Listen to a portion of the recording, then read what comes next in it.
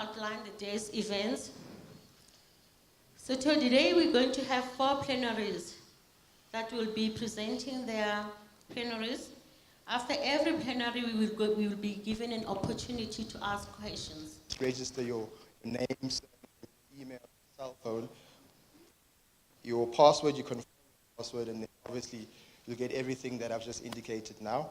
And I'm going to ask you also, ladies, we are now in the 4th industrial revolution, so we would really also appreciate if you could help us trend. When I say trend, you can just say hashtag CCMA LC19. Okay? We also have the app on iOS. We will announce the link within the course of today. Okay? Thanks, Ref. The first plenary, we're going to start with calling Mr. Makhulu Lidwaba. Oh, okay. Ladies and gentlemen, coming to the stage to give an opening address is our chairperson of the governing body, Mr. Makhulu. Mr. Makhulu has been our chairperson since 2017. Prior to being the chairperson, Mr. Dwaba used to be the deputy president of COSATU for 2 terms, the president of Commercial Catering and Allied Union Workers Union, and he held directorship position in various companies. He possesses a postgraduate diploma in industrial relations, Warwick University, and strategic employment, City University of New York. Silochile le gape. Ke Mandebele makwankwane a tlhoka kgomo a ka ja motho. Your stage, sir.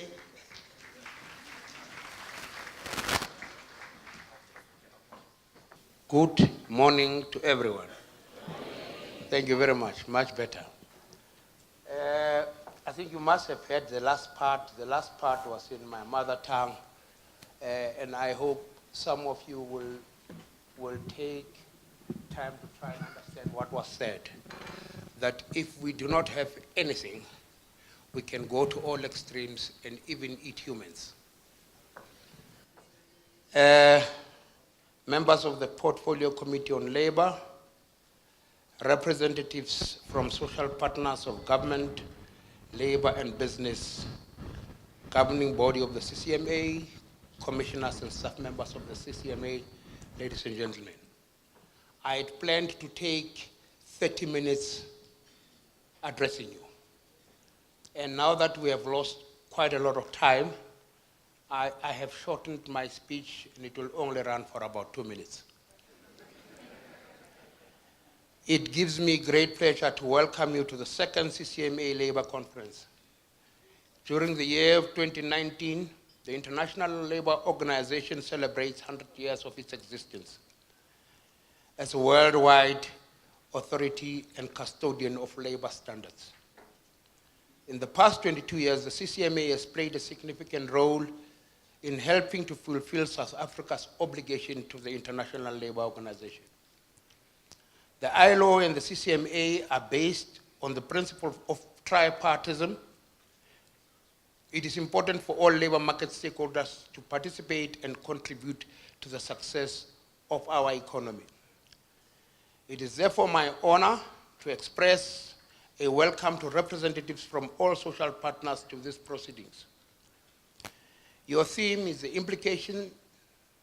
application of the employment law amendments and the national minimum wage. You have a huge task ahead of you to interact, to find what could be a much more accepted equilibrium in your dialogue. I look forward to seeing you in 2020. Thank you very much.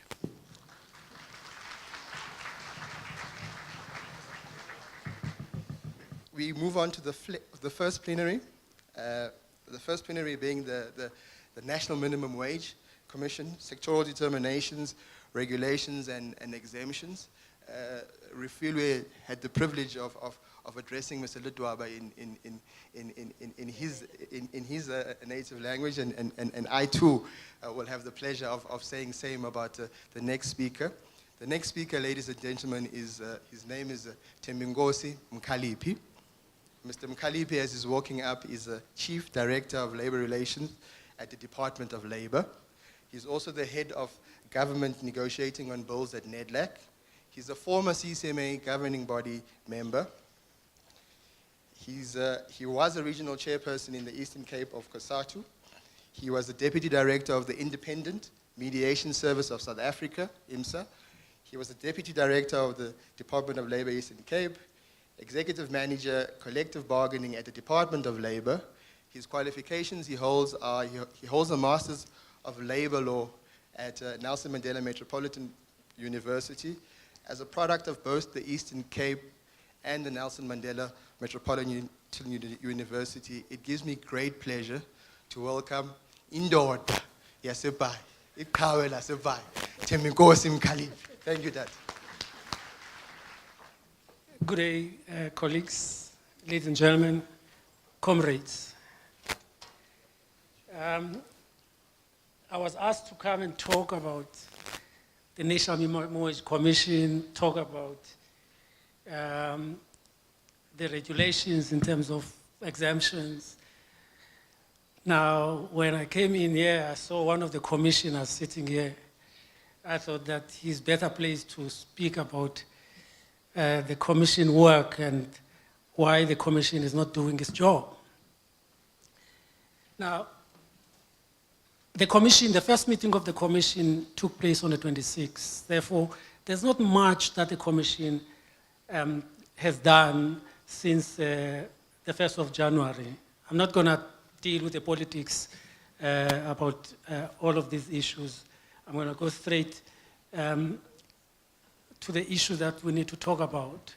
I think the first issue, we know about what the minimum wage, we know about the rates, we know about the guaranteed 4 hours in terms of the law. I mean, when I speak to our inspectors and the public, we stress this point that no employee can be paid lesser than 4 hours, basically. That's unless they are absent without any reason. If they come to work, unfortunately, they've got to be paid at least for 4 hours.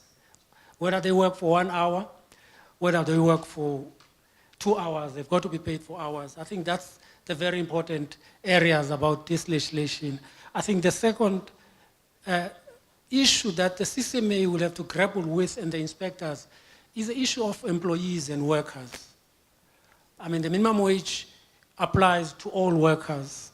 And we know, I know we've got here learned friends who understand that the LRA, the BCA, UIF, all applies to employees. There's got to be an employer-employee relationship in this.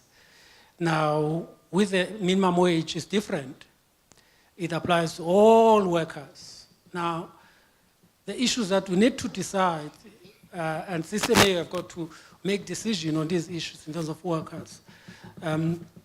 You ask somebody to wash your car, and they wash the car for 1 hour, there's no employer-employee relationship there. But in terms of the minimum wage provision, they are workers. You've got to pay them for 4 hours. You ask somebody to wash your windows because some of you have reached the age that they can't wash their own windows in their houses. They spend an hour doing that. In terms of the minimum wage, they've got to be paid for 4 hours. And the guys that, looking after cars in the mall, they're working for somebody. There might be no employer relationship. And the idea for this is to try and make sure that at the CCMA, I know, guys like Kaiser, they like to raise the issues of legal issues about whether there's an employer and employee relationship. We want, for workers who are earning the minimum wage, not to have that argument. It should not matter whether there's an employer and employee relationship. If you've worked for somebody, you must be paid the minimum wage. Therefore, there should be no preliminary legal issues that must be dealt with before you decide whether you owe this worker 20 rand or not for working at least for less than 4 hours. Now, the issue of the 4 hours of the indicated that issue of the 4 hours, and the other issues that, as we know, that the national minimum wage cannot be varied by collective agreement, by any other agreement that you enter into. I mean, we know, I mean, in the bargaining council, in the hairdressing bargaining council, that bargaining council, the collective agreement, the wages were 11 rand an hour. When the minimum wage came in, I mean, there was a big pushback from some of unions. I mean, unexpectedly, unions were pushing back on the 20 rand. Not on the 20 rand, they were pushing back on the ability of bargaining council to give exemptions. And we'll talk about this issue where unions wanted to have bargaining council to give the power to give them exemptions. And we are going to talk about the exemptions themselves. The issue of unfair labor practice, we know, I mean, at Netlec we had a big argument with business and labor on this issue. We know that business, unlike labor, plan well in advance. They knew that the minimum wage is coming, and it's easy for business then to say to workers who are earning above the minimum wage, they are earning 20 rand, and it's easy for them to say, well, your government says you must be paid 20 rand, I'm reducing your salary to 20 rand, although you are earning 25 rand an hour. And that provision, that make it an unfair labor practice to reduce workers' salary as a result of the minimum wage is intended to protect those workers who are earning above the minimum wage, but their salary are reduced, not on the 1st of January, but their salary will be reduced in 2017 because employers are planning well in advance, unlike unions who do not plan for these things. Employers plan and then they understand that what the effect of the minimum wage is going to be, and they make appropriate decision, and those decisions will be to reduce the salary. And we then agreed to have that provision and backdate it to 2017. That's the only provision in the law. I mean, no other provision in our legislation. You look at the BCA, you look at the UIF, has been backdated. This is the first time that we backdate the provision of the law. Although we at Parliament, there were problems with, references in terms of the legislation. That provision is going to come, I'm sure, by next Parliament. When it comes in, it will still have the same effect that will be backdated to 2017 if there's been any changes in terms of workers' wages as a result of the minimum wage.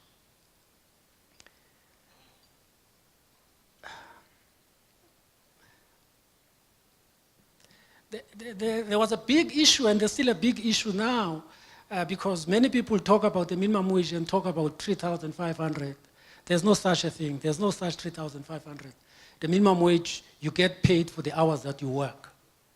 Now, if you are going to talk about 3,500, you've got to link it to 9 hours. You must say you'll get 3,500 or 3,600 if you work 9 hours. If you work less than that, you'll get less. Therefore, the law does not talk about a monthly wage. It talks about hourly rate. And this is important because many people and politicians, when they talk about the minimum wage, they talk about 3,600, 2,500. The law does not deal with those issues. The law says it's an hourly rate. If you work for 9 hours, you'll get to 3,500. But if you work for 8 hours, you're going to get less. And the rationale is clear in this, is that it's unfair for a worker, if you're going to have a minimum wage that is monthly calculated, the implication of that is that if you work more hours, you'll earn more. If you work less, you'll earn less. You'll earn more than, if you work more, you'll earn less, but if you work less hours, if there's a monthly rate, you'll earn more, and it's unfair to those workers who'll be working 9 hours, and you give them 3,500. And then the worker who works also 8 hours, you give them 3,500 doing the same job. And we resisted this notion of having a monthly wage in the minimum wage. Therefore, the law is clear. It's an hourly rate that we're talking about. Now, there's this issue about tips. I know many people who work in the retail restaurant sector, where workers get paid in tips and all of those issues. In terms of the minimum wage, it's all about your hourly rate. If you've got a collective agreement or you've got a contract of employment, or you've got a promise, it's not written by your employer in a restaurant that says the tips in this restaurant will be shared amongst all workers. That is on top of the 20 rand. That doesn't replace the 20 rand. Now, if you don't get your tips as an employee, or you don't pay your employee, the employee must go to the CCMA to enforce the collective the agreement. Because there's an agreement. The agreement says the tips will be paid back to employees. If they are not paid back to employees, then there's a contravention of that agreement. And the LRA is clear in terms of how do you enforce agreements. If there's a contravention of an agreement, you enforce it through the CCMA, whether it's rating or not rating. But what I'm trying to explain is that inspectors and the CCMA, and let's talk about inspectors. Inspectors don't have any role to enforce tips and gratuity and all of those issues. They enforce the minimum wage. If workers are not paid the tips that they should have been paid in terms of their collective agreement or their agreement in terms of promise that they've made, then they go to the CCMA. The CCMA must deal with that case so that they can. What I'm trying to explain is that the minimum wage is on top of any other money that you are entitled to, whether is it tips, whether is it bonuses. And the most important thing that we need to understand is that the only deductions that you can make from the national minimum wage is legal deductions, nothing else. Now, legal deduction we mean by UIF, deduct UIF. If you deduct, you've got a provident fund, only the employee's contribution. You can't say to those workers that, well, this is total package to employees, to company, therefore the employer's contribution to the minimum wage comes from the 20 rand. That's not how it works. Only the employees. If the provident fund says, the rule of the provident fund says is 50% employee, 50% employer, then the only part that comes from the employee is the 50% that the employee would have paid. And the employer will have to carry the other 50%. The same applies with the medical aid and all of those issues. I mean, we need to understand that because the value of the minimum wage is very important. Now, coming to the issue of the commission, as I've said, the commission has met only once. But what is important, if you look in the law, the most important thing that the commission has got to deal with between now and 1st January is to start investigating first the effect of the national minimum wage on employment. I mean, there's been a big issue when we're debating this. This minimum wage is going to affect employment. Now, one of the conditions in the law is that the commission, before it reviews the national minimum wage, it must do research and determine the effect of the national minimum wage on employment. And the commission is busy with that. Obviously, for the commission to do that, you need information. The national minimum wage started operation 1st January.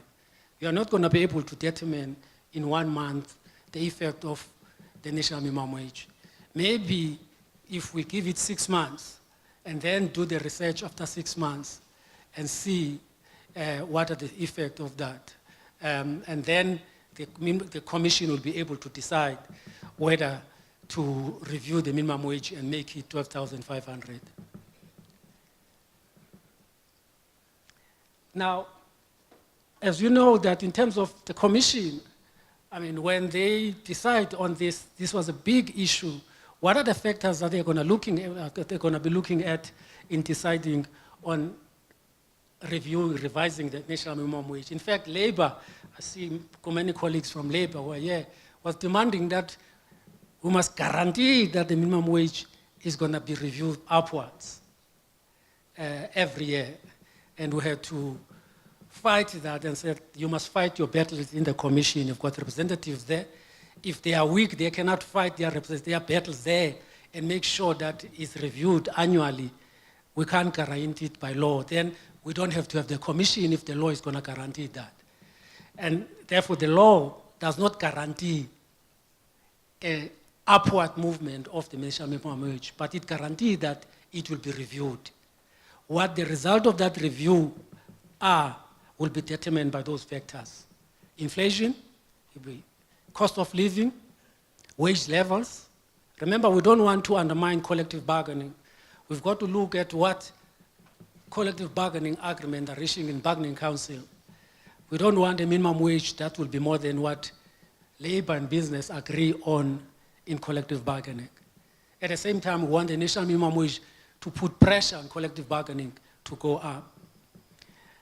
Now, the issue of business to be able to do business and take workers out of poverty. Those are the issues that this commission is going to look at when they review the national minimum wage. Whether they are going to succeed in satisfying everybody is an issue that we need to look at. Now, let's talk about exemption. When we checked, when we were debating the national minimum wage, I mean, there was this notion that there will be thousands and thousands of exemptions applications. Are we going to be able to deal with these exemptions that are going to come? Because we're not known as government to be efficient. When you say you work for government, people will already assume that you're inefficient, you're not going to be able to deliver on this.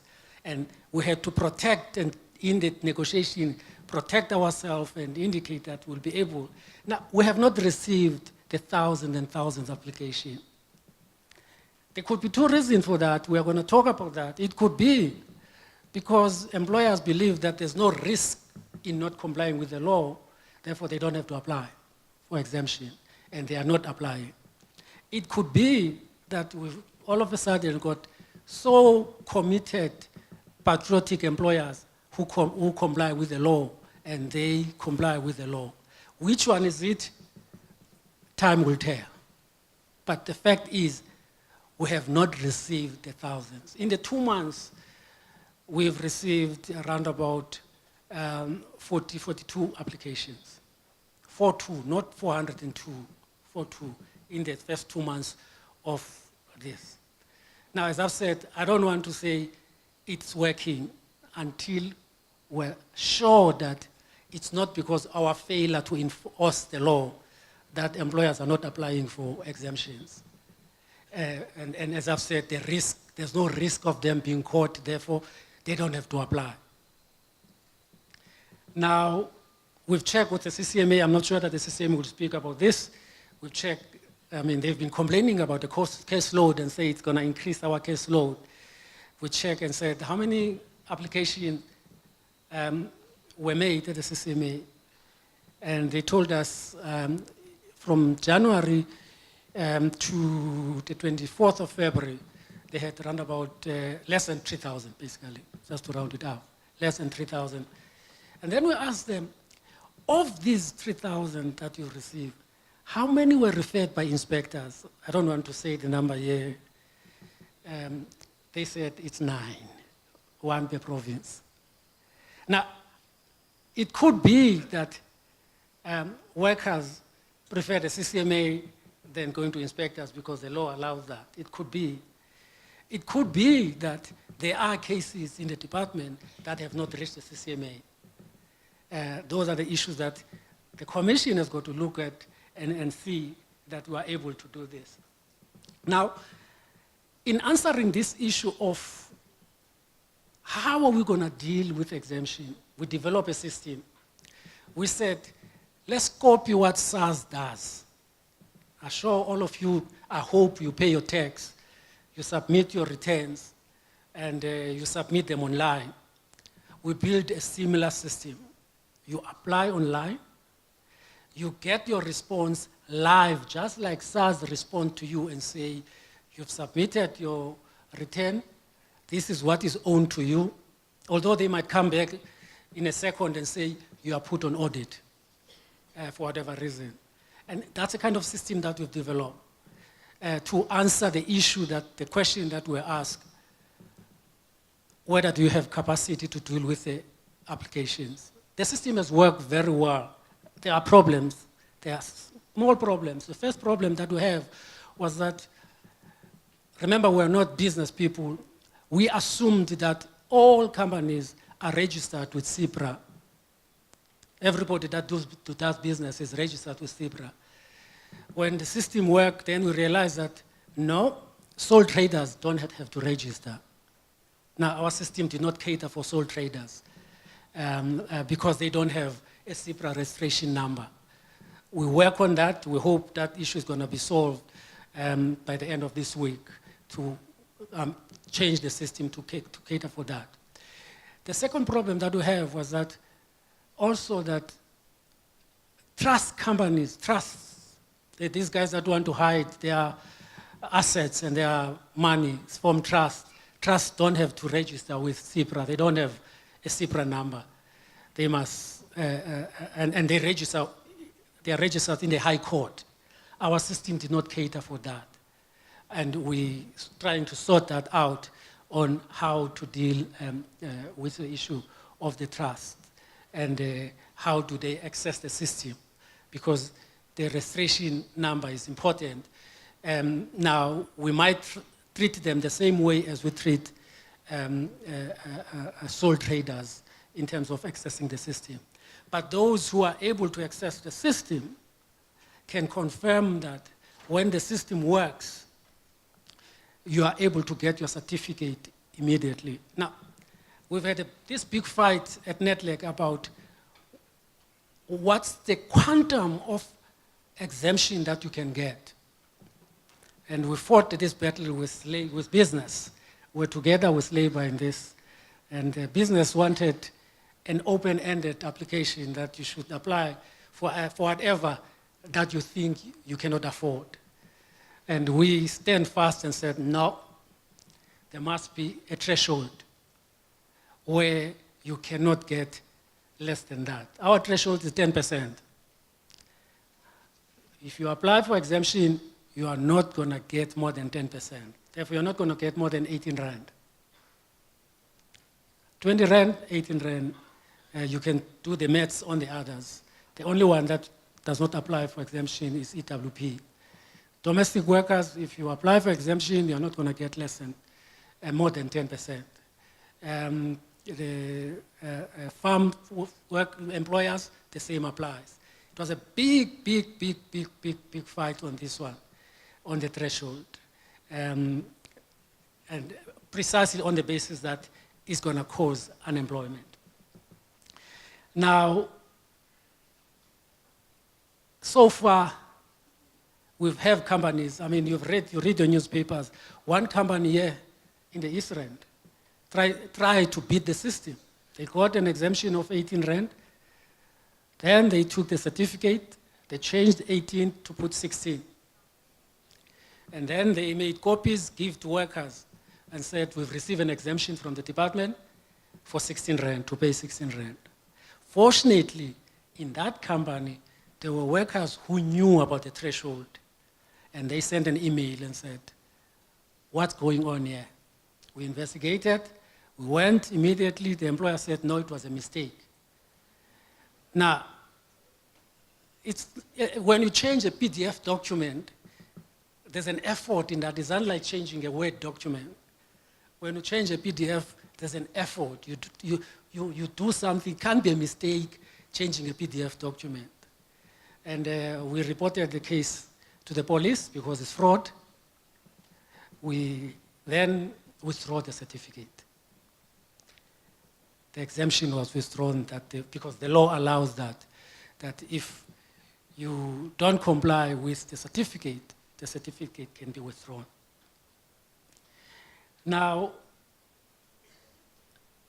the issue, if you want to apply, you go online, nmw.labor.org.gov.za. And that's where you apply for your exemption. Exemptions can apply if you cannot afford. That's the only test, affordability. And you must have consulted with workers. And Labour pushed very hard on this. We said it's consultation, is not negotiations. Same as 189. It's consultation. We don't want employers to consult with their employees and reach an agreement to get an exemption, and then they bring it to us and say, we've agreed with our workers that we must get an exemption up to 10 rand. We want to be able to say, no, we do not agree because you can afford 18 rand. At the same time, we don't want to say to employers that we're not giving you an exemption because the union does not agree. It's consultation, not negotiations. They don't have to agree as long as they are consulted. That's the standard. And in the system, we apply the principle of trust, that we trust you. We ask you a question that, have you consulted? You tick yes. And the system will take that. But if we receive information from employees that you have not consulted, and then we investigate, the chances is that the certificate will be withdrawn if it's found that you did not consult. Therefore, it's important that you've got to consult. And you've got also to display the exemption so that workers and the certificate can see that you've received an exemption. Either you consult the union, you've got to send the certificate to a bargaining council if the bargaining council. Now, I've talked about what the bargaining council can do. Bargaining council can give exemption in terms of their agreement, only up to 20 rand. They can't give an exemption below 20 rand. If their agreement, the wages is up to 30 rand and the employer cannot afford, they can give an exemption to 25 rand, to 20 rand, to 21. If the employer wants below 20 rand, there's only one route at the department. Precisely because we want to know how many workers are getting this minimum wage in terms of that. Now, because this is a system-generated application, the exemption applies when you receive it. As I've said, if you apply today, 5 minutes, you should be able to get your exemption if you deserve it. As I've said, it's not going to be lesser than the threshold if there are conditions, and the conditions will be included also in the exemptions. I've said the copy must be displayed. The union must get a copy, or workers and the bargaining council must get a copy of your exemptions.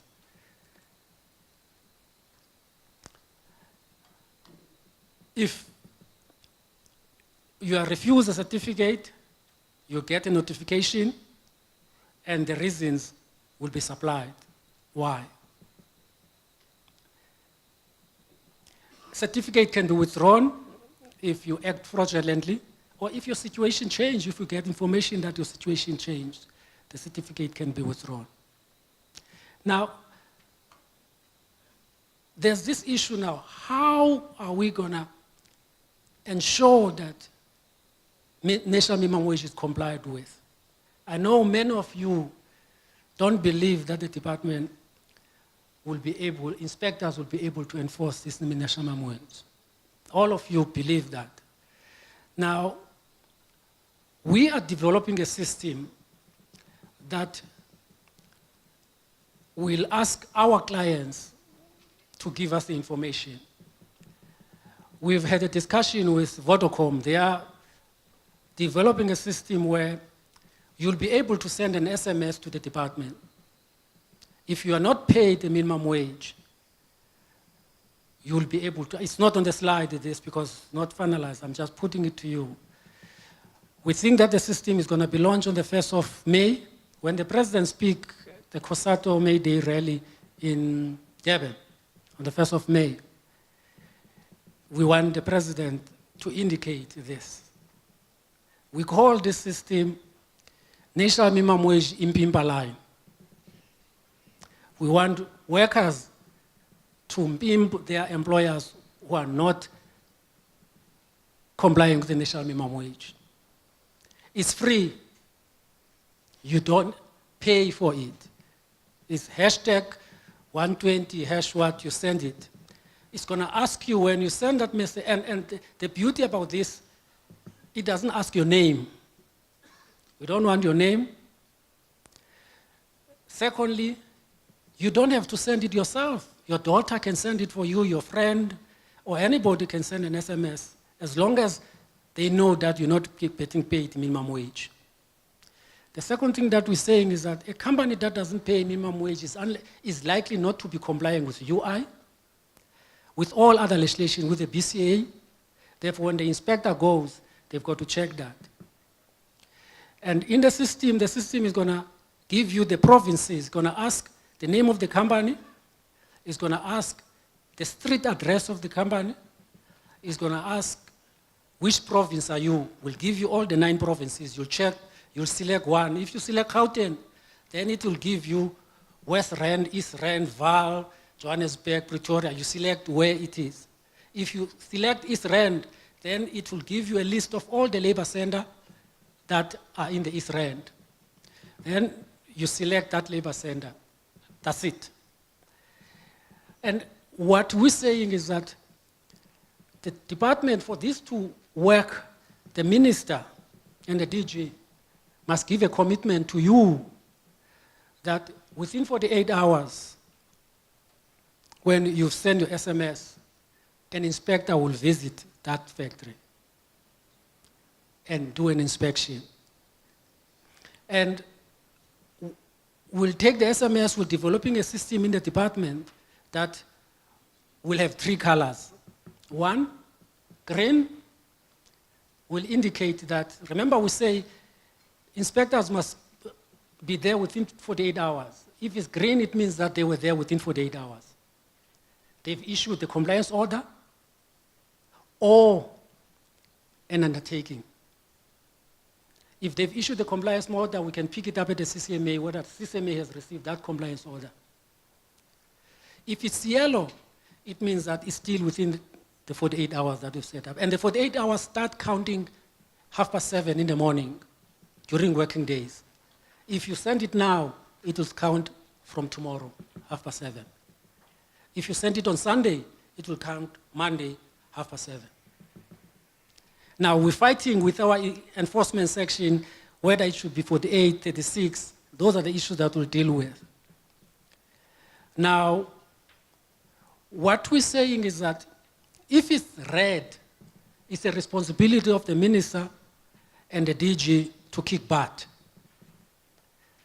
And if you go into the system and you put in Gauteng, you should be able to see all the cases that were reported in Gauteng and their colors. If you put Labor Center Benoni, you'll see all the cases in Benoni. And we want to make the system available online so that our clients can be able to go on the Department of Labor website and check how many greens and reds are there. If there are too many reds, we expect Comrade Lossi to call the minister and say, Minister, what are you doing? There are so many reds in the system. You're sleeping on your job. Or call the DG and say, DG, what are you doing? You're sleeping on your job. Now, we don't want, this system is going to solve this problem of whether there are cases employers are complying or not. And we are going to be marketing it in all our languages, on radio, on TV, newspapers, so that workers can know the number. They must sleep, drink, wake up with that number, so that if they know somebody who's not been paid a minimum wage, they must send that SMS. The number of SMS will help us to know whether companies are complying. And I'm definitely sure workers will use this system. It's going to expose us, we know that, if we're not doing our job. But that's the only way that we can solve this problem, so that we can get our credibility back, so that you can trust the department when we say employers are complying with the national minimum wage. We can say you can go on the website and look on the system. If you see all that there are no cases reported, then you should not blame us. If you still believe that employers are not complying, then you blame Comrade Lucy and say, why are the workers not sending the SMS? And the beauty about this, we're saying this is intelligence-driven inspection. Because inspectors don't have to waste their time to go and inspect Vodacom if Vodacom is not likely not to pay minimum wage. If the SMS are coming, they'll be spending their time to ensure that they inspect companies that are likely not to comply with the minimum wage. And if we publicize it effectively as we plan, it's going to be a deterrent to employers, because employers will know workers will send those SMSs. And there's no risk to employees to be found who send the SMS. And as I've said, I keep on saying this to our colleagues, that it's all about risk. If employers know that there's a low risk of being caught, they are not going to comply. If they know that there's a high risk of being caught, they are going to comply. And that is going to solve CCMA's problem. We hope if that happens, the way we're planning, it's going to reduce the walk-ins at CCMA. It's going to reduce the walk-in in the department, because employers will be complying. And they would know that the information will be published. And we'll even publish the companies, because we know the names of the companies that are not complying with the national minimum wage, that have been reported by workers after they've been found out. And that's the system that we intend to introduce. And we hope that workers are going to work with us to ensure two things: that they report, that if we don't do what we need to do, take us into account. Thank you very much, ladies and gentlemen. Siyabulela bhuti wasePayi. I just want to make a quick announcement. If you haven't logged on to the Wi-Fi, we do have Wi-Fi available. It does not require a password. With us giving you free Wi-Fi, I just want to find out by a show of hands, how many of you have downloaded the mobile app thus far? 2, I see 2, 3, 4. And I'm going to keep reminding you after each plenary, in the hope that by the time we finish today, that everyone has downloaded it. Okay? All right. In fact, I've just been made aware that inside your bags, you'll find USB. In those USB, you'll get the employment amendments, law amendments, national minimum wage, together with the CCMA rules and CCMA forms. And further to that, all the presentation that will be all emailed to you. Okay, and you'll also find it on our website, CCMA website. Okay. We now will open the floor for you to ask your pressing questions to Mr. Mkhaliphi about his presentation on the national minimum wage. So, just by a show of hands, who would like to pose a question to Mr. Mkhaliphi? I see a hand over there. I've got another hand over there. Noted. Thank you very much. My question is very simple. May the employer reduce hours to 4 hours and still charge 20 rand, meaning that he may say 20 rand per hour for 4 hours worked? I must first say it was a good presentation. Just one question for me. My name is Zingi Swalosi from COSATU. On the withdrawal of an exemption, my interest is on the employer's financial position, if it has changed. What is the frequency of the employer submitting the status of its financials in order for the Commission to make a determination that it has changed now from where it was when it applied to where it is now, in order for you to be able to withdraw on those bases? Thanks. Go for it. Okay, thank you. And thank you for the presentation, comrades, former comrades. I don't know if you're still known as comrades. To anybody who has my name, I'm from PSA. I just want to ask regarding the exemption. If I take my car for the washing, for me then to get exemption, what is the procedure in that case? That's for the individuals.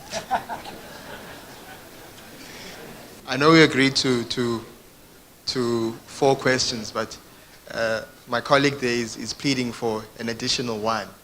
My question is, as much as you talk of the system that will be used for exemption, I just want to know how will you ensure that either the trade union workers, where they are not organized, they were consulted prior to the exemption application being submitted online. Thank you. We'll take the last one now for this particular round, and then we'll allow Mr. Mkalipi to answer, and then we'll see we still have enough time to go for the next round. Thank you, ma'am. I'm from the Casual Workers Advice Office.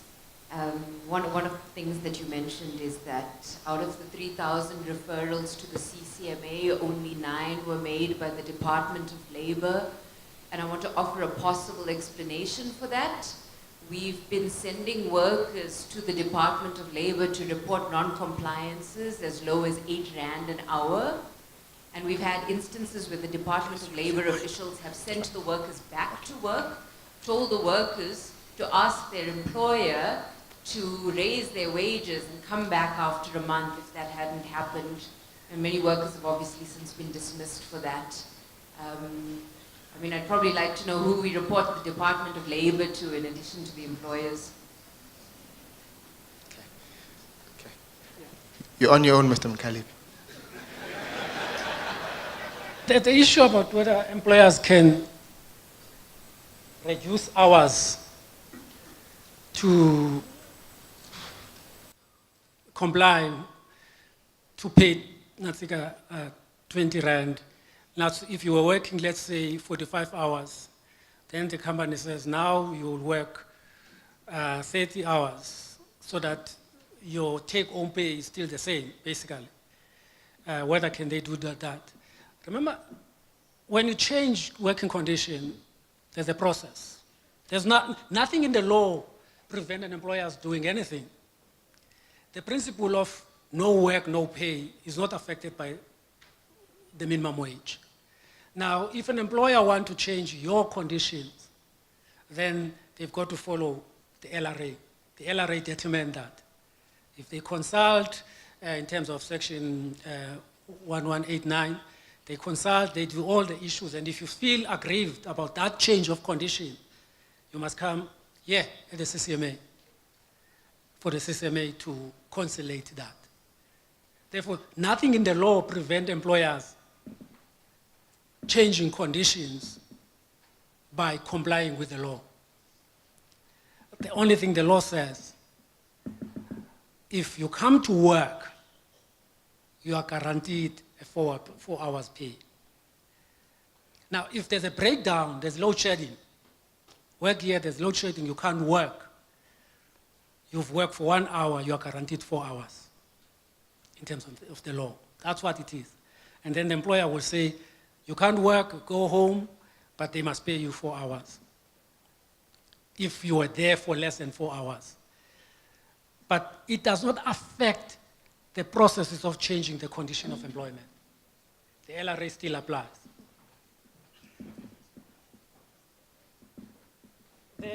If you want to apply for an exemption for somebody to wash your car, it's the same thing as a sole trader.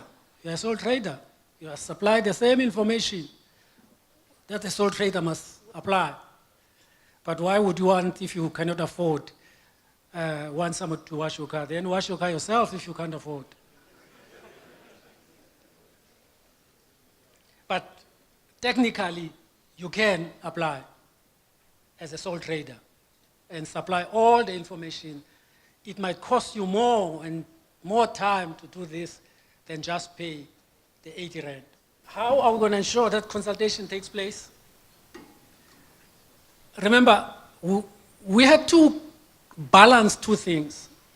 When we were debating this at Netleg, we said to business, because business said, you are not going to be able to handle the numbers that are going to come.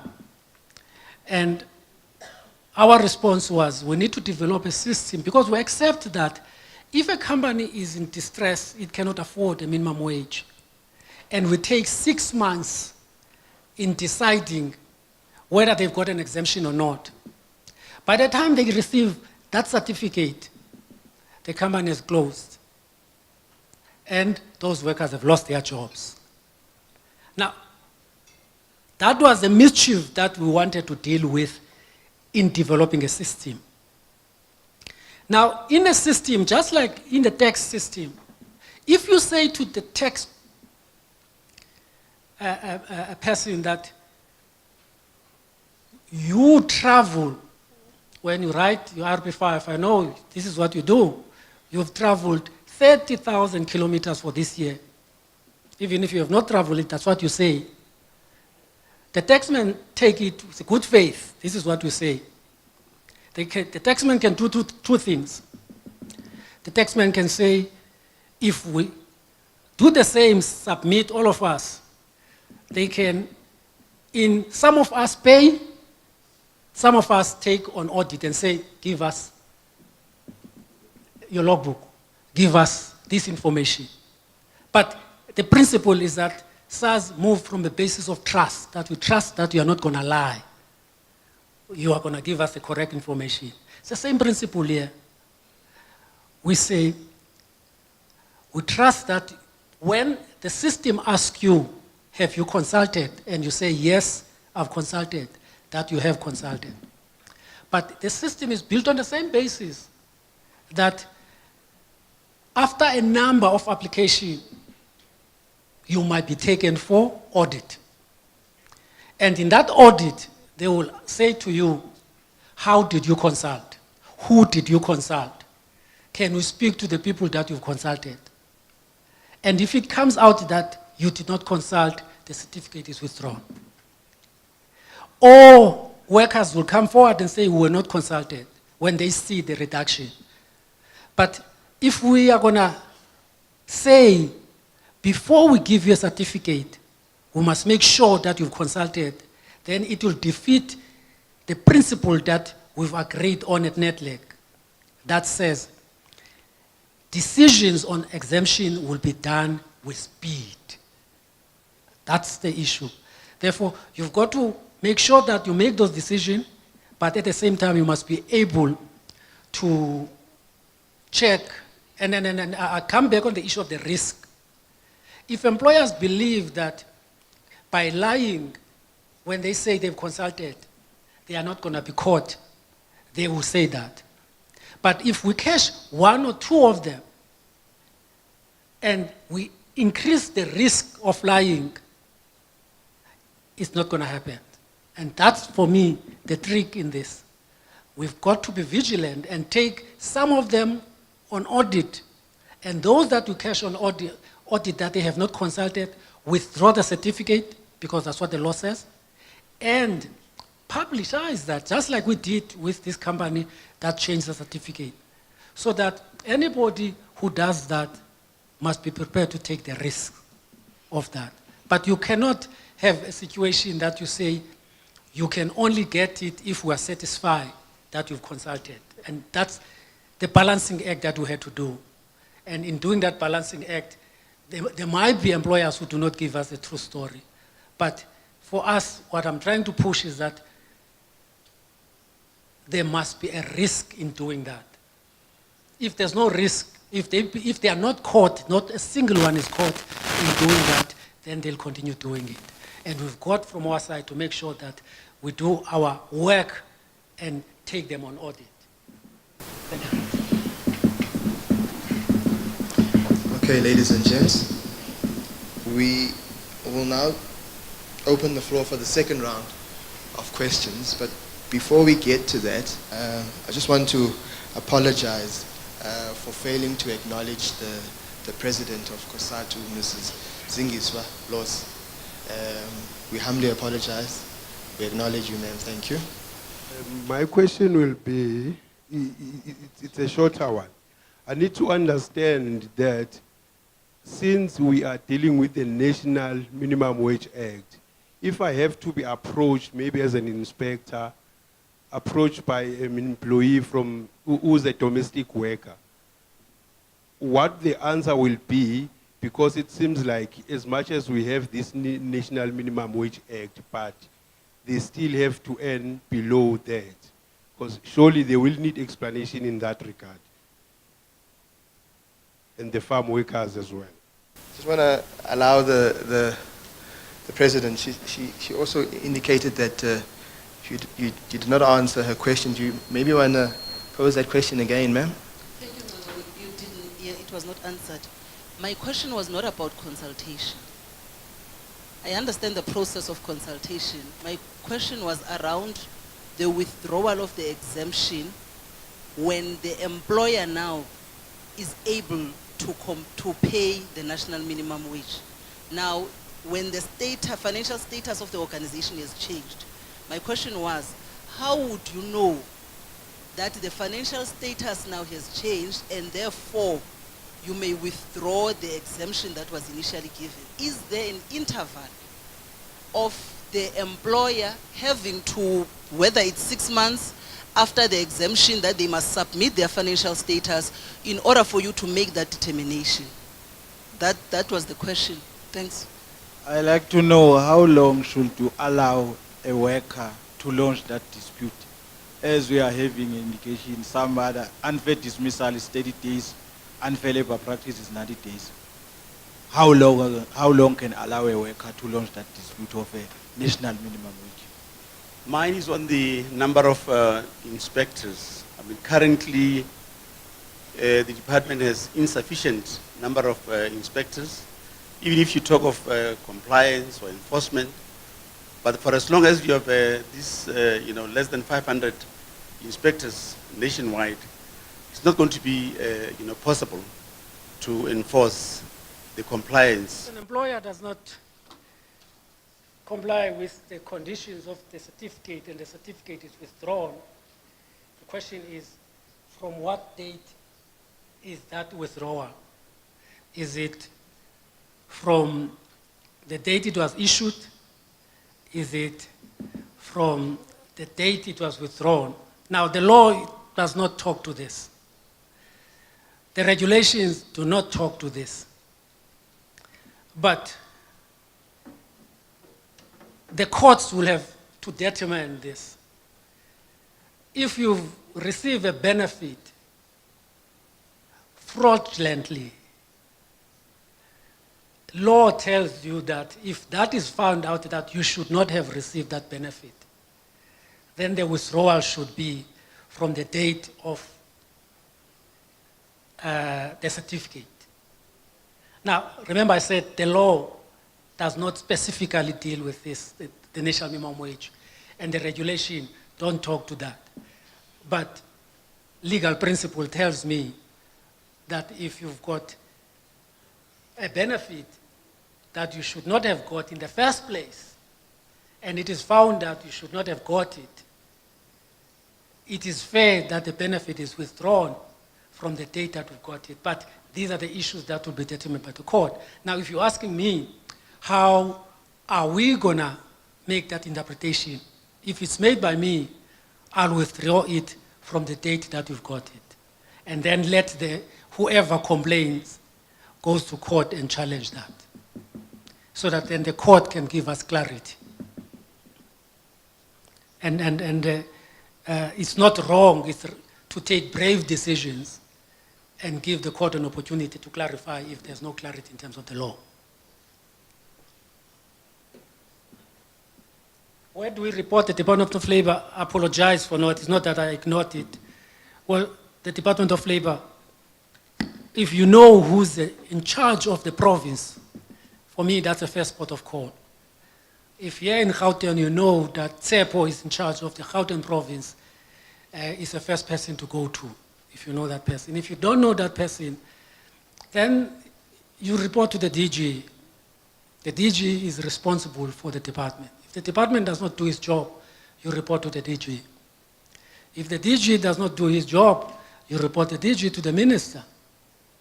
If the minister is not doing her job, then you've got to go to the president. If the president does not do the job, then you can, on the 8th of May, decide how to deal with that.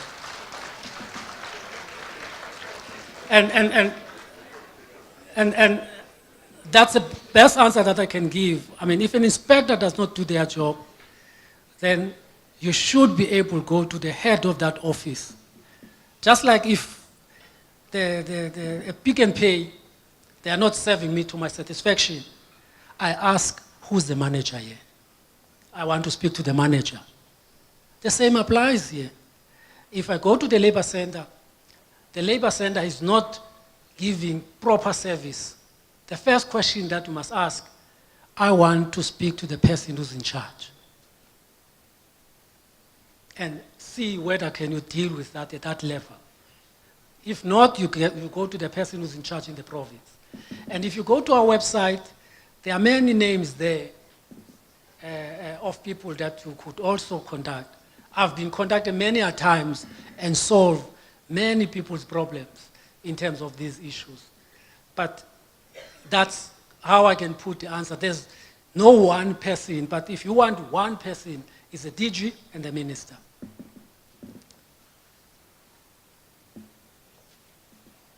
How do we explain the rationale for 15 rand for domestic workers, for 11 rand for 18 rand for farm workers? Well, at the negotiations at NEDLEC, the fear was job losses, nothing else. And the decision in terms of NEDLEC is that the commission must do a research, because the wages for domestic workers must be equal to the national minimum wage in 2 years. If research indicates that at the level that they are in now, there's been no job losses. Now, we must remember this. Job losses, if you are not employed, there's nobody who's living in poverty than a person who's not employed.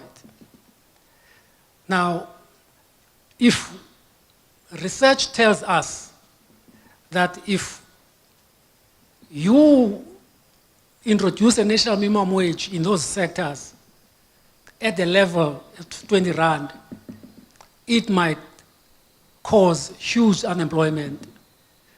We can't ignore that.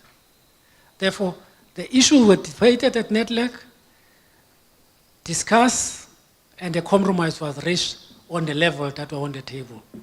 It's going to be difficult to explain it as an inspector, but that's the basis of the decision. And whether workers are going to be happy, that's something else.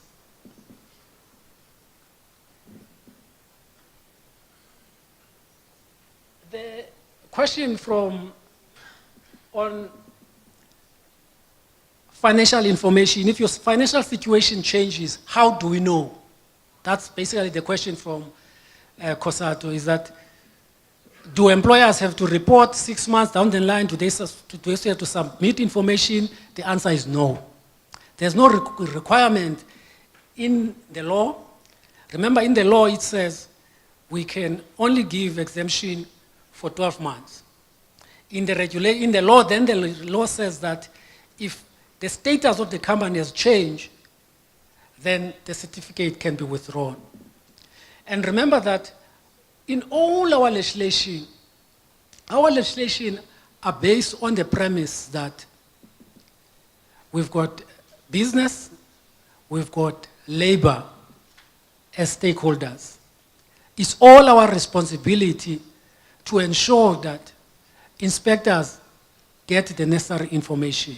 Now, if your competitor's business apply for exemption and they get exemption, and then you know that the situation has changed 6 months down the line, it's your responsibility to also help us and say, we think this competitor now does not deserve the exemption that they got 6 months ago because the situation has changed. The same applies with workers. We expect workers to be able to assist us if the situation has changed. In short, there's no requirement in terms of the regulation and the law for the employer who has received a certificate to submit additional financial information at a later stage. But if we receive that information either through newspapers, through labor, through business, the law gives us the power to be able to review that certificate. That's how it is.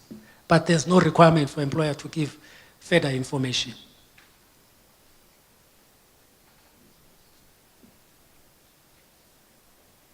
The issue of the time frames.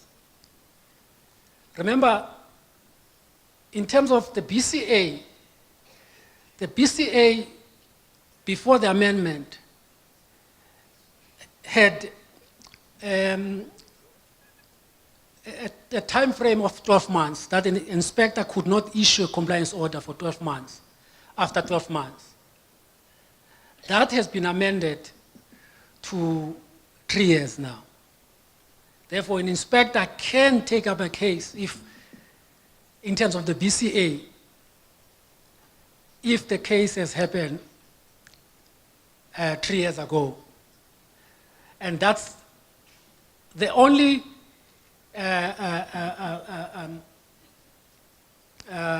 time frame in the BCA. The other issue that you're asking for is on the issue of unfair labor practice. What are the time frames, I mean, in terms of the law? I mean, those are regulated as any other case in the CCMA in terms of those times. There are no special time frames in terms of that. And if you not pay the minimum wage, then the 3 years comes into the picture. Now, on the issue of the numbers of inspectors, first, we've got more than 500 inspectors. The first thing that we need to clarify. We've got more than 1,000 inspectors. We've got around just less than 1,500. That's the first thing. The second thing is, what is enough in numbers? What is enough? The police says the same thing. We don't have enough police. Can we ever have enough inspectors to put an inspector in each and every factory? The answer is no. We'll never be able to do that. Can the fiscus, from where we are, remember we've just increased VAT because the fiscus is struggling? Can the fiscus afford an extra allocation to the department to appoint inspectors? The answer is no. We must make work smarter, use the resources that we have better. That is why we're introducing the system where workers must give us the information. We believe that system will allow us to use our resource better and smarter. If you look on the ILO standard, the ILO have got standard in terms of number of inspectors. Just like the police, there's an international standard. The ILO says 17 inspectors for every 100,000. If you look purely on that, then we've got more than enough inspectors in terms of the numbers. The other problem that we have with inspectors that we need to look at from where I'm sitting is that if you look on economically active population, you look in the Northwest, not Northwest, Northern Cape, you apply the ILO standard. We've got more inspectors in the Northern Cape than Gauteng, if you look on the numbers. Therefore, the allocation of our inspectors is not based on the number of people within that area. They are more based on the size of the province. But that's not what the ILO says. The ILO says you've got to look on the number of the economically active population in that sector, the number of workers in your area, and then allocate inspectors accordingly. And that's a challenge that we need to do, to look at. And I'm challenging our colleagues. I'm saying this excuse about enough inspectors, it gives us excuse. We can always come to you and say the reason we did not do inspectors, the reason we've sent workers back and said come back a month later is because we don't have enough. It's a nice excuse to have. And I'm saying we should go beyond that. We should use the resources. We are not going to have more inspectors. There's no money in the country. If there was money, we wouldn't be increasing VAT and all the things that we've done in the last budget. Therefore, there's no money for more inspectors. We've got to use the resources that we have smarter. That is why we're introducing the national minimum wage in Pimba line, so that we can have the intelligence and inspectors concentrate in those companies that are not paying the minimum wage. And we say, if they are not paying the national minimum wage, they are more likely not to comply with overtime, with all other benefits in the PCA. And in that way, we'll be able to use our resource smartly. That's what all companies say. They say we must work smart and use the resources. We don't have endless resources in government. Therefore, we are not going to have additions at all. Thank you very much.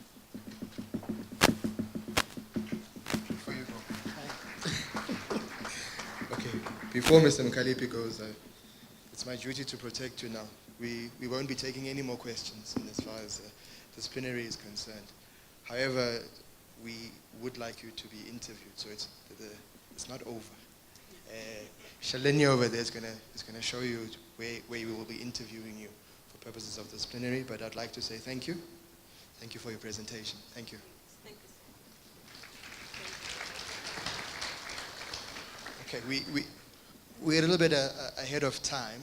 It's about 5 minutes. Can we break now for tea?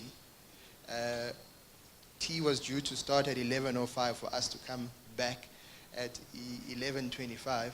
Can we break now and come back at 11:20? I think you're going to need this refreshment for our next speaker. We need to be ready for him.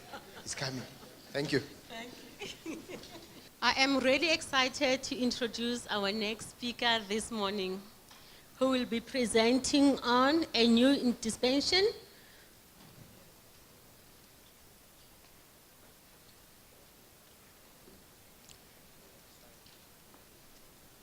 for the South African labor market, the Employment Law Amendment and National Minimum Wage. Mr. Murajani is the director of the CCMA. Before joining the CCMA, he was in private practice and later joined the National Education, Health and Allied Workers Union. As a national legal coordinator, he was admitted as an attorney of the High Court in 2003. Mr. Murajani is the recipient of the Leadership Award from the Law Society of South Africa. He holds the following qualifications: B. Juris, LLB, LLM, a diploma in alternative dispute resolution, cum laude for that matter, and a postgraduate diploma in corporate law. Mr. Murajani is the director of the CCMA. He also happens to be an avid Orlando Pirates supporter, which for me happens to be a big problem, and that's the only problem I have with him. He is the face of the CCMA, but in a few moments you'll hear that he's also the voice of the CCMA. When I say the voice of the CCMA, I'm not saying it loosely. his voice has got that thing, you know, that makes you sit up, that thing. I'm sure you'd agree with me, Rafil. Absolutely, and I'm sure he is aware about that. He is our Barry White in the house. Teddy Pendergrass. Without further ado, ladies and gentlemen, please help me welcome on stage the CCMA Director, Mr. Cameron Murajani. The stage is yours, sir. I was very excited to note that today we have a full house. And I can confirm to you that there are a number of our colleagues who wanted to be part of this session, and we had to turn them away because we could not extend the venue to add more. For us, it's a confirmation of the significance of the conference that we're having, which is a conference we're going to have and have been having every year. And you will understand why in some of the aspects that I'm going to talk about. And I'm going to keep my promise to my team, two things. One, I had promised that I will stick to time. I promised that. I said I can finish way before the time, Kaiser. And the second part is that in the presentation that I'm going to make, the way it is structured in such a way that I must not trample on the oncoming presentations, so that we have a balance. So I gave them permission that if I get out of order, bankuze, and call me to order, that don't do that, that presentation is still coming. But sometimes when you're talking about this subject, if there's anything that I know about it, that I'm very passionate about it, because of its location, because of its purpose, because of the intended impact of this subject. So for the purpose of this presentation, there are phases that I want to go through. My request that I know that in your bags there are statutes that we've included for a purpose. I'll talk to that as well. And one of the things that we had agreed to do, which I am going to try my best to do, is to try not to be legalistic, because that sometimes we tend to make the mistake that when we talk at that level, that everybody in the audience is a lawyer or practitioner, that they follow what you're talking about. Because on this topic, which is titled differently, I presented a paper at an international conference in Bloemfontein, where I was talking about the integrated approach to the implementation of the minimum wage, and also the fragmentations that are an impediment into a successful execution of the minimum wage. So the contestations and the issues are raised in that paper, which are contained in the statutes, which includes the draftsmanship of the statutes. I'm not going to present, for a simple reason that at that level, we've had a very fruitful discussions, and Kalipi knows that we've made certain submissions, and it's going to be more, where we think that more clarification needs to be done, and certain omissions are there. One of the problems that we have there, it's section 143, read together with section 145. I will explain. That's part of the oncoming presentation as well. That has to do with enforcement. I know that I'm already preaching the rule of being legalistic. When you say read together with, we're already doing that. But it is important that we do that. So I'm going to talk about what I call the setting of the scene, because normally we do so when we start the presentation so that you can understand why we're here and where we're going in as far as the program is concerned. So I will do that briefly before we do the formal presentation. And then the second part of that will be the formal presentation, which is on the screen. And normally I would just speak. I forget there's a slide presentation. Then I realize I'm on slide number 15, everything I spoke about.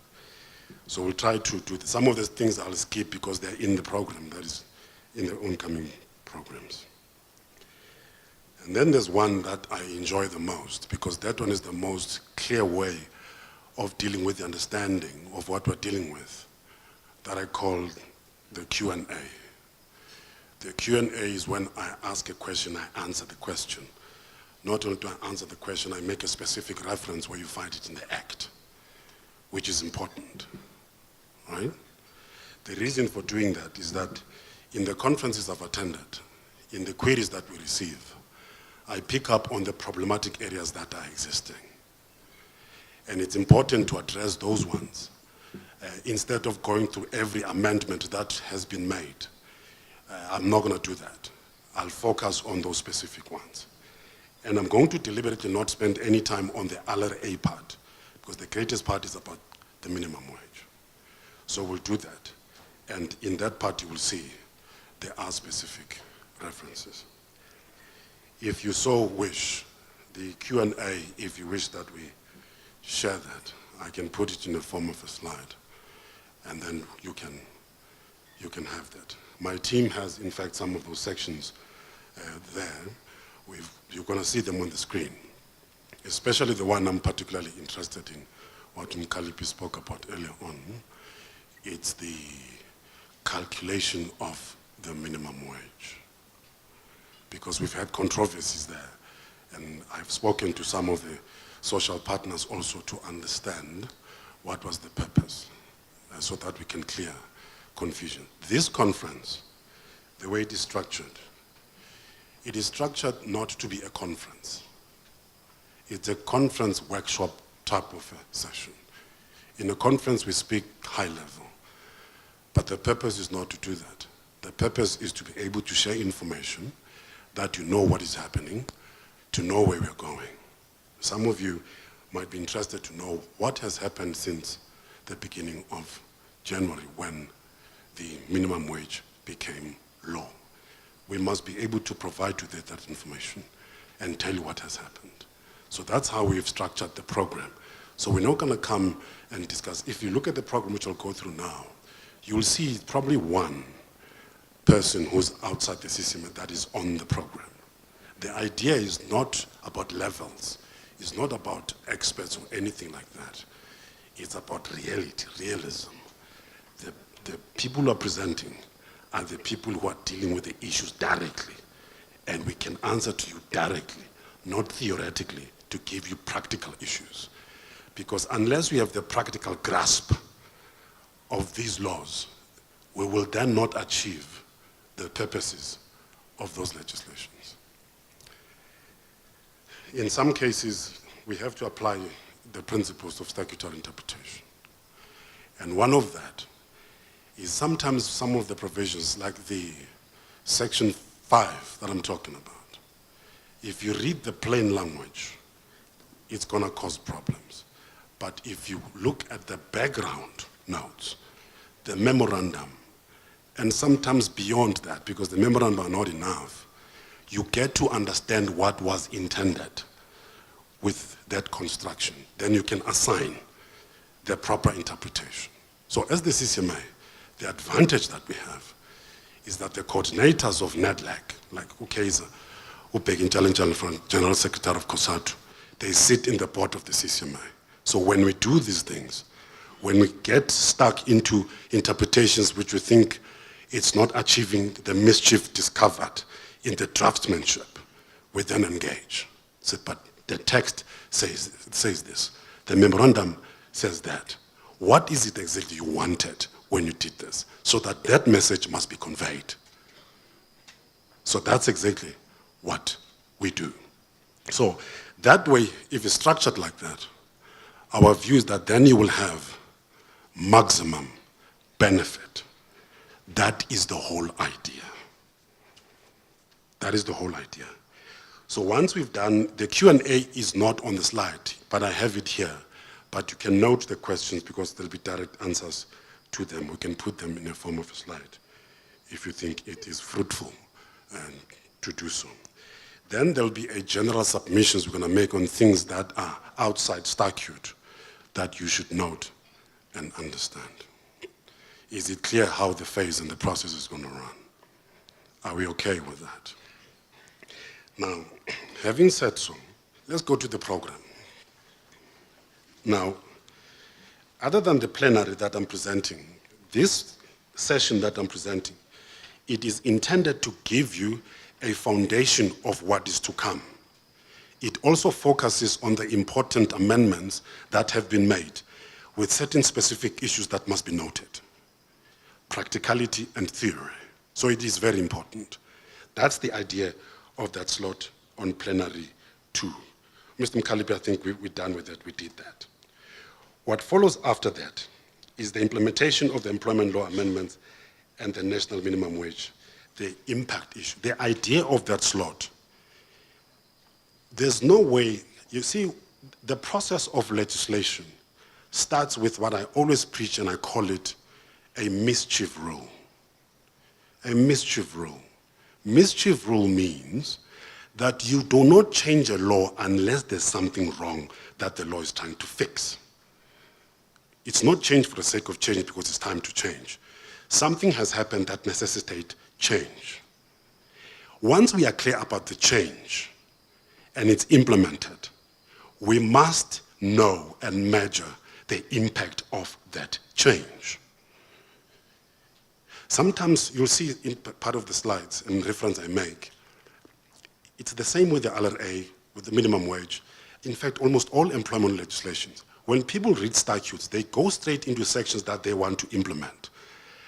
But they forget the part I'm talking about, even the minimum wage. You can't study, execute, implement, debate any sections of the Minimum Wage Act or the basic conditions without understanding why the minimum wage was made in the first place, the purpose of the act.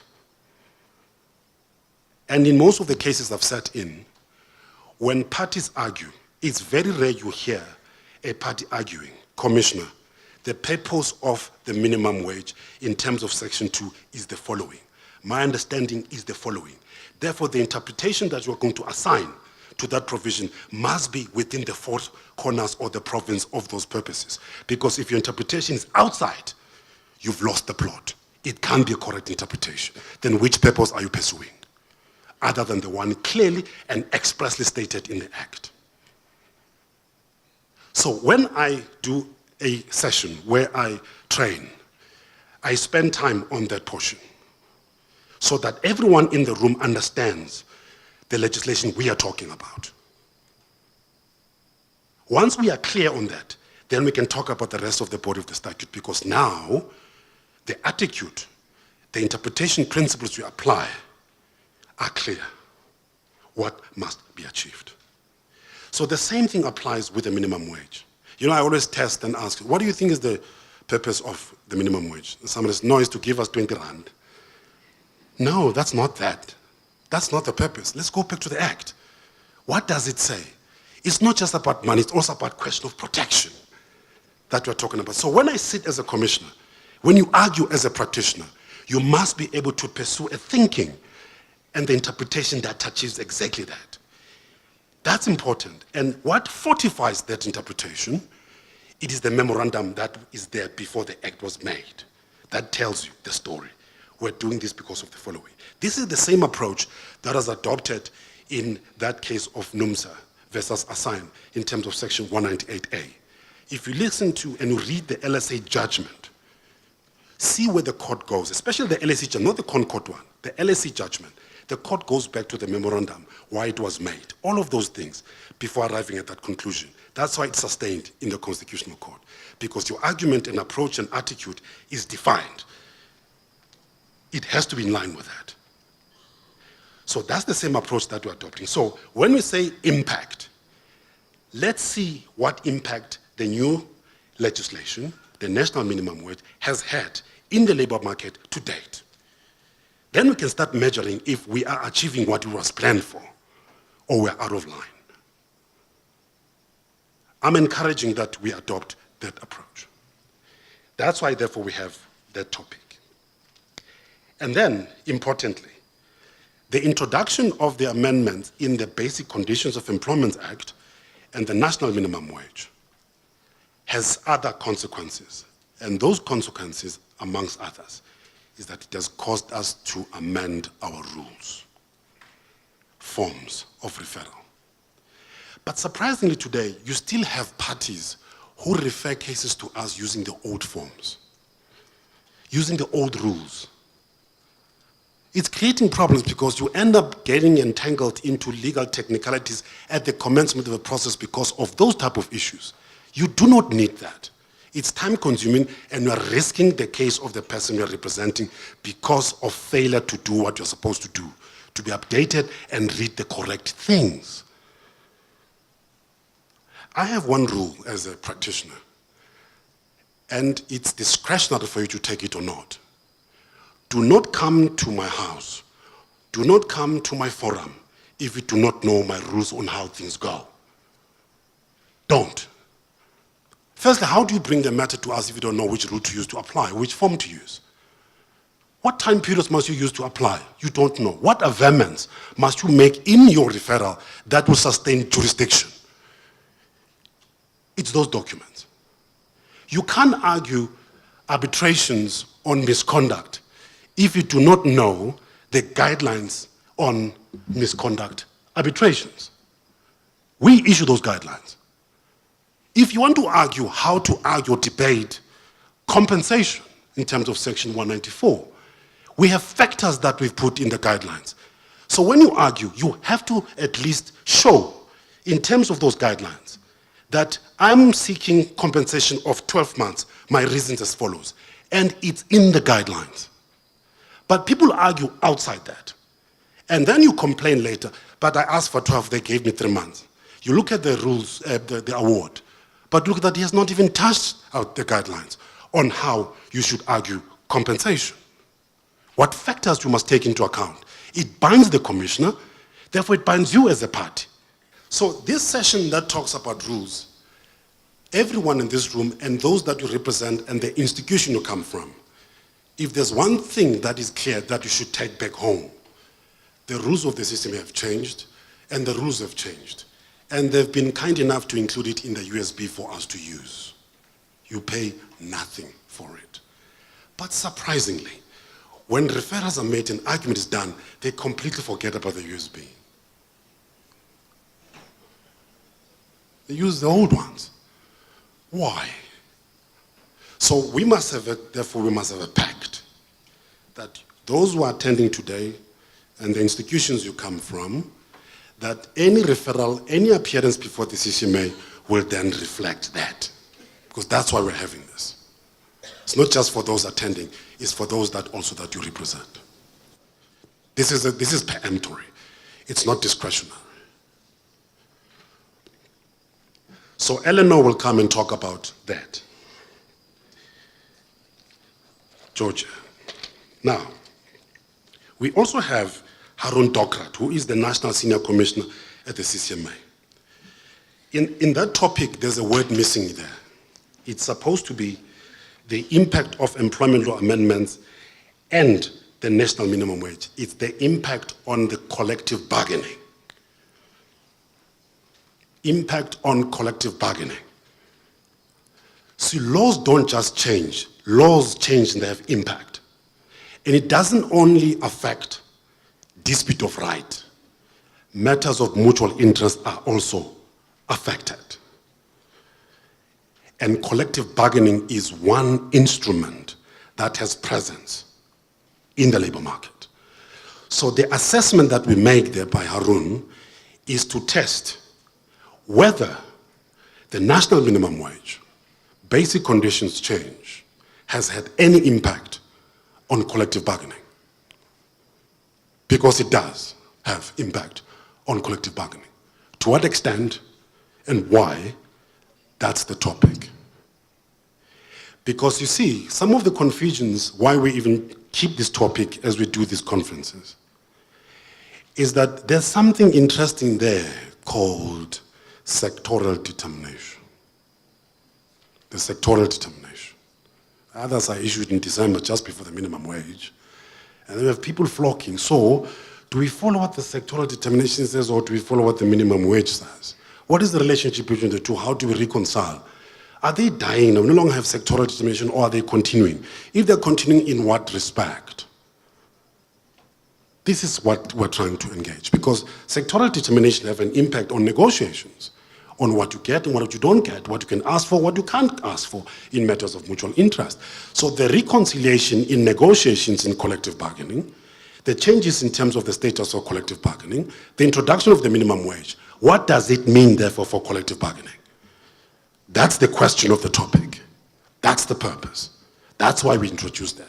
For those, therefore, who are participating in matters of mutual interest involved in collective bargaining matters in general, they take special interest in that specific topic. But we have to measure its impact. And that's the purpose why we introduced that topic. And then what follows after is Wilbur.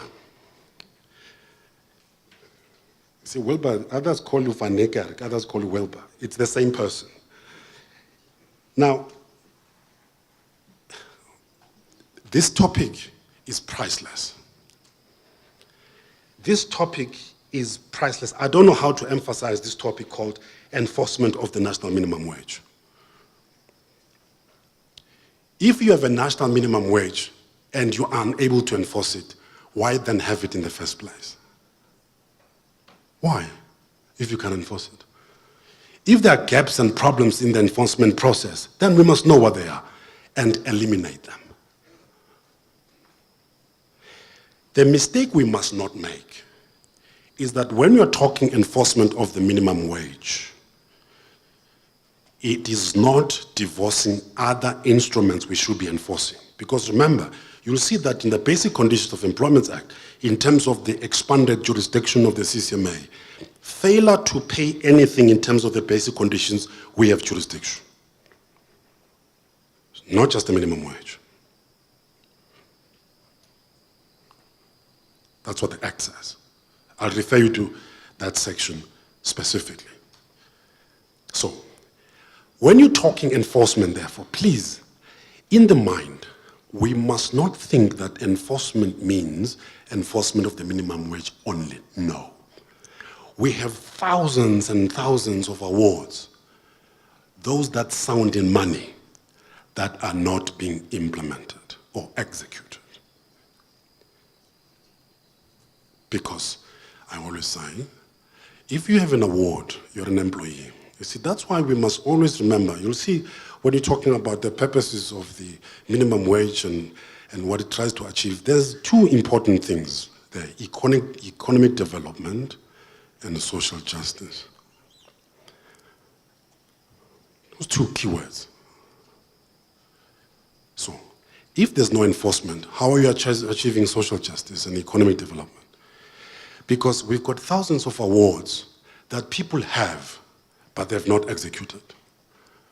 My argument is, and will always be, that if you have an award, and ordinarily an award will have two things in it. It is the specific performance part and the monetary part. The monetary part, it is about compensation or back pay. That's the monetary part. The specific performance, it is re-employment and reinstatement. Sheriffs don't do the specific performance part. They do the monetary part only. Because we've had cases of our users who come back and say, the sheriff is failing to tell the employer to take me back at work. No. The sheriff does not do that. They will refuse to do that. And they're entitled to refuse because that's not their duty to do so. That's a contempt of court issue. It's a contempt of court issue. So when you're talking contempt and enforcement in general, that's what this topic is about. That's why it's important. This is extremely important. Some of the enforcements don't happen because of reviews. But there's provisions there in the previous amendments of 2015 about what happens in case of reviews. Surprisingly, people don't even take it up. Why? The law gives you such benefits. Why not enjoy them? Because then it becomes futile to have them. Nugatory provisions. Remember, there's a statutory interpretation presumption that says that the legislature does not legislate nugatory provisions. There must be a fruit and purpose why we change. Like I explained, if it's in law, it must be applied. Otherwise, it shouldn't be there. It shouldn't be there. So this topic, therefore, I'm not going to go into the detail because then I'll be infringing what I said earlier on. This topic is about that. So we have to carefully deal with this part. Because for me, an award is not an award until the content of the award is implemented. A document is nothing in the end. You can have it. But if you say go back to work, you're not back at work. So pay the money is not paid. So why are you having it? It must be implemented. Then it is an award. So that's why we have that topic. It's very important. And it is scary if you look at the numbers of the awards not implemented. And there are a variety of reasons why. I'm going to talk about that because there's a new introduction of obligations I want to introduce for commissioners when it comes to the awards they issue.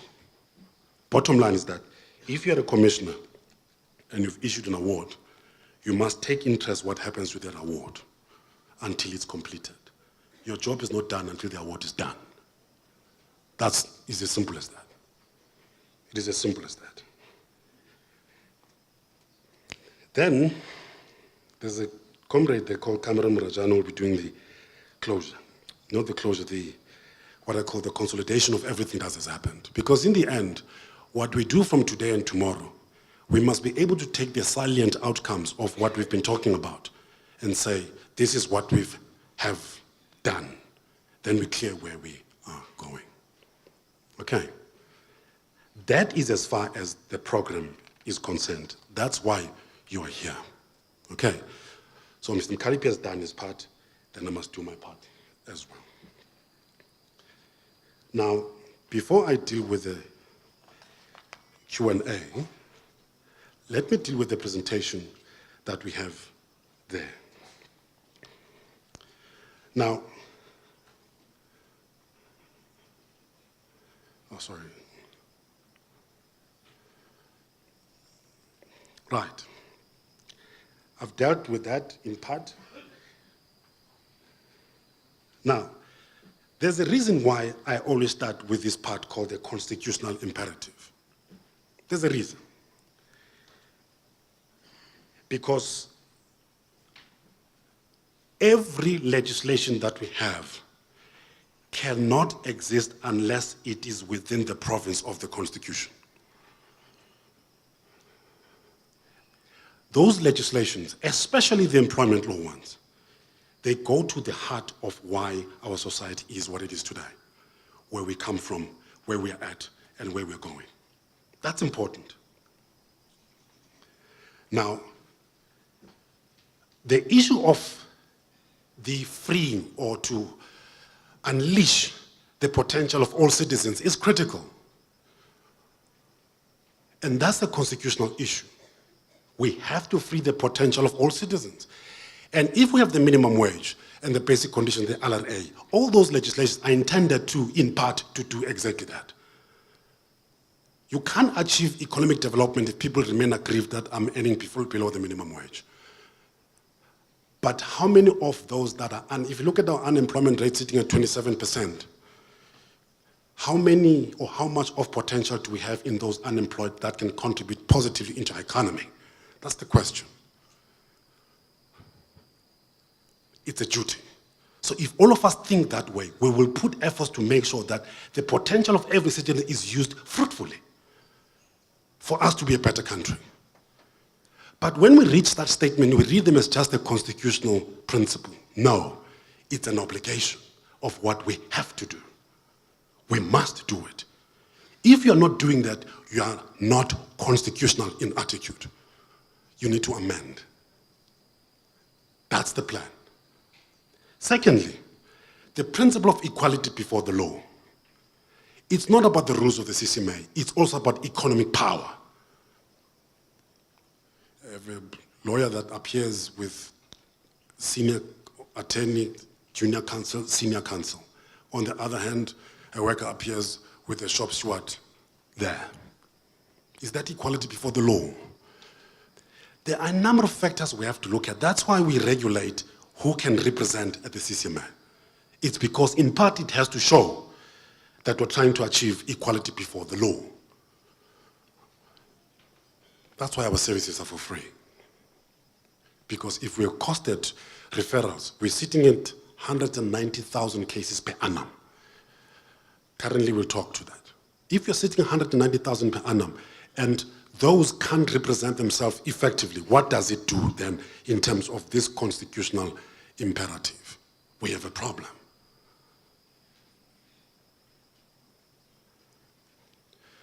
When you're talking about employment equity, harassment, sexual harassment, or everything that is in the employment equity, for example, largely, if there's any statute that really fits directly from the Constitution, is the Employment Equity Act, because it's part of Section 9.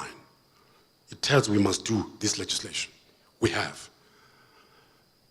But if there's any section or a statute that really deals with the right to dignity, it's that one.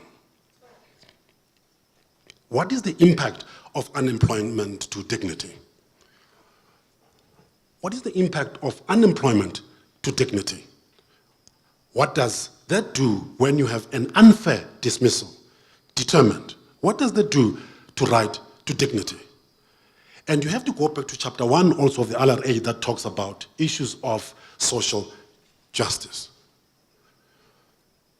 I always say, and I will always use this example, every one of you here receive salaries, wages. The chances are that most of you are above the minimum wage, if not all of you. Right?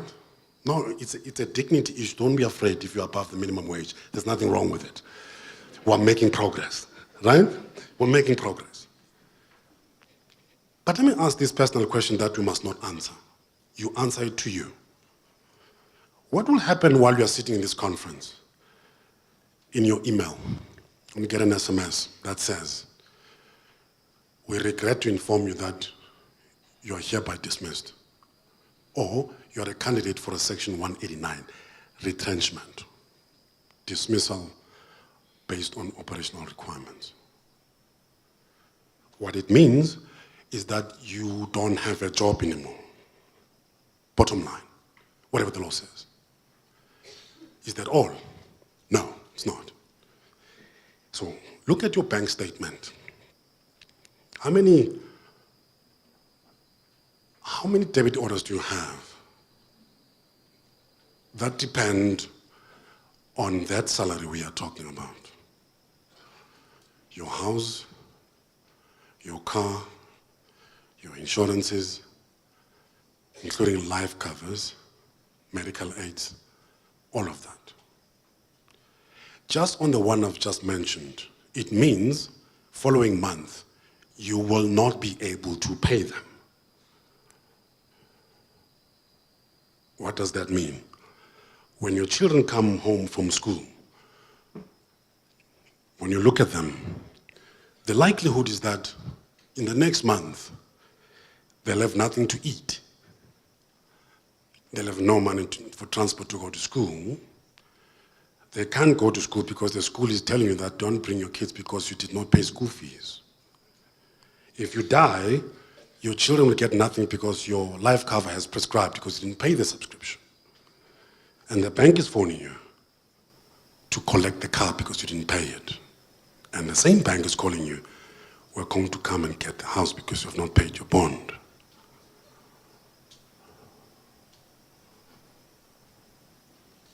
So, when you are a representative of somebody, when you're an employer, when you issue the notice of termination, we think it's just a legal process. It's not.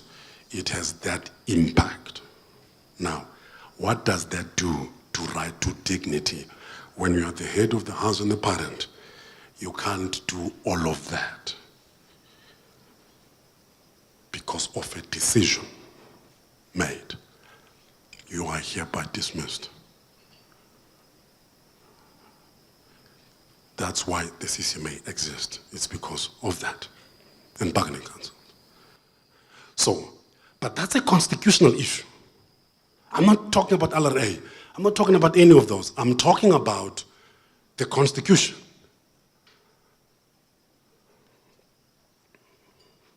And that's why you've got that constitutional protection, which is the last bullet, that says, right of all workers to not be treated unfairly. That has to do with all employment law as defined in Section 1 of the National Minimum Wage. It's not an LRA issue, it's not the Basic Conditions of Employment Act issue. It is a constitutional issue. That's where we start before anything else. So as we do in our workplaces, before you talk about those statutes, think about those words that I've just given you. What is my constitutional obligation in the decision I'm about to make? There's a likelihood that one or two of you are already affected by it as we speak. They're facing that. There's nothing more painful than a parent who has nowhere to go to feed their children where they're going to be sleeping because the house was taken. That's a constitutional issue. It's not a legal issue. And in the process, that's why I am very serious and very strict when it comes to timeframes and how we respond to our users, because sometimes matters get postponed until somebody gives up because they can't afford to come to the hearing, because they are unemployed. Some die waiting for execution of their awards. That's the constitutional infraction. It's a food for thought. Now, this is our context. I will not spend time in that. It's in fact in line with what I just talked about, and especially with the issue of 27.7 unemployment rate. By the way, in reality we know that unemployment is higher than 27. We know that as we eat lunch today and we eat lunch tomorrow, there are those there that had nothing. And children are crying, asking for food. They look at the parents, but they can't provide. And some end up committing suicide because they've got nowhere to go. So please understand that. Now, this is what I call the fragmented approach. You see, I spoke to Mkhaliphi at some point and I said, Mkhaliphi, I want to know why the CCMA jurisdiction has been expanded. The first thing is, number one, you are the victim of your own success. You get things done. I enjoyed that part. Okay? The second part is, in executing employment law or legislation outcomes, one of the critical principles we must never forget is that the resolution of disputes must be expeditiously done. That's not good English. It must be done speedily. Because the salary I had last month before dismissal, I may not have it the next month. So as quick as you can resolve it, the better. The employer must employ somebody new if you're not coming back. Certainty. That's why there's that. The reason why we call it fragmented, because under each statute that you see, there's dispute resolution processes in them. Under each and every one of them, there's a dispute process. Some overlap, some conflict. So, you'll see in part some of the proposals I make is what I call an integrated to employment law approach. It must be integrated. At the very least, you can't call yourself an expert in employment law if all you know is the LRA. There's a long way to go. There's a long way. You see, this thing of doing a workshop in 3 weeks and think you're an expert, it can't be right. It's not a workshop issue. You can't do that. There's a lot that comes with that. And I'll talk to that as we go. But the important thing is note that at least, if you look at that definition in Section 1, that talks about employment law, it gives you a list of legislations. I'll talk about that when we talk about Section 64 on the powers and functions of inspectors. But what is important to understand is that we do have that fragmentation. The attempt has been made in terms of the amendments to move processes away from courts to the CCMA because our processes are quicker than courts.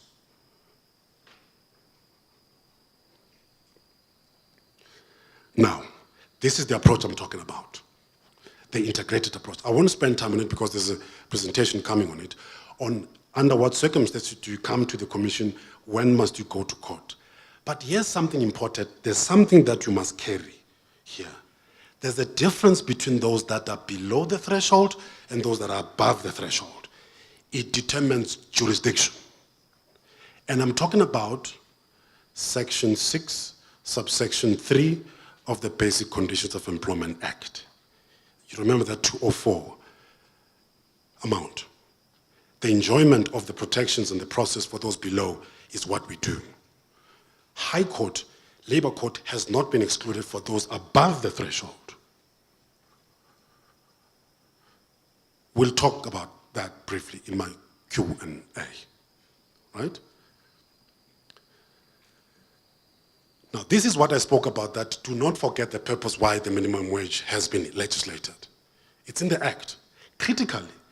And in under each, there is a purpose. And there is there. Once in a while, just read it.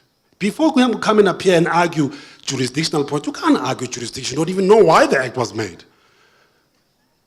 Let's not get there first, right? Here's what is important to note. To improve wages of lowest paid. Whatever we do, we must not forget that, is to improve that, amongst other things. To improve wages of the lowest, not the lower, the lowest paid. It's about improvement, enhancement of the salary. In addition to that, to protect them from unreasonable low wages. The key word is unreasonable. What's the test for reasonability?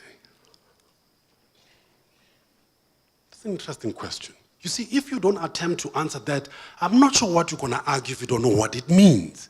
Because as the commission will ask you, Council, what's your take on reasonability in as far as this provision is concerned for us before we even talk about the violation of the employer? There must be clarity there. To preserve value of the national minimum wage. Value is key. Preservation is key. In addition to that, you remember the topic I spoke about, that what is the impact of the national minimum wage on the collective bargaining? One of the purposes of the national minimum wage is to promote collective bargaining. So whatever we do, we must not be twisted. We understand and know that the purpose is to promote collective bargaining, not against it. Not against it. The social partners at NETLAC were very clear about that. And I spoke about chapter 1 of the LRA, and you find it in the minimum wage, you find it in the basic conditions. Economic development. And you find them in one sentence, economic development and social justice.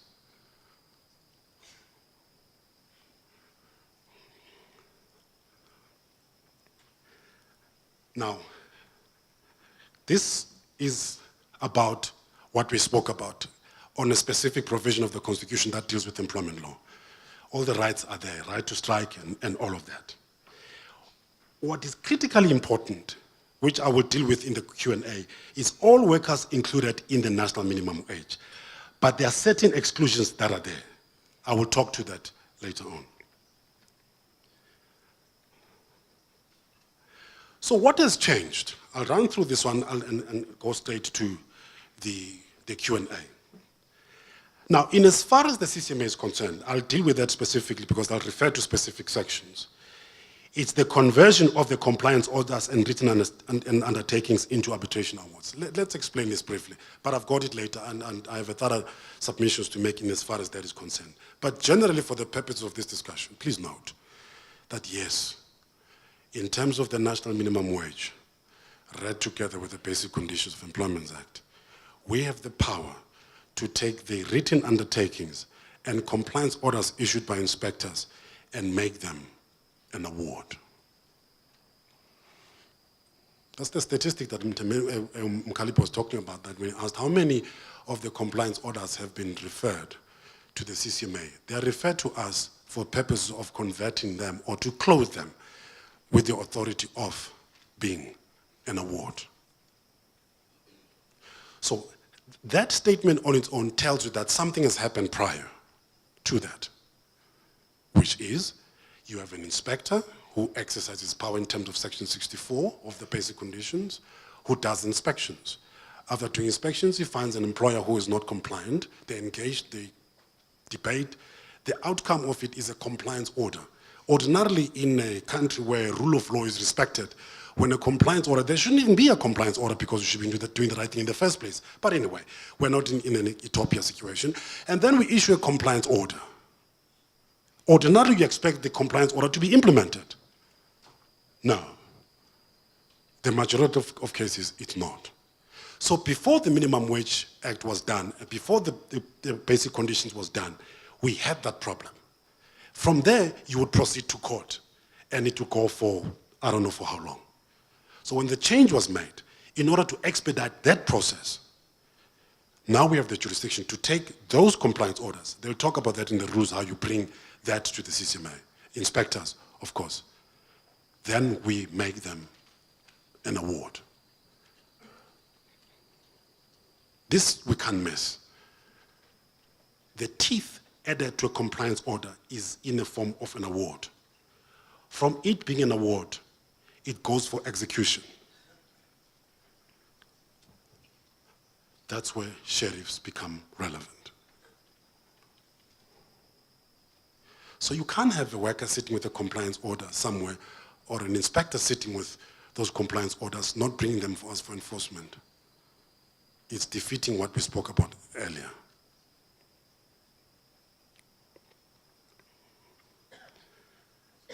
Now, I've already explained that.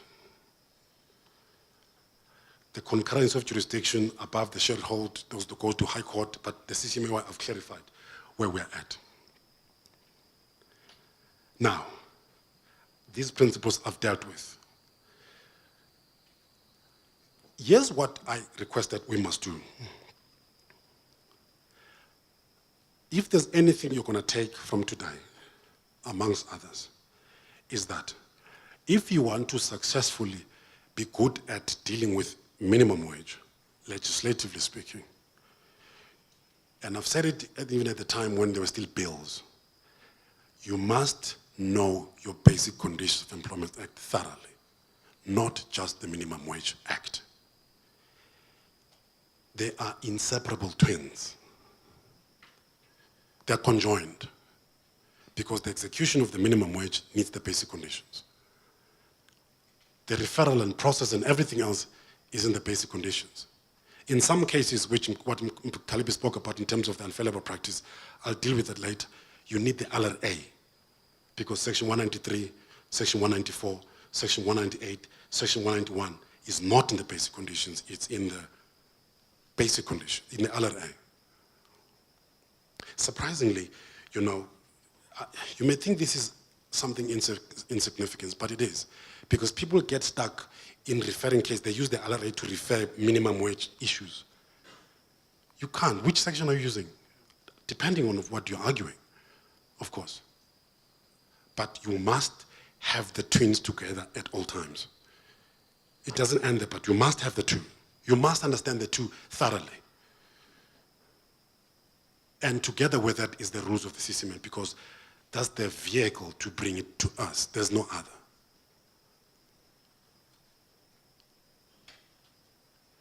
So the rules is the baby of the LRA, and that you need all of them to do so.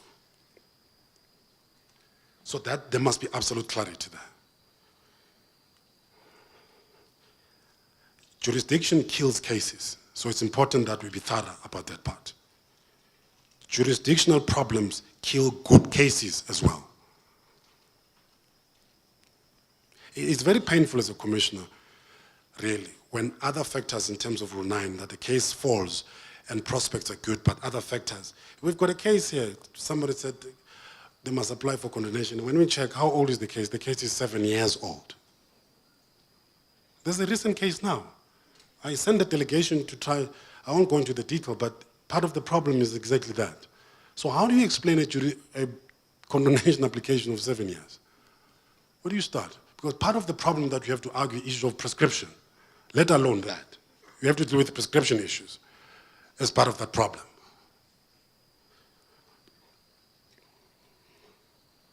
So this part I'll deal with also later in terms of the Q&A. Now, the institutional roles, it's also in the Q&A that I deal with, right? But let me simplify it. For purposes of enforcement, in the main, it's 3 institutions.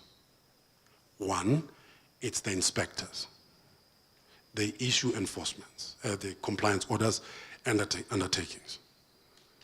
It's the inspectors. The second part, it's the CCMA. We issue awards. Thirdly, it's the sheriffs. And of course, in as far as specific performance is concerned, it's the courts. So if anybody asks who's responsible for execution, it's not one institution. It's the multiplicity of those. It's a matter of process. It is not a requirement that you must start with the inspectors before you can refer a case to the CCMA as far as minimum wage is concerned. There's direct referral too. Because I heard in one conference, and I'm driving, I'm listening to 702, and this very energetic person saying that you can't refer a case to the CCMA directly in a minimum wage, you must go through the inspectors. I said, but this is misinformation. Which act are they reading? It can't be correct. I'm not taking it lightly. I'm mentioning it because it may sound obvious, but to some it's not. We cater for everybody. It's critical. Now for lawyers, and this is part of the paper that I presented in the conference, it's this problem we have of the principle called case final and binding. The law says our awards are final and binding. Nah? Are they? So if they are final and binding, what are we doing at courts? And it goes to the labor court, still it may go to the labor appeal court.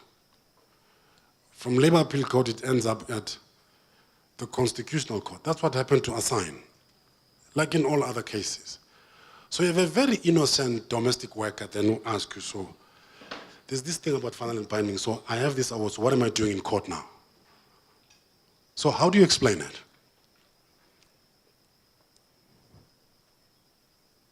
We'll talk about Section 77 of the Basic Conditions, which is a review issue, read together with Section 145 of the LRI. So that is part of enforcement challenges that we have. Now, we are clear. You see, the basic conditions, you must read it in totality, because that's where you also find not just issues of finance, it's about lawfulness, contractual issues and contractual disputes, which requires a different process. Now, we cannot succeed as the CCMA in successfully executing if we do not have a very fruitful partnership with the Department of Labor. Our competency levels to deal with it must be at least on the same level if we're to be successful. And we have been trying to do that. I will not raise other controversial things. Now, the bottom line here, what I can just tell you in passing, because Karen is going to deal with the slide. Yes, we are sitting with 190,000 cases before the minimum wage issue. And our caseload has increased. And the percentages and how far, currently will take you through that. You will realize the impact that has had. And it's still just less than 3 months. I said to Mkhaliphi, that Impimpi line that they are doing, if anything, is going to increase our caseload.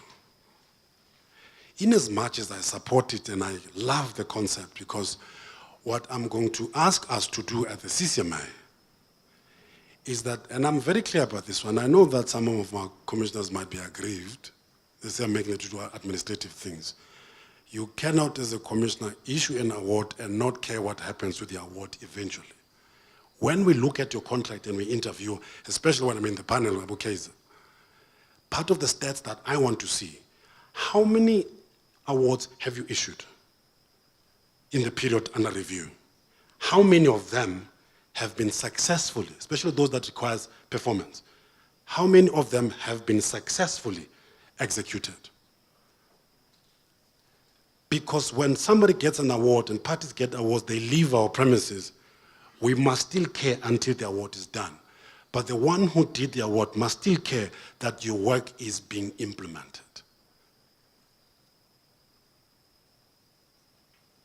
So the Impimpiland must help us as part of this process. And I'm looking for an integrated system that we must be able to track everyone who receives an award that says reinstatement, reemployment, that talks about payment of money. You must be able to text and say, my award has not yet been implemented. And it must give us reasons why it has not been. Then we can see the fruits of what we do. So that's how it looks. So Karen will deal with that. Of course, one of the things, I won't spend time because Karen is talking about that. One of the things we're looking at in doing is to improve our case management system, to be able to have functionalities that will accommodate all these changes that we're talking about. The concurrence of the jurisdiction, we have spoken about that, and they will talk about that in the later process. Khalid, he said, how do we know what is enough in terms of commissioners? I can tell you, Kaiser, that I need more commissioners.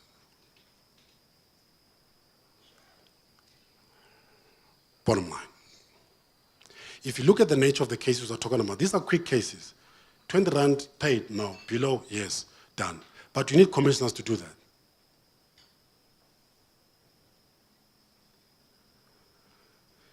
So that's what we got, that's not what we asked for. I mean, it's not a grievance, it's a factual position. That's not what we asked for, Kaiser. This is what we got. So we have to do more in as far as what we have with the little that we have. Now, if that appears to be the end of the presentation, no, it's not. That's that part that is ending, right? Now, let's get to that part where I spoke about the specific provisions that are of importance for you to note. And I'm going to do that directly in terms of, and some of the questions that Mkhaliphi dealt with, I'm going to deal with them here, the deductions issue and stuff like that, because it's important. And colleagues, the reason why I'm adopting this approach is because I found it, you know, when you're speaking to domestic workers, and I'm not suggesting that they're uninitiated or uneducated, no. We have parties that are not sophisticated, we must accept that. And sometimes when you present text and slides like that, it's very threatening to them. And as we explain, then they get lost, and they never tell you that they're lost in what you're talking about. They don't understand what you're talking about. And one of the ways I found to be quite working to accommodate everybody is the question and answer approach. And that's the approach I want to take now. I'll explain some of the responses that I've made. Because there are no slides, you'll just have to note the sections that I'm referring to, and then we can deal with them in the act that is in your pack, because it's in your bag. Now, let's start first with the national minimum wage. Firstly, let's accept that the national minimum wage is no longer a bill, it's an act, because there's people who are still calling it a bill. It's not a bill. It's an act of parliament, it's in force. The president has said from the effective of 1st of January that it is now law. It's the National Minimum Wage Act of 2018. That is important. Please don't forget that when I said the twins, I really mean that. The basic conditions and the National Minimum Wage Act must be interpreted together because there's cross-referencing between the two statutes, okay?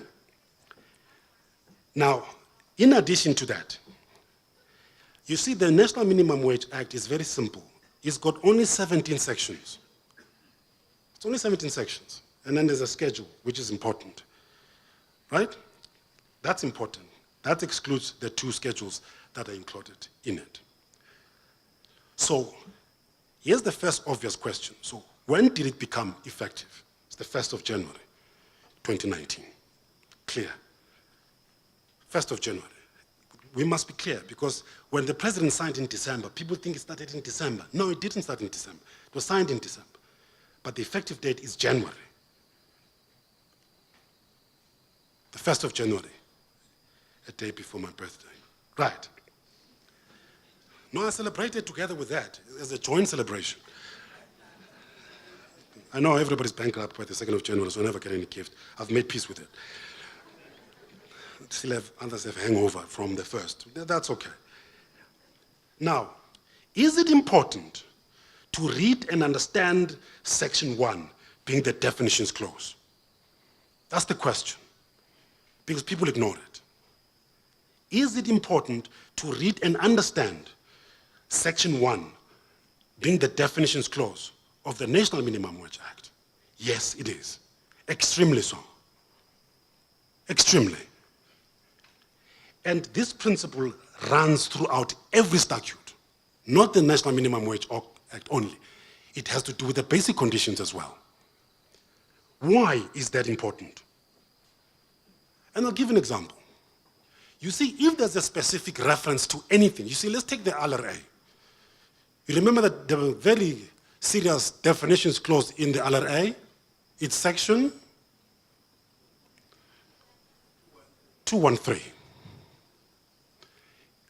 If you don't remember anything about in the LRA, please remember section 213. Right? And you'll realize in some of the questions why it is important. Section 213. In the national minimum wage, it's section 1. Right? And of importance in that, and I'll give you examples. There's a definition there of a worker. There's a definition there of the worker. What Nkalipe was talking about earlier on and say that you go to the Labor Relations Act, it talks about employees. At some point during the bill stage of the National Minimum Wage Act, there was a debate whether the act should have the definition of an employee or have the definition of the worker. Worker is defined there.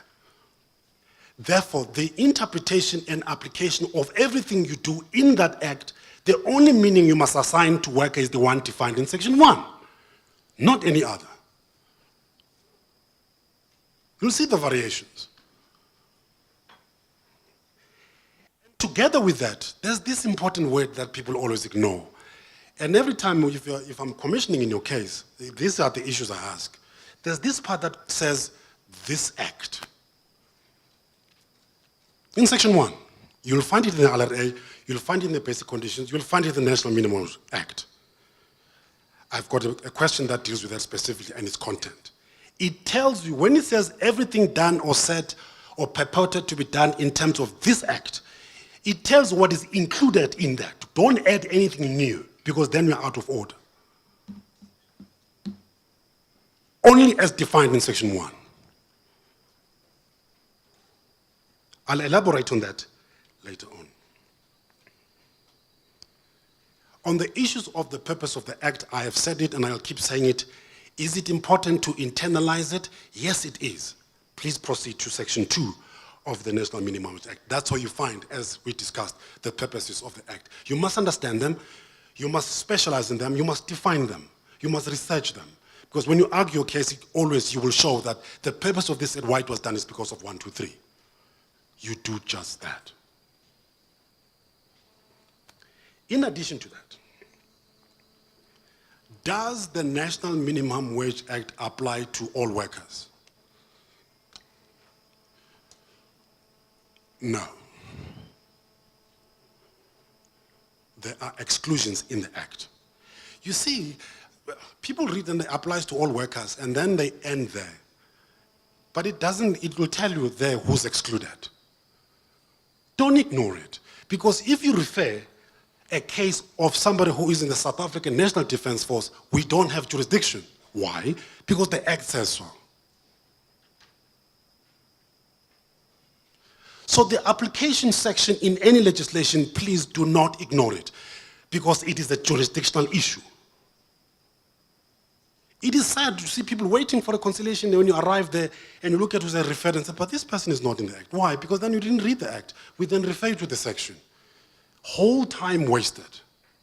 All you had to do is just to read that section. Is it the only one? No. The South African Secret Service is also excluded. That's clear. So there are exclusions. We can't hope to exclude others. It's about what is expressly excluded.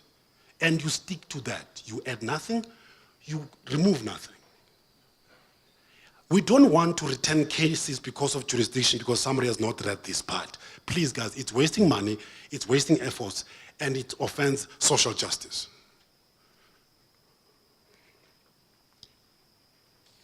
Now, are workers entitled to the minimum wage? Is it an entitlement? Yes. Why? Because Section 4, subsection 4 says so. It's a simple answer. Because Section 4, subsection 4 says so.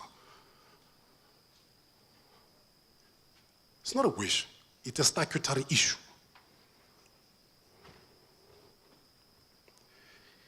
Is the employer obliged to pay minimum wage? One of the potential debates you're going to get in the hearing room is that question. Am I, as the employer, obliged to pay the minimum wage? That's a legal question. The answer is yes. Why? Because Section 4, subsection 5 says so. You see, some of these debates, you don't have to argue about economic development and radicalism and socialism, capitalism. It doesn't work. You just go to the Act, it tells you that, yes, this is the obligation. Pure and simple. Zingi, I'm not talking about workers or anything like that. And some of the comrades, I'm not referring to that. It's a statutory issue. Now, here's a very, very important thing. There is a difference between waiver and exemption. There's a difference between waiver and exemption. So, can therefore the minimum wage be waived? No. Why? Because Section 4, subsection 6 says so. So what Mkalipi was talking about exemptions, not waivers. So when we apply, we're applying for exemption, not waiver. There's somebody from the dressing bargaining councils, the hairdressing, I told some of my team, I was listening to 702, and then she says, we're going to approach the CCMA and ask them to waive the application of the minimum wage on the hairdressers. That can't be correct. So clearly that person has not read the Act. Then we politely refer to this section. Sonorum de Teufel, which is saying, this is what it is.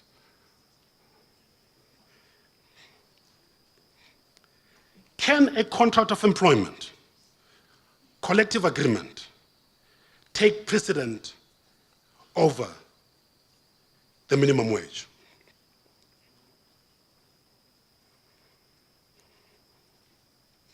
No. Section 4, subsections, except as amended in the Act itself. So a collective agreement can provide less than what the minimum wage provides. And then you take the collective agreement.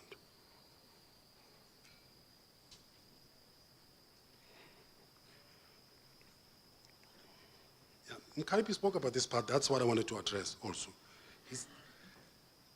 Does the national minimum wage constitute a term in the contract of employment?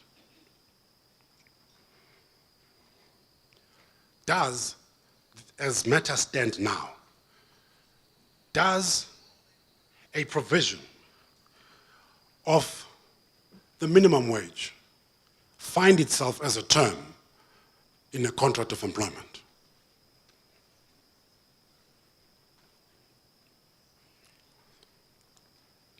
Yes, it does. Yes, it does. Unless, there's an exception. Unless the contract we are talking about is providing more than the minimum wage. Unless it provides more than what the minimum wage provides.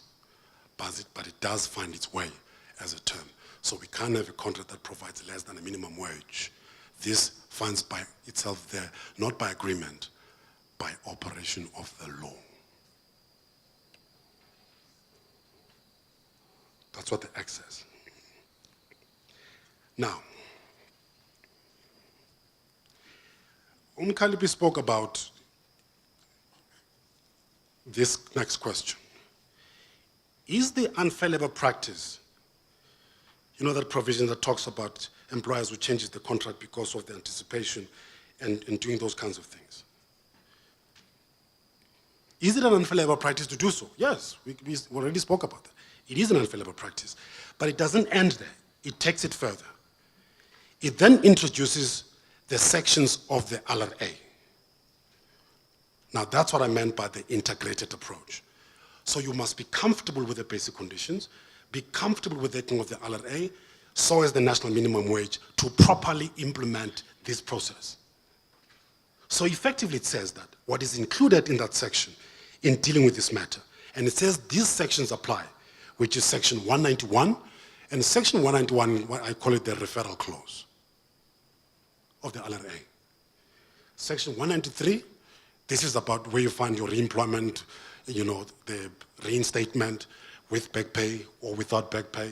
You find, or if it is not practicable to implement the reinstatement, that's what you find in section 193 of the LRA. That's the cross-referencing. And let me make this plea. It may sound obvious, but I'm going to say it anyway. When you read any act and it refers you to another act, a certain specific section, do not proceed until you've gone where it's sending you to read, because there's a reason for it. Because whatever you read, if you have not done so, whatever you understand is half-baked. Read it, then proceed. Because as somebody asked me, Telip, about the time period issue in the ULP, if this has happened, where there's been a change in the contract because of the anticipated minimum wage, if it becomes an unfair labor practice case, it's a section 191 issue, then what happens? You must refer within 90 days. Because that's how we deal with ULP disputes. A ULP dispute is a ULP dispute, irrespective of where it comes from. If it's an unfair labor practice, it's an unfair labor practice. It must comply with our rules. It must comply with the timelines provided in the Act. And in this case, it's the LRA.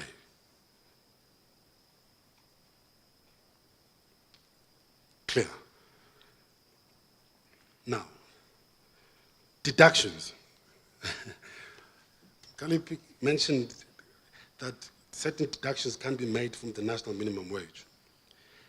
I'm going to stick to the law. It's correct.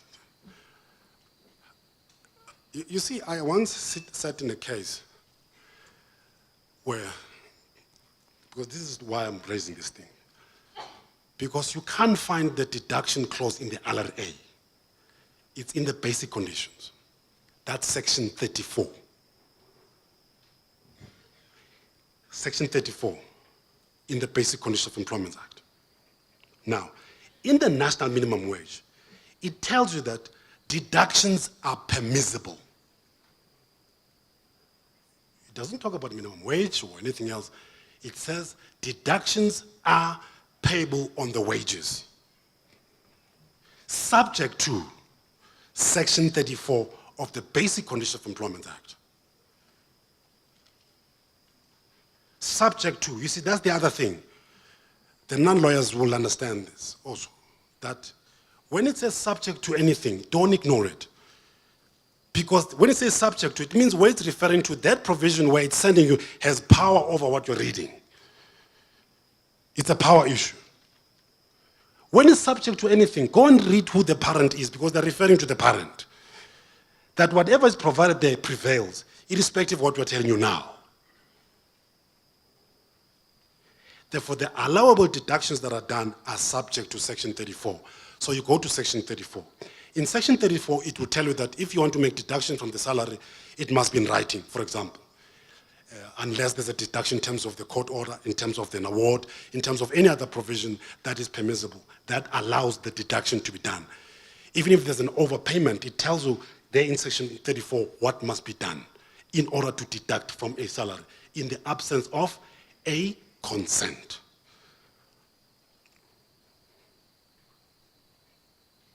Now, I want to put this section on the screen, if I can, because this part in the national minimum wage come from the provision that deals with the calculation of the wage.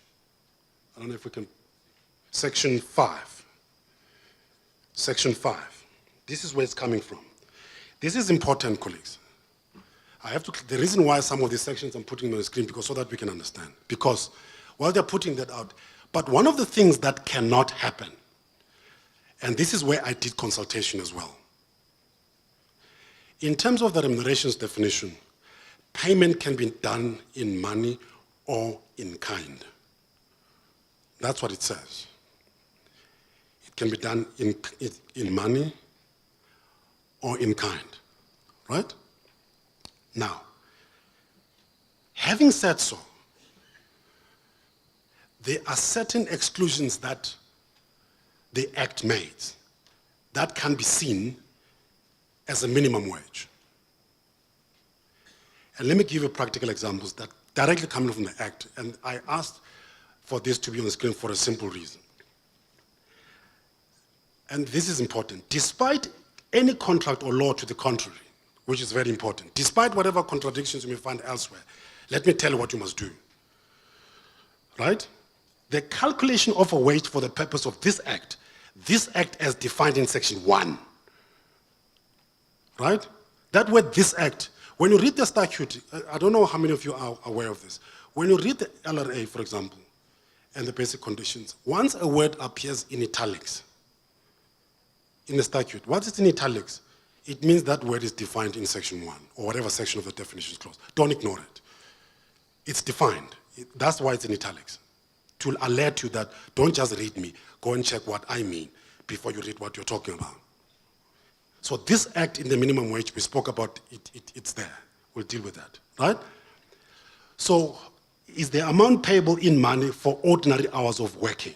You see, it says money, it doesn't talk about directly the issues of in kind. It comes later, right? Excluding, please underline this part, excluding. This is the list of exclusions. In the calculation, the following must not form part of that calculation of the minimum wage. 1, any payment made to enable a worker to work. Please underline the word enable.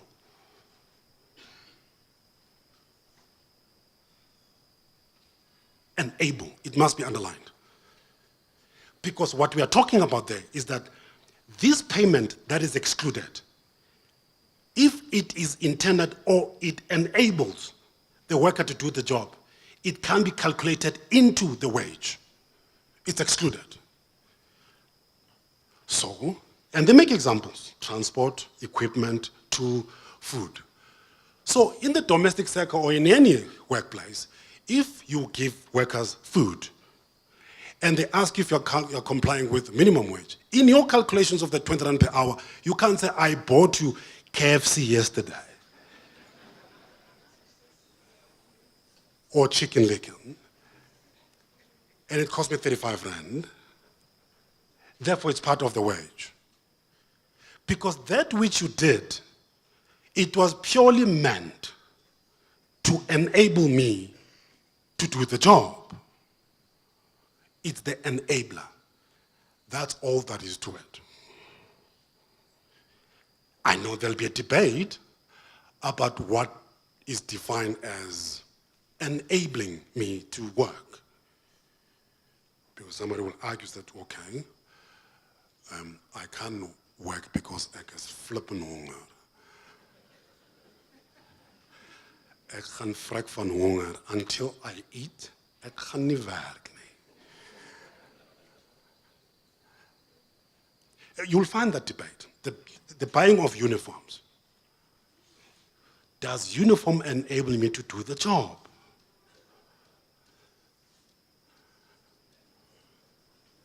Probably depends on the nature of the work we're talking about.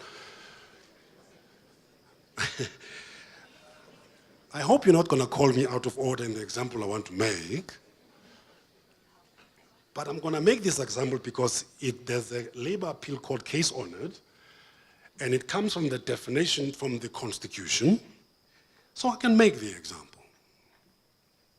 We had a case called Kylie at the CCMA of a sex worker that went all the way to the labor appeal court. And she was defined as a worker directly from the Constitution. Right? So, what are these instruments that enable her to work?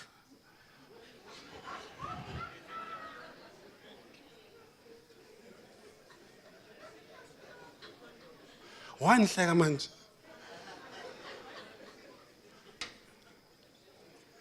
I'm stating the law. We may be having different understandings, but I'm talking about the law here. It went to the LAC, remember. The issue was a jurisdictional point on whether sex workers are workers or not, and the court said they are. The same as foreigners, that there's no requirement that there should be formal employment for somebody to be a worker. But if we're going to calculate the minimum wage, I doubt they are part of the minimum wage, but anyway. So when we're talking about this provision, what enables her to work, what would that be? Maybe you should not answer the question. It's safer to do so, right? Now, including the food and the equipment as well. So when we calculate, this is excluded. But what is more important, why I'm raising this issue, if we go down, Wilbur, it also excludes payment in kind. Payment in kind is not seen as part of the minimum wage calculation. Why is it important for me to do this? Right? There it is. Right? Why? Of course, unless containing a sectoral determination, those are the provisions. You're not going to tell them about time, are you? Unfortunately. So I'll have to rush, you see. Now, so in the calculations, you must exclude that.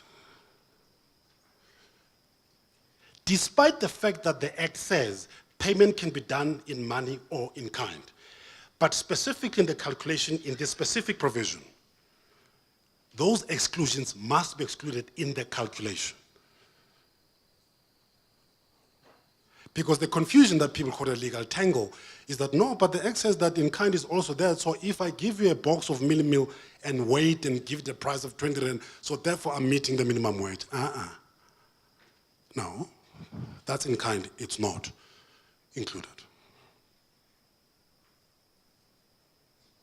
That's the reason why I brought this section up, because of trying to clear that confusion.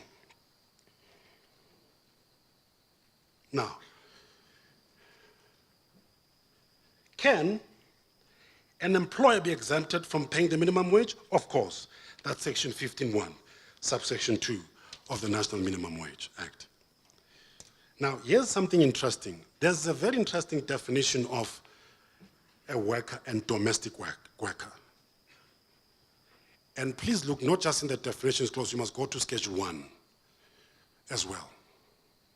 Because interestingly, what you find there is that as we know domestic workers, it tells you, those who are cleaning the house, taking care of you, and the driver of the car, then they become domestic workers. But in the farming context, a domestic worker who works in the farm becomes a farm worker. Guys, this is important because there's a monetary issue here. You see, normally when people read the Act, they stop. When they get to the schedules, they don't read them. But please read Schedule 1, because the farm and the domestic worker is included there. And it tells you what it means. It's an interesting how they interplay. It depends on where you're at, what you're doing. also.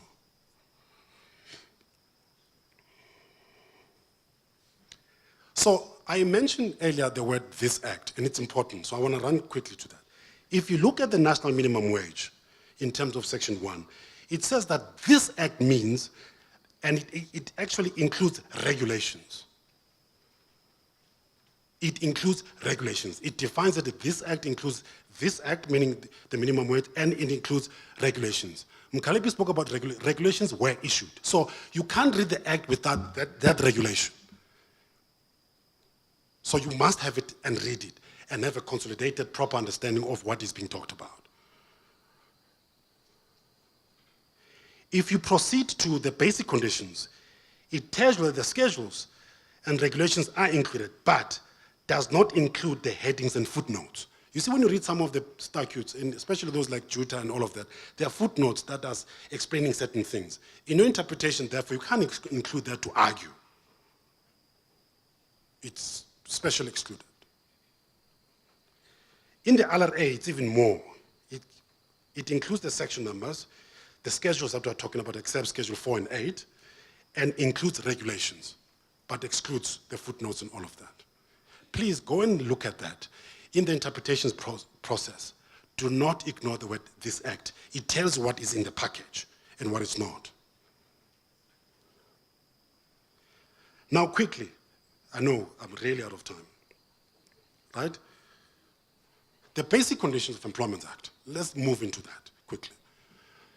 Does it expand the jurisdiction of the CCMA? Yes, it does. Yes, it does. And there's a couple of examples. Do functions of the inspector include the CCMA? Appearing in the CCMA, for example. Yes, it does. It specifically says so. Look at section 64, D, capital letter A. It specifically tells you that. So he can refer cases relating to failure to comply with the national minimum wage, UIF. Here's what is important, and this is a statutory interpretation issue. If you look at the definition of what employment law means, it gives you that every legislation that is associated with a minister, right? But it gives you a list on top of that. Occupational health and safety, LRA, and all of that. In the act is there. It gives you the list. That's the list I'm talking about, right? That's the list. But of specific interest is that, these are rules of interpretation, that in this context, it specifies that the UIF and the UIF Contribution Act is what is really within our jurisdiction. So it means, therefore, that every commissioner, every party that appears, must have a full understanding, workings of the UIF legislation. Because disputes about that also comes to us. You can't exclude it because it's included. And inspectors do appear before us on behalf of the Director General of Labor.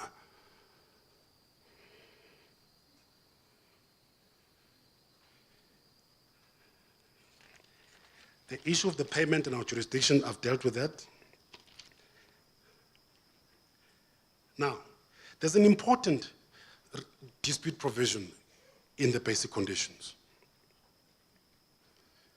Can it be challenged, that award that we issue, in terms of the basic conditions, by way of review, for example? Yes, that's in terms of Section 77 in the Basic Conditions of Employment Act. Do employees who are above the threshold come to us? No, I think we've dealt with that. Now, here's another important principle, and this is critical.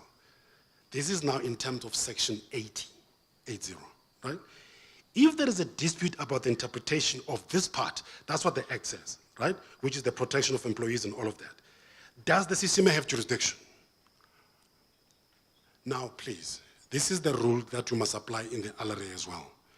When the LRA said, in this part, this word means this, it means in part A, B, whatever part you're reading, that meaning is only assigned for that part. Don't transport it elsewhere. And in this section 80 as well is doing exactly the same thing. It says, in this part, that's what it says, right? The CCMA, in as far as the interpretation of this part, the CCMA has jurisdiction. It means part C of the basic conditions, which deals with the issue of protection of employees against discrimination and all of that. But it doesn't extend it beyond that. Interpretation of that part. We know that the Labour Court has exclusive jurisdiction, everything else, unless otherwise stated in the Act, and this is one of those. Are now inspectors of the Department of Labour employees of the CCMA? Absolutely no. They remain with Dole. Now, let me close with the following principles. We've agreed, it's not everything I wanted to present, but I'm out of time, okay? Now, firstly, we have started and will continue to capacitate our commissioners because you can see the ball game has changed in terms of the legislation that we must know and understand. But this obligation does not rest with the commissioner only. If there's anything that the commissioner enjoys, is when a party that appears before me is informed of the latest rules, forms, case law, and legislation. This session of this one, which will run nationally, it's intended to make sure that anyone who appears before a commissioner, you must be fully capacitated. What does that mean? What you have in your bag, in that USB, where you have the minimum wage, LRA, and all of that, including the rules and the forms, it means anyone who does matters of this nature, it has to be a serious term of that contract, that if you appear before the CCMA or the bargaining council, you must know what is in that pack. You have to. If you don't, then you can't appear because you're doing an injustice. You must, you should, you have to. If it means we have to do the training, then ask us, we'll do training for you. And we've decided to charge for it, if you're asking us. Now, because we must have competent, well-informed inspectors, commissioners, and parties for us to dispense the law properly in terms of the Constitution. We should. You know, I had a lawyer who appeared before me at some point, coming with a very big bag, throwing it on the table, and I said, I'm going to have a long day. And then he was there to argue jurisdiction, that I don't have jurisdiction to deal with an unfair labor practice matter. And then in arguing that, he was using the Occupational Health and Safety Act. I then took interest in the lawyer and I said, sir, with all due respect, you know when people start saying that, they're going to disrespect you, right? Have you been practicing law for some time? He said, yes, I've been practicing for 15 years. Okay. So, do you specialize? I said, yes. Okay. Because I can see the act also is still brand new from CNA. Right?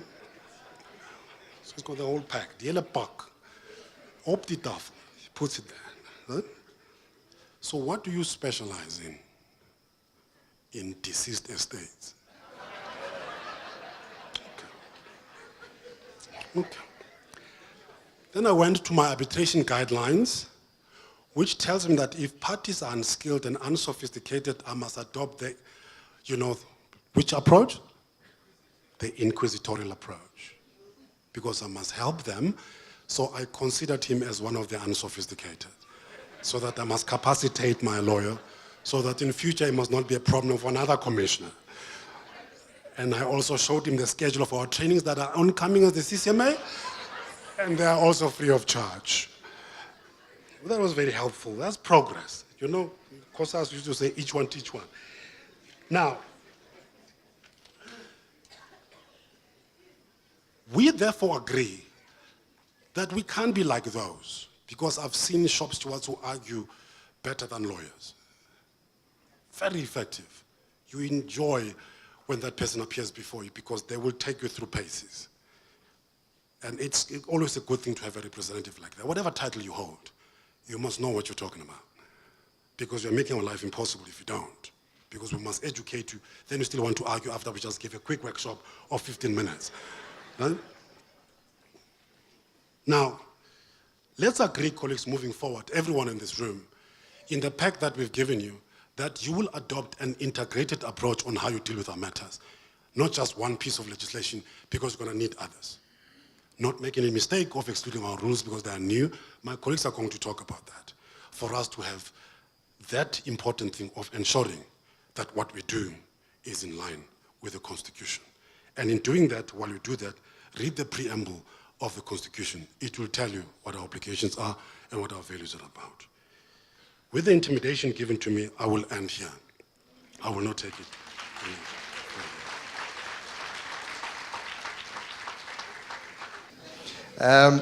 As he has indicated, ladies, I don't think we're going to have time for questions.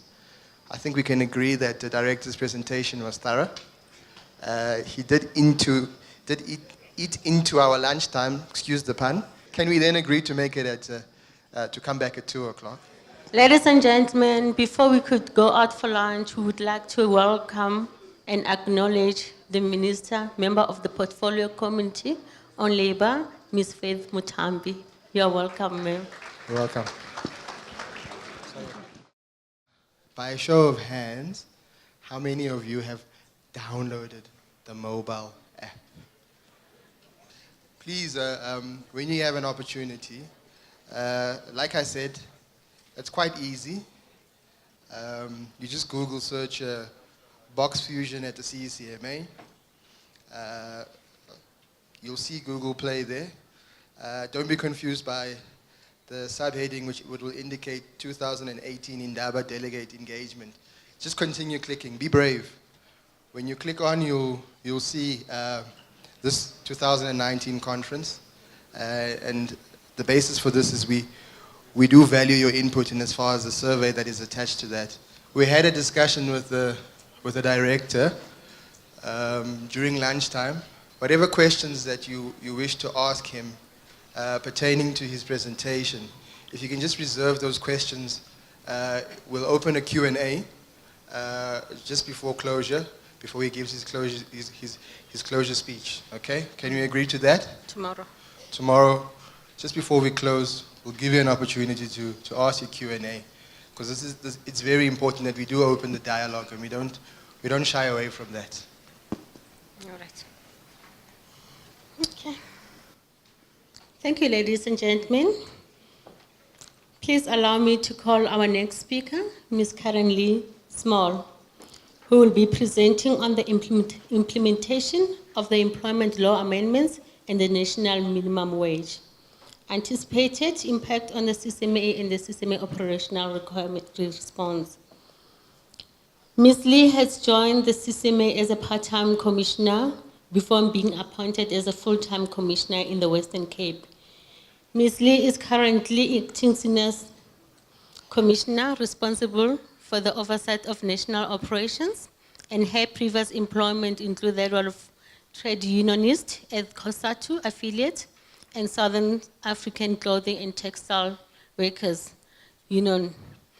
As for the record purposes, I just want to let you know that she is no longer acting. As much as she is still acting, she has been appointed as a National Senior Commissioner, Operations, effective 1st of April. There is a saying that say, thank you. There is a saying that say, there is no force more powerful than a woman determined to rise.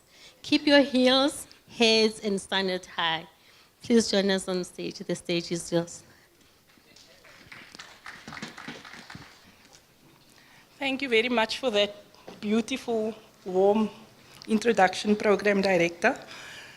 Some faces I've met during the break, and it's so heartwarming and motivating to know that at these conferences we have some colleagues, some comrades that actually travel with us to the different regions to come and participate in these conferences. So welcome back to the second annual conference.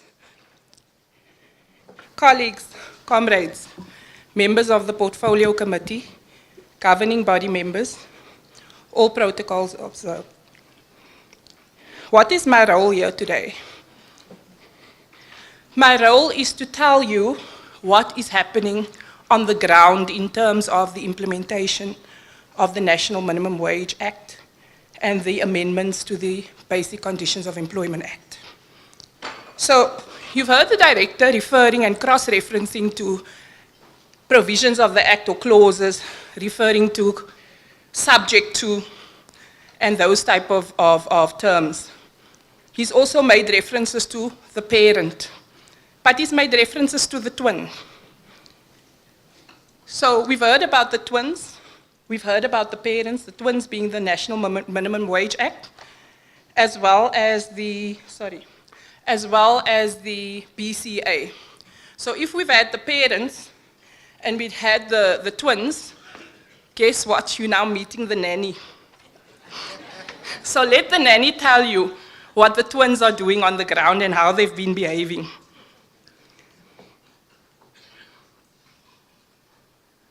So in terms of what I'm going to be covering in the conference, I'll be dealing with overall the impact on the CCMA caseload.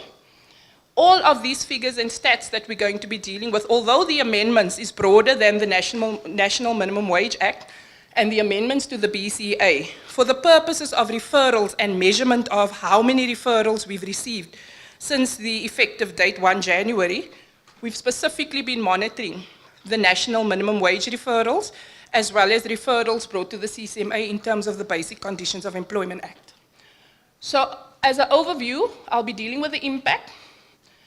I'll be also illustrating what the picture looks like region by region, what type of issues are coming through, what type of referrals are coming through in terms of the various dispute categories, which sectors are featuring in terms of maybe the top 3 or top 10 for those referrals, and just generally, what does the trends look like and what does it mean for us? So if we look at the period in question, we've gone back to 2017, although we accept that the implementation or the effective date of the amendments is 1 January, in order for us to measure over a period of time and to monitor the impact, we've gone back to our total referrals from 1 January 2017 to 3 March 2019. And what you will notice on the graphs, at the bottom you'll see the year. So for 2017, the total referrals, bearing in mind that we're specifically doing a comparison to the period 1 January to March, because the figures that we've used to compile this report and the presentation was taken as at 1 March 2019. So for the same period, in 2017, we've received just under 33,000 referrals. You will see there 32,767. For that same period in 2018, it was 32,714, which is slightly less. However, you can see the spike from 1 January to 1 March 2019. You'll see it's 34,284. So what does that mean in terms of the percentage? It means over the period 2018, just the 2 years, the 2018-2019 period, or the 1 year, sorry, it's a 5% increase already in the caseload, which we projected and anticipated. Now, the overall total, which you'll see the breakdown after this, for the new, what we refer to as the new legislation referrals, the percentage of the normal total referrals to the CCMA is currently sitting at 8%. And you'll see that is simply from 1 January, the 8% is from 1 January 2019 to 1 March 2019. So now this gives you the breakdown per region, the type of referrals that we've received, as well as the totals. Sorry, I'm just a bit challenged. I'm looking this way instead of that way because I'm worried I might miss a digit and give you the wrong figure. My eyes is a bit very small, you see, and I should use more aloe vera, I'm sure. So if we look at the numbers, you'll find the regions there. So it's consolidated regions. For instance, the CCMA offices, as it stands, you won't see a Gauteng office at the moment. You will find Tshwane office, you will find Ekurhuleni office, and you'll find Joburg and Vereniging. However, for the purpose of reporting and monitoring, we've consolidated the figures so that you can look at the Gauteng region as a whole. So if we move firstly to KwaZulu-Natal, referrals received in terms of the BCA is the first column. You'll see the numbers there. So I'm not going to go through each and every number, but to point out the least referrals we've received in the country is sitting in the Northern Cape, the lowest amount of number in terms of the BCA dispute referrals. And then the highest number is in Gauteng naturally because of the size as well. But the trends are not automatically like that. You might see certain changes. Then for the National Minimum Wage Act, which many are surprised when we look at these figures, but I'll discuss that in a bit more detail. If you look at the number of dispute referrals received in terms of the National Minimum Wage Act, again, the Northern Cape at this point in time has received the lowest amount of referrals. However, if you then look, you'll see it's again Gauteng, then followed by KwaZulu-Natal. And obviously it's much bigger regions as well, and it's spread out much further.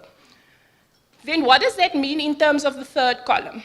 The third column tells us, so if that is the two new legislative referrals that we are monitoring and measuring, what are the totals? So at the bottom, you will see that the combined total is 2,638 referrals received to date as at 1 March. So how do we monitor these figures? We do bi-weekly reports, so we update it bi-weekly.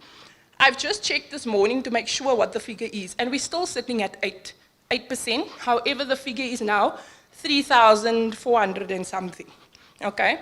Just to give you an idea, in the first week of January, the first 2 weeks, obviously it's still holiday season, but we were already fully ready to try and see what the number of feet is going to look like coming into the office. Although we expected with the holiday season, it might still be a bit slow.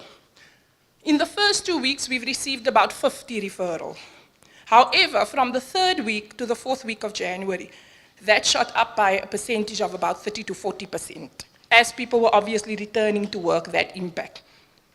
So, only on the BCA and the National Minimum Wage Act referrals, the total is 2,638 received by the CCMA thus far for the period 1 January to 1 March 2019.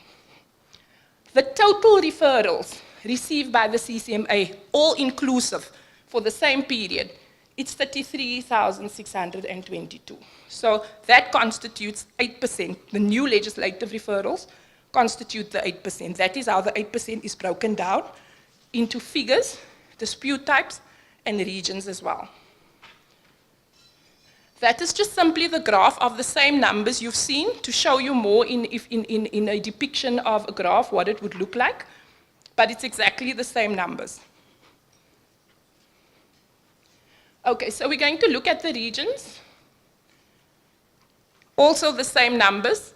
That's also broken down into regions, and it's exactly the same information for the same period. The graph now gives you the percentage depicting per region. So your KwaZulu-Natal region is sitting at 11% along with the Western Cape. Western Cape would also be made out of Cape Town and the Southern Cape, or George and Oudtshoorn and those areas where I come from. Secondary residence, this is my 3rd residence. First residence is Cape Flats, just saying. Then, for the Eastern Cape, which is the Port Elizabeth office and our East London office, sitting at 9%, followed by Mpumalanga at 8%, which is Mbombela, and Witbank or Imalahleni. Sorry. I'm working on it. Limpopo is sitting at 6%. Northwest, which is Klerksdorp, Vryburg, Rustenburg, sitting at 4%. The Free State, which is Bloemfontein and Welkom, at 3%, and Northern Cape at 3%. So this is the breakdown in percentages for the same figures that we spoke about. Now, what are the type of referrals or issues that are coming through in terms of those numbers? Okay, so this is a breakdown, but this breakdown is based on how we categorize the disputes we receive on our case management system. So it's not necessarily a reflection of what the actual referral would describe. So we receive the referral, as you know, with dismissals. An applicant will write, a description of what happened, and we will interpret that it's misconduct, it's incapacity. If we're not sure, we engage, whether it's a union or whether it's an individual applicant. So that must translate into breakdown of descriptions in our case management system. So for the National Minimum Wage Act issues, for instance, failure to pay any amount owing in terms of the National Minimum Wage Act constitutes 204 referrals received, which is at 78%. Then unilateral changes to terms and conditions of employment, it's 34, which is sitting at 13%. Any other dismissals related to or in terms of the National Minimum Wage Act dismissal matters, amazingly, at this moment, it's sitting at 11, which is 4%, which is a positive sign thus far. Disputes relating to compliance orders, which Mr. Mkalipi spoke about. Now, if you take disputes relating to compliance orders, and you also look at the application to make the compliance order an arbitration award, which will combine your written undertakings that are referred to the CCMA to be certified as an arbitration award. It's those figures, those type of disputes. So that is the 9 Mr. Mkalipi was referring to this morning. And disputes on compliance orders, we've received that breakdown is 7, that's 3%. Then dismissals for operational reasons, that is where the applicant will maybe refer a dispute, and the reason will be that the employer might have said, I can't afford, since the national minimum wage is now imposed upon me, I can't afford to keep all these employees or you as an individual. Those would be that type of reasons coming through the referral, okay? However, that thus far is only 4 of what we've received. Now, what are we saying? We are not saying that there aren't more happening in the industry or the labor market. That's not what we're saying. We're not saying there aren't more people losing their jobs that we don't know about. What we are saying, these are the referrals that we've received thus far. So, the application to make compliance order and arbitration award, it's also at 2 and it combines that 9. So, compliance orders, written undertakings sitting at a combined 4% of the referrals we've received. So who are the industries or the sectors that are featuring when these referrals come through? Where is it coming from, out of which industries? Okay, so we describe it as business and professional services. That would be any type of company falling within that scope or industry. And we receive 749 referrals out of that sector. Safety security being the private security sector, we've received 729 referrals. Building and construction, 207. Retail, 199. The domestic sector, 137. Food and beverage, 74. Contract cleaning, 66. Transport, private transport, 57. Agriculture, very low still, 55, which I'm not sure how to interpret that, but that is what's come through thus far. And educators in the private sector, sitting at 45 referrals. So these are not necessarily all the sectors, but these are the top sector referrals that we are receiving. So what does that mean now in terms of the trends as to where we're heading, based on the 2 months that we've measured thus far? So we've already noted that claims against underpayment accounted for 78% of the National Minimum Wage Act referrals. And then the evidence shows that there's a trend of about 13% of the National Minimum Wage Act referrals where employers are reportedly participating in making unilateral changes to terms and conditions of employment in relation to the National Minimum Wage Act.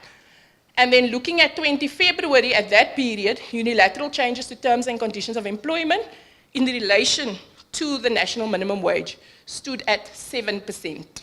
So you can see it's an upward trend on the unilateral changes type of disputes that are coming through. On the sectors, what does it mean? The top 12 sectors that are most affected were reflected already. It's specifically, particularly referring to the National Minimum Wage Act and the BCA referrals, which now for the sector numbers, it accounts for 90% of the 2,638 referrals. And then contract cleaning, we've received 66 referrals, and we've already reported on the 729 from the private sector. And that means the 8% impact of the new legislation referrals on all referrals received are in line at this point in time with expected trends. However, it's exceeding what we projected. Remember in the beginning I said we projected about 5%, possibly, but it's only a projection. It's not accurate. And then you'll see in certain industries, naturally, the vulnerable industries like your security sector, you will see a higher concentration of referrals coming through. And then should there be new bargaining councils that are in the pipeline and they deal with these disputes, obviously it will ease the caseload from the CCMA because they will then be processing their own disputes. The other trend we must look at is that if in a 2-month period we are sitting at about 8%, let's say it continues like that for the year, it means we're projecting about towards the end of the year, if it continues more or less on between 8 and 10% possibly, then we're projecting between 16 to 18% for the new legislative referrals as a percentage of the CCMA's total referrals. So it might sound like low numbers, but what does that mean in terms of the CCMA service delivery? So many of you, if not all of you, knows what it looks like when you come into a Department of Labor front desk office where the workers would come in and what they call clients, and they would wait there to be assisted. Most of the times it's packed. Go there on a Monday morning. It's packed.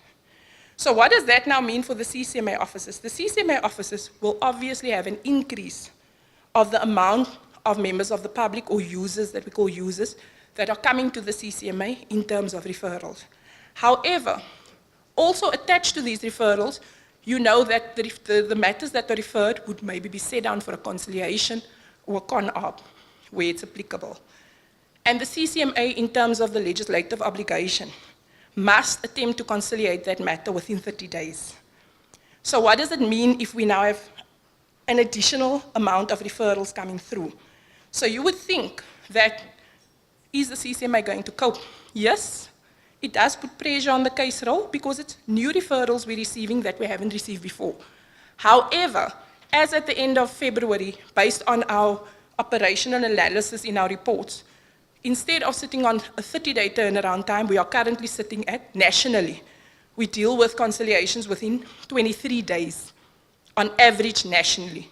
So it takes us up to 23 days to conciliate any matter that comes through not any matter, referrals that are subject to conciliation, which is very good if you look at the additional numbers. The question is the sustainability thereof. What does it mean for us in the way we normally work?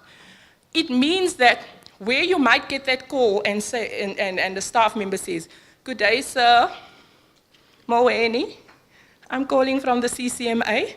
There's a matter referred against you. Do you have time to talk? A few minutes." And you know that minute turns into an hour and another follow-up the next day.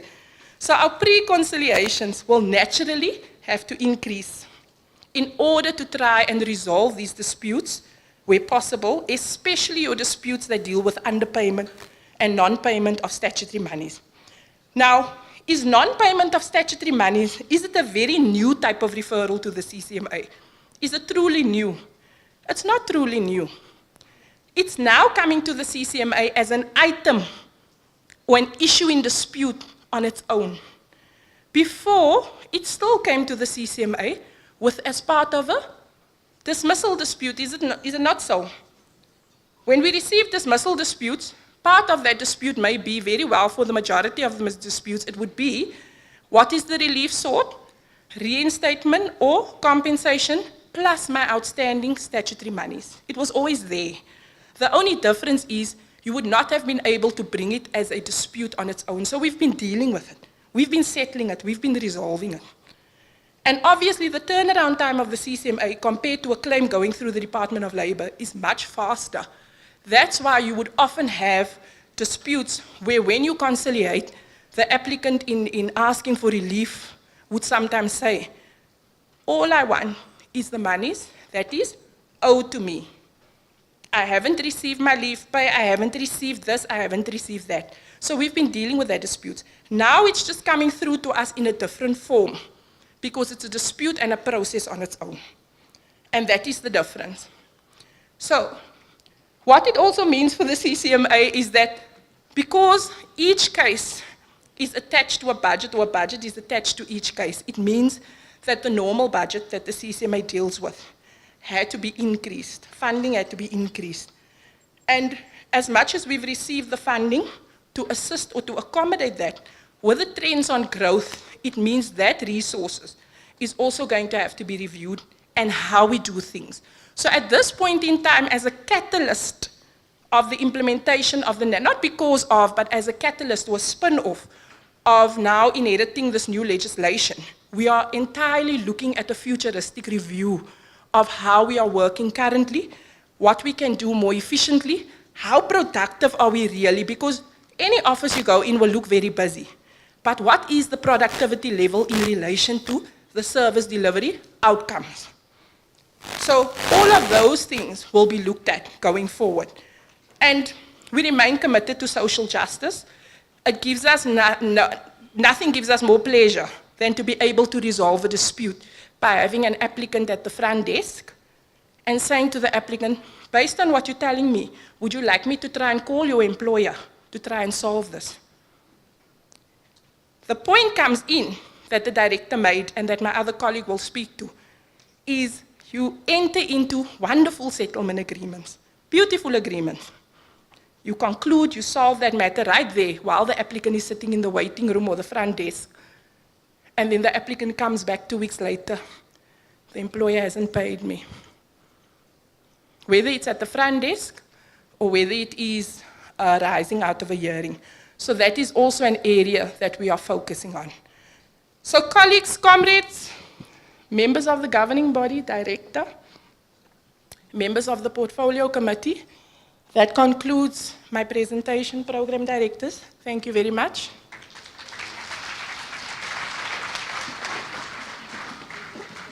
We're about to open the floor now for you, to enable you to do the same thing to Ms. Karen Lee Small. We'll follow the same approach. We'll take 4 questions per round. These are the hard-hitting questions that would need to be posed by yourselves, but having said that, I'm going to hand over to my fellow program director to take the floor for the questions. Yes. We're going to take 4 questions. Who's ready to ask questions? You are noted, sir. Do you have another one? Raise of hands. All right, over here. Thank you. No, any other questions? You are happy with the stats that was presented to you? You understood everything? Okay. Thank you. Thank you, Chair. The presentation was well articulated, but I have a question with regard to how the CCMA is going to monitor that the award has been implemented, because there's an issue that it was raised that CCMA should follow up. So I want to know how part of it. Thank you. And you, sir? Thank you. My question that I want to pose is this. Is that on the slides I've never seen the chemical industry, because we've got small and medium and micro entrepreneurs in the chemical sector, where there are also people who are also paying people not the national minimum wage. Are there no even dispute around that? Because what we need to do, we did not be slaves of our mind. Thank you. Okay. I'm not going to let you go easily. Based on the questions that were asked, don't any one of you have any follow-up questions? Ms. Small, you are free. You only have 2 questions. Thank you. Thank you very much. I think let me talk about the enforcement of the award scenario and be quite frank with colleagues. If you look at the bulk of the work that gets done when a referral comes into the CCMA, it's mostly contained in what we call the pre-hearing section, which means the front desk area, receiving the referral, screening the referral for jurisdiction, processing that referral in terms of allocating a date, a set-down date, and then allocating a commissioner, then scheduling the matter on the system, and issuing the notices. So that is what we call the pre-hearing. Part of that pre-hearing is your pre-conciliations, which I spoke about. So that is what we call in our case management area, what we've historically called the engine room, the pulse part of our operations. So over time, we've invested most of our capacity in the pre-hearing section. Why did we do that? Because remember, we're governed by legislative turnaround time. We need to schedule a matter for hearing within 30 days. So it needs to be processed fairly quickly. And if you look at the numbers that we're receiving, that's a pressure cooker in terms of that department. So when we've looked at strengthening over years, we focused on pre-hearing. The next part of the engine room is when the matter is actually heard. But what we've realized and started looking at probably in the last year or so, when we've started dealing with the issue of the sheriffs, the issue of returns, non-executions, getting, for instance, returns back where we are invoiced by the sheriffs and the return says it was a domestic worker, there was an award, maybe a default award, and it wasn't complied with, it was served. However, when the sheriff went to the house of the employer, the sheriff found no assets of value to attach. Now, if you were a domestic worker and the sheriff goes to the house of the employer and comes back with a return that says no assets of value to attach, what was the domestic worker cleaning? Where's the assets? What was the domestic worker working with all the time? So what we've realized is that we can't simply accept a situation, not only for domestic workers, but in general, where we spend so much money and time in everything else up until the point of issuing the award, but at the end of the day, it fades away. Where's the justice? Everyone in that line gets paid. Everyone. The front desk person, the interpreter sitting in the hearing, everyone gets paid. So what we are busy doing is researching different methodologies as to what a post-hearing unit in dispute resolution should look like. Because at the moment, we have a normal case management officer that is responsible for issuing awards administratively and to ensure that we issue to the parties within the 14-day period. That is not sufficient for where we want to go in terms of having an enforcement type of power. So what it means is that because it is a concept that we've really started looking at now, we do not have that unit readily available. With putting together that type of capacity and a model like that, it also means that we need to also look at funding attached to that model. So at the moment, yes, it's exactly what the director seeks for us to address as the CCMA, is to not have a situation where simply an award is issued. However, what do we do at the front desk? Once an applicant comes in, what is expected at least? What is expected? And part of that response that I'm referring to now is what we call our dispute management function as well. As part of its activities, that unit, we do lots of other little things during operations to try and alleviate the distress that comes with having a beautiful outcome on paper, but not being able to benefit from it. So when we receive a Section 143 application, we encourage our staff, and it's going to go from encouraging to instructing now, that at the very least, it is not at the pre-con stage, it's not the pre-con, but what prevents us from calling the employer and saying, here's an award. Because it's not only default awards, sometimes it's awards where both parties were present. Here's an award, it's not on review. You should be complying by this date and that date. So we are already starting to do those things, and we do see some results from that. However, we don't have a dedicated focus and capacity attached to that yet, and we are working on it.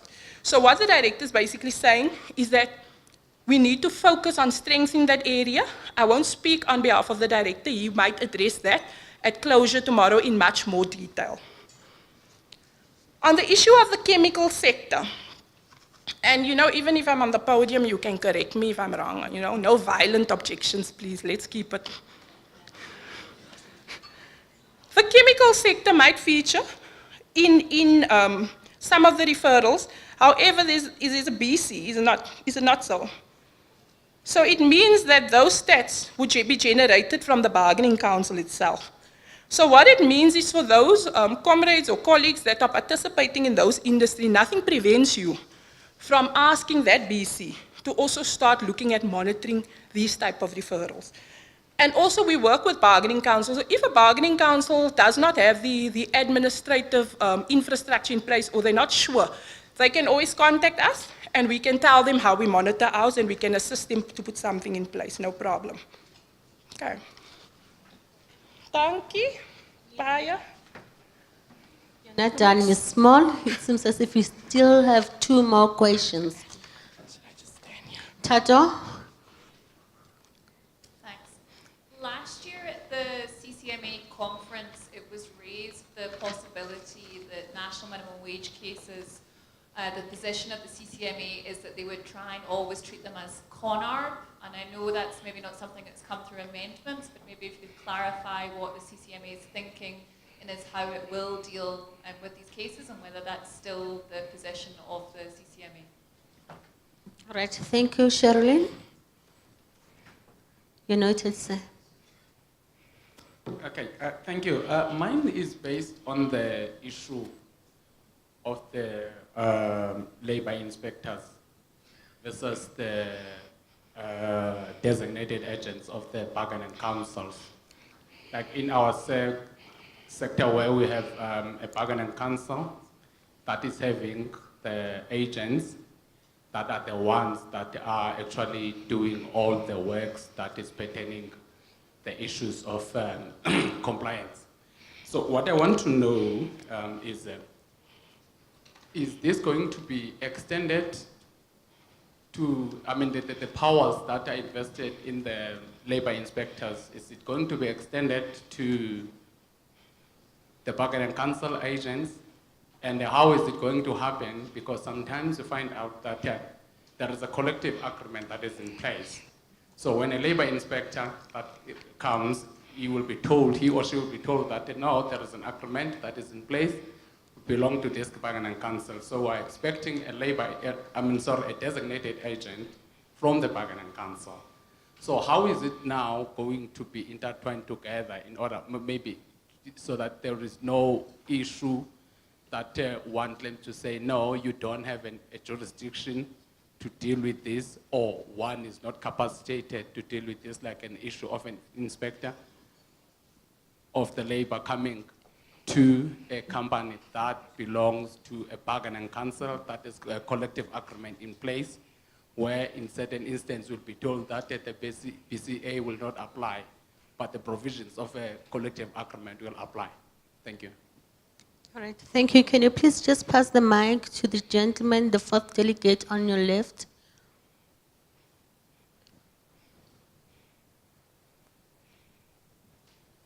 Thank you, Commissioner Smalls. You did mention that you know that some of the cases are not reported. So the question is, what is the department doing just to trigger those unreported cases to help employees? Thank you. Thank you. Charlene, can you just pass the mic to the next? Thank you, Tato. Commissioner Small, I'm a bit concerned about the statement you've made that the sheriff would go to the house where the domestic worker is employed, and he will come back with the return of service indicating that there are no assets of value can be attached. Is it not proper or necessary that we look at the issue of garnishee order, obviously somebody must be working, in that household. So we can't just say because the sheriff is saying that there are no assets of value can be attached, then it's amen, it's the end of the case. I think we need to explore the possibility of, garnishing the salary of one of the people living in that household. Thanks. Thank you, gentlemen. We will now give Ms. Small an opportunity to respond to some of the questions. Okay, thank you very much. I think let me start from the last question, if you don't mind. That's the reality, it happens. However, I think what I must quantify, as part of our efforts already to improve those outcomes, we are establishing, and we have already in some regions more than others, established what we call dialogue with the sheriff's office. Because sometimes there's also a misunderstanding of certain of our processes. And I must say, some of the sheriffs have been actively approaching our offices to get clarity on certain things that may or may not affect their executions. I've just made a worst case scenario example to show you that that is the reason why we need to become more active from the CCMA side in terms of looking after our awards once we've issued it and trying to establish, has it been implemented and complied with? So there is some progress in terms of that. The issue of a garnishee order, there might be all kinds of legal issues. I'm not in a position to comment on that. But thank you very much for the proposal, I've noted it. On the issue of unreported matters, you will see that with any new legislation, we all think because we might be participating in the legal or the labor market or in the labor fraternity, we assume that the public already knows about the act, knows about the law, knows how to use it, knows how it applies to them, where to go, when to go, how to go. But that is not necessarily the case. That sometimes gains momentum over time. And for us to participate in that area of law being implemented properly, it means through our dispute management function, we have to do certain activities like awareness raising. Part of our plan already is to roll out or to participate as well in what we call an advocacy campaign. Already we've been part of various media interviews via our director's office.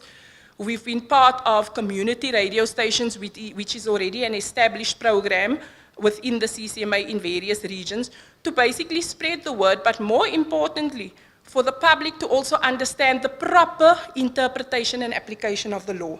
So that work is at a very, very early stage. We've already done a lot, and the director might expand on that when he deals with his session tomorrow when he closes.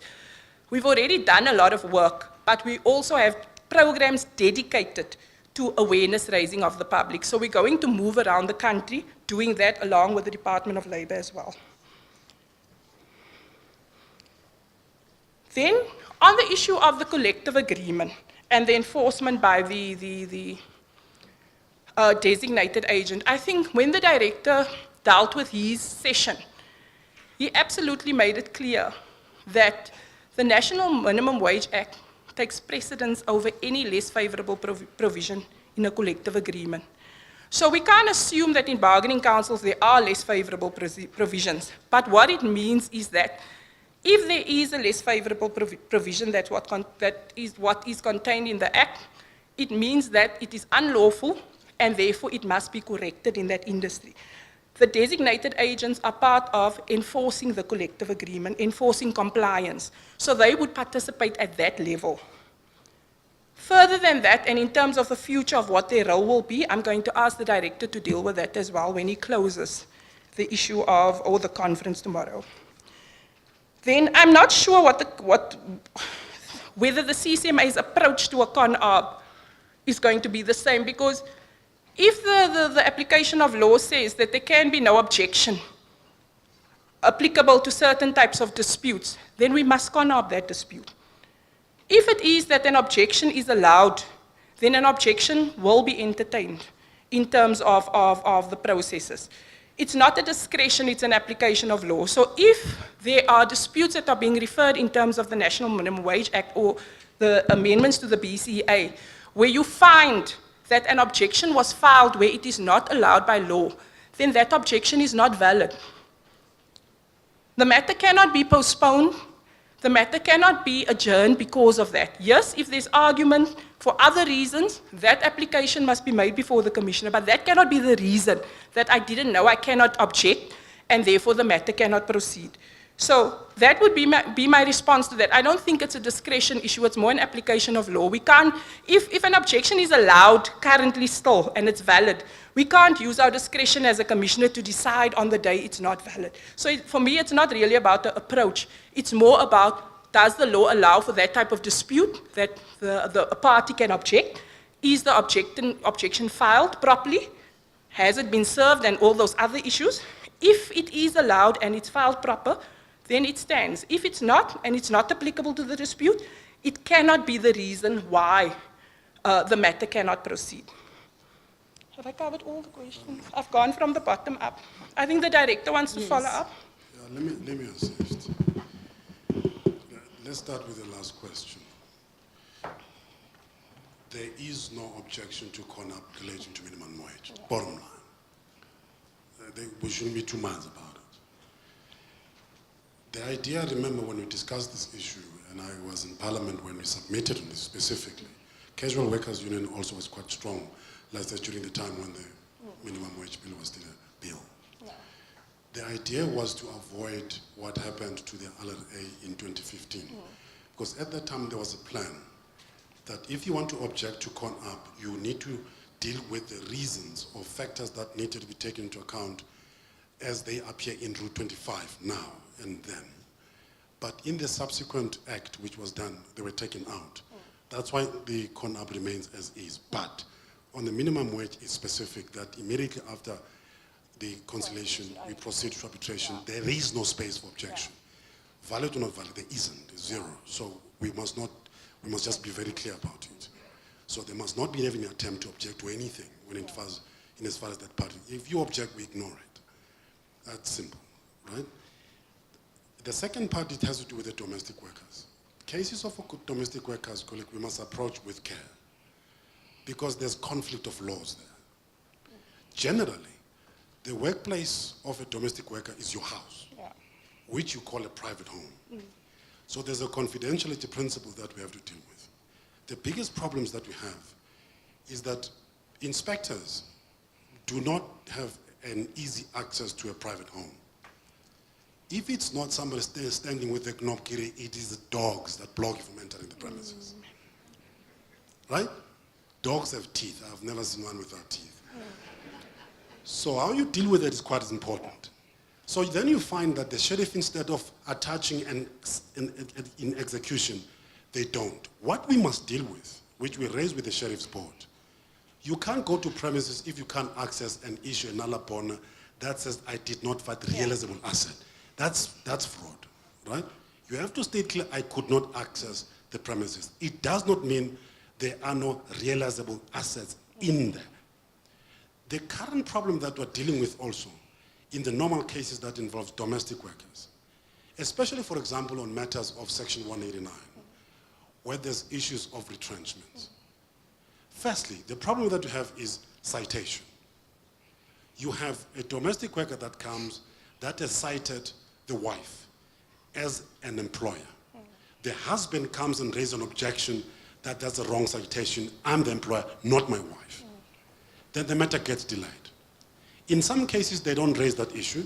The matter proceeds, gets concluded. When it's time to execute, the sheriff is allowed to access premises. Then there's a dispute. To whom these assets belong? The wife or the husband?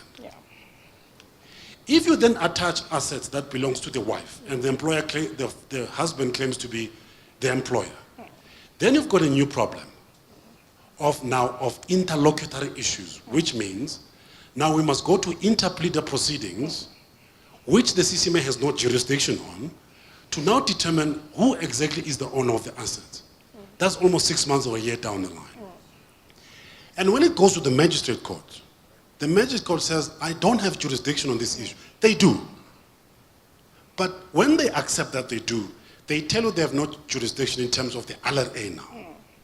That's a new problem. Right?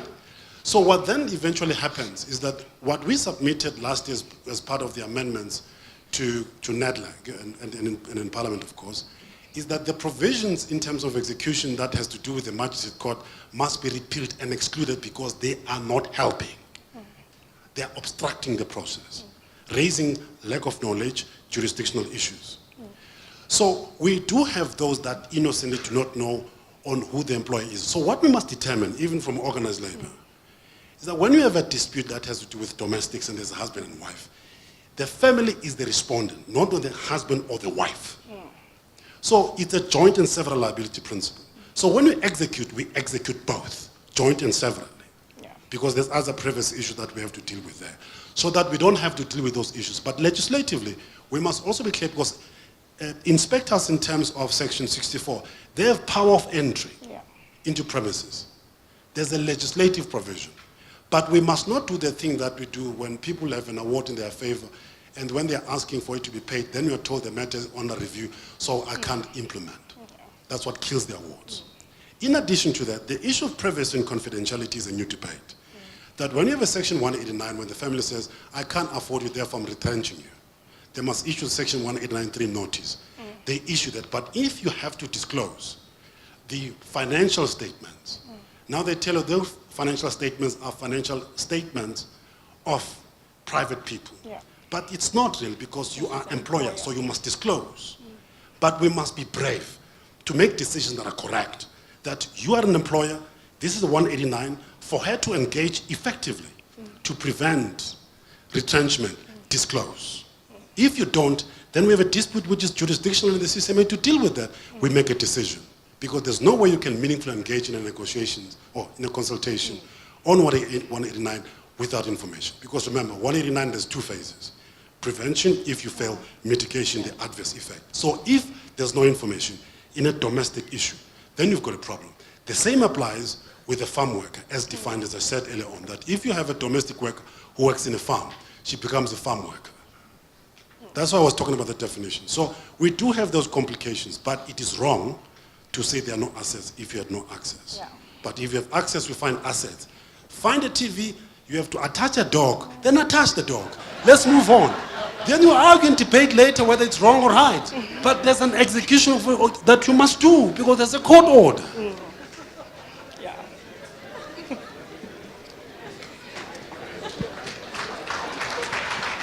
I can't comment on the dog.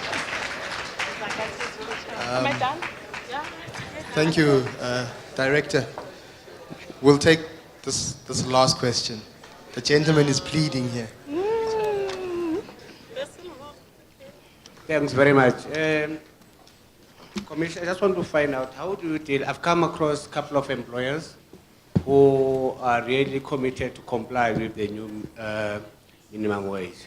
However, their justification for not complying at this stage is that, look, I've got a financial year that starts 1st March and end 28 February. And I had a fixed compensation for that financial year. How do you address such justifications? Now, unfortunately, if the employer is not paying rates in terms of the National Minimum Wage Act, the Act applies. I think this morning there was a talk about the exemption provision and to what extent it will be granted and for which periods will apply. However, those reasons are not going to exonerate you from compliance. So what I'm trying to say is not negotiable. Okay. Thank you. Thank you, Caroline. Thank you. You're not done. Those gentlemen are going to take you now for an interview. So they'll interview you. You're on your own. Goodbye. I think what started off as a numbers thing created a dialogue we've been expecting today. And for me, what I can take from the Commissioner's presentation is that there was a point raised by the lady at the back about the CONOP and national minimum wage disputes together with Section 73A BCA disputes being set for mandatory CONOP. I thought at this juncture we would be aware of that. I thought all of us would be aware, because there's a use of the word, the preemptory use of the word that says you must proceed to CONOP. It doesn't say you may. So at the beginning when we received these referrals, we were getting these objections. and we were turning them away to say, please read the amended rules. And it then transpired that not everyone was aware that the rules had also been amended to make provisions that the CONAR process is mandatory. But the happiness I'm taking away is that I think I did receive a DMP training from the Casual Workers Union, Casual Workers Organization, on the new amendments. They are paying, which is good, and I think we'll address any other issues which have arisen in as far as the amendments are concerned. We will then move to the next speaker, Plenary 4. The title of Plenary 4 is CCMA, Technical Arrangements to Support the Implementation of the Employment Law Amendments and the National Minimum Wage. CCMA Rule Amendments and the Forms, okay? Our next presenter's name is Miss Eleanor Hambridge. She is a part-time CCMA commissioner. She has for more than 30 years, she has more than 30 years experience in the field of labor relations. 20 years experience as an arbitrator with extensive experience as a trainer. She's an admitted attorney of the High Court. She's also a university lecturer in labor law and commercial law. She's the chairperson of the Bid and Evaluation Committee of, I'm sure they'll bring you back, so I'll say you are the chairperson of the Bid Evaluation Committee of the CCMA and a task team convener to training and drafting material for the amendments. I had the privilege of working with Ms. Hambridge last year on Case Law Monitor and Practice Procedure Manual. I can safely say that she is a living, breathing machine when it comes to labor law. She's like a walking encyclopedia. So please, ladies and gentlemen, let's give her a round of applause.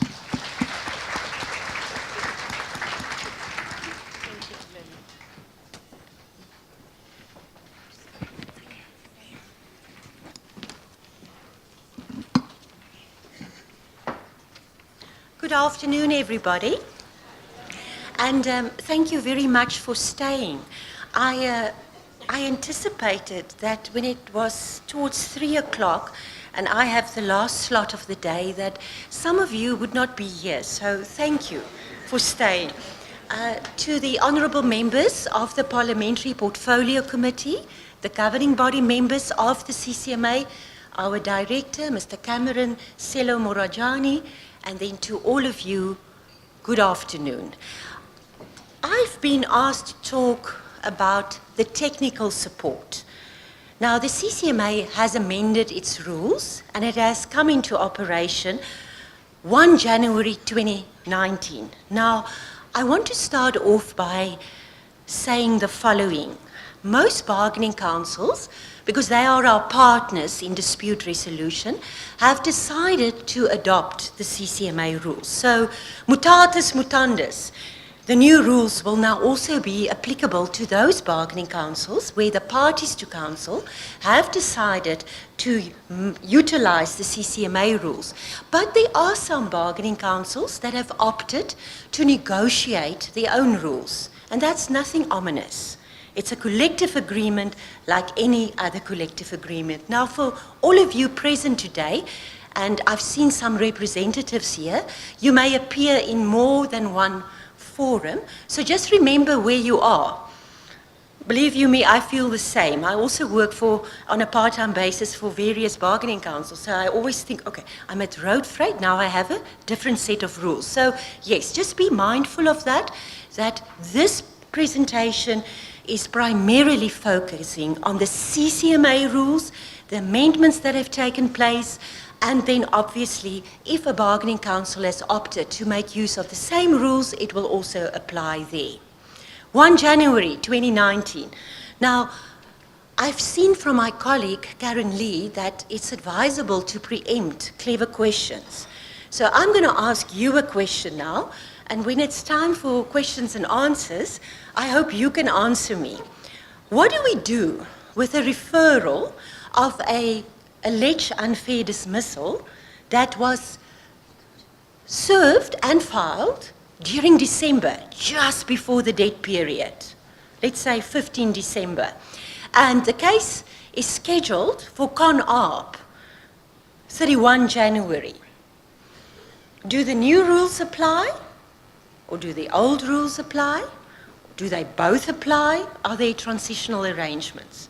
So let's think about that one, because today is only the 14th of March. So it is possible that we can be dealing with cases as commissioners, and I'm talking for myself, and I'm sure for you who represent, where the cause of action may have arisen before 1st January 2019. So which rules will we apply? Okay, now, sorry about that. Now, there is a rationale for the amendments. Not only does the law tell us, as the CCMA, to amend our rules, which we must do every 2 years, and we've done so. I'm happy to report we met the deadline. But there's always a need to relook your own rules because of case law, seminal judgments of the Constitutional Court, and I will refer to some of them. I can't refer to all the judgments, but there's been some very, very good, strong judgments from the Concord, and they have an impact on our rules, and we had to amend our rules. And unfortunately, it does happen that you have a set of rules, but there are some lacunas, or people give a different interpretation to a rule. So when you amend the rule, you take the opportunity to deal with all those gaps. So in amending the rules, and it was a consultative approach, it wasn't Pumi sitting in an office, for instance, and please don't now use him as an example. If you don't like the rule, you say, Pumi, that's your fault. No, but it wasn't an individual deciding to amend the rules. The CCMA invited submissions from external stakeholders, also from the internal stakeholders, the commissioners, and then ultimately it was signed off by the governing body of the CCMA. And in amending the rules, we looked at all the new amendments. We looked at the High Court rules. We looked at the Labour Court rules. And as I said previously, we looked at seminal judgments. Now, some of the amendments have been cosmetic, a little bit of a facelift. You know, like me, I need a facelift. After 30 years of experience in labour relations, yes, it does. You need to streamline it, make it clearer, make it more accessible. Because after all, the CCMA is not a court of law, it's a tribunal. We don't want to scare people off that the rules are so technical that you actually can't be bothered to even apply them. It must be accessible. Some, unfortunately, have to be technical amendments because the law has changed. So you have to put new provisions in. And that's the third category, the new provisions to deal with the amendments. All right, now I'm systematically going to look at every rule which has been amended. I hope this presentation will help you. This will be made available. Initially, I thought what I could do is to show you what the original rule looked like and how it's been amended. But ultimately, I decided on, let's just focus on the amendment, or if it's a new insertion, and maybe let's just discuss, because we want to discuss these amendments. We want to have dialogue. Why was there a need, and are we actually achieving? I know it's early days, but are we achieving what we set out to do? So, email, that's an accepted method of making contact with the CCMA. What is the rationale? What is the aim? It's expeditious and practical. Rule 2. So, one rule down, a couple more to go. The amendment to Rule 2. When are the CCMA offices open? We never sleep. We never close. You can email us even over the weekend. There, your referral will be received. Right. So, although there are normal office hours when you can access the offices of the CCMA and speak to a case manager or to speak to a member of management, you can still fax and email over weekend. Right. how to serve on parties. Now, there was a problem with the old Rule 5. People would apply it when it is applicable to a subpoena. Just to make it clear to all of you, Rule 37 and 37 only deals with subpoenas, and I will touch on that. All right, now, Rule 5, capital A, SMSs. Now, a SMS on its own, is proper service. But that is only for the CCMA. The CCMA has exclusive jurisdiction to make use of a SMS.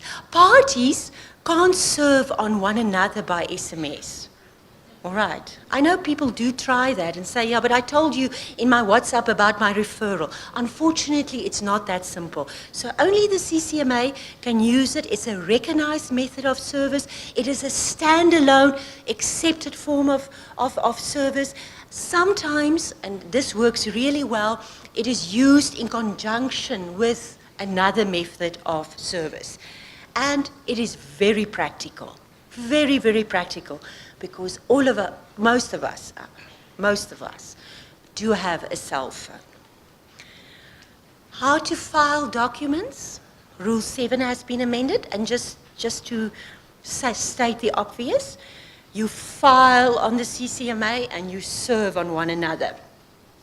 No longer can you utilize the Department of Labor. You must serve directly, or rather file directly with the CCMA. And this is to ensure expeditious processing of documents. Okay. Very, very important amendment to Rule 11. There's now a shorter notice period for matters of mutual interest, and for Section 189, capital A, subsection 8 disputes.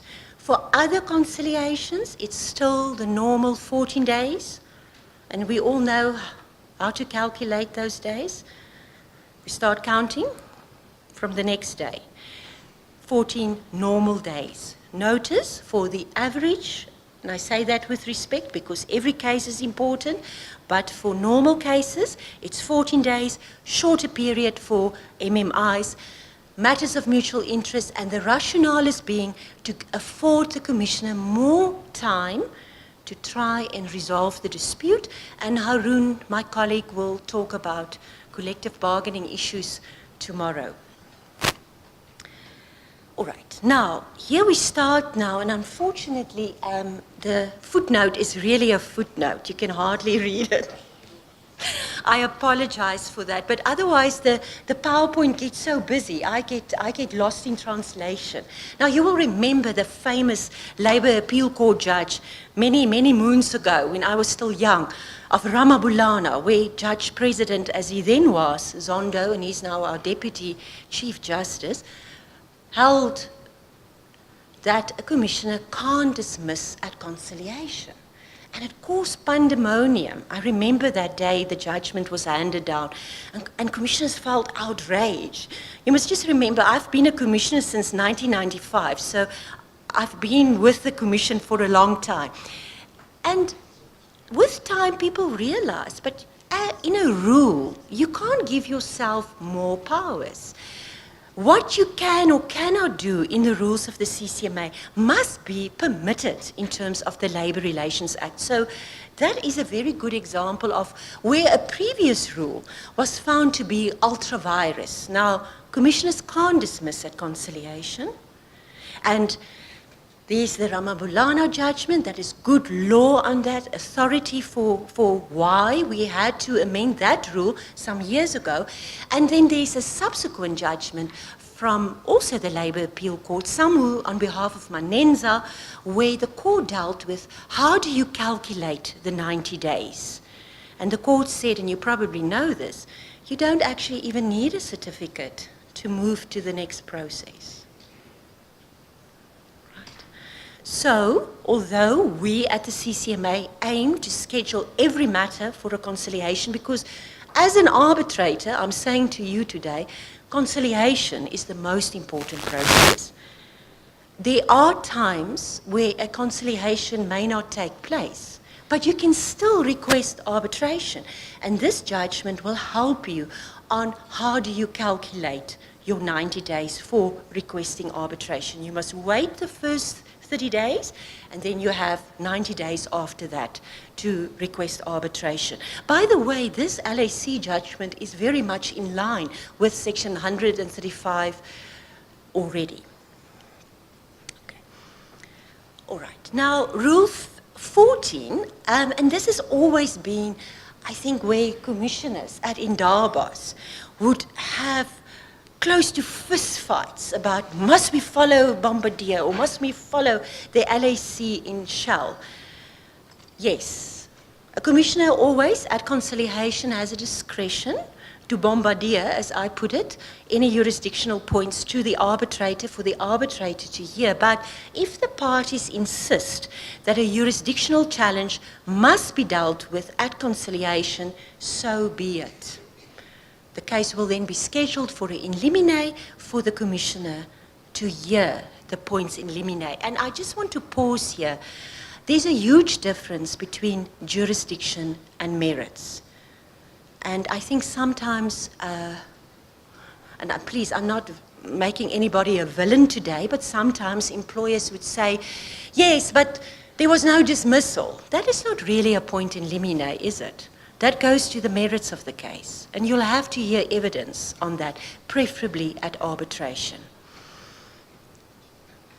Right, and that is for our colleague from the esteemed Chemical Bargaining Council. Your council made law there, or one of your employers did, Shell, and that is the authority that a jurisdictional point can be raised at conciliation, and if the parties wish it to be decided upon, the conciliator must do so. Right, then we have a new insertion, Rule 14, capital A. Very, very important. This is now to deal with a very, very important amendment to the Labour Relations Act. And this is how you can extend the life of a conciliation. We all know that a conciliation, the life of a conciliation, can be extended if it's done in writing and both parties consent thereto.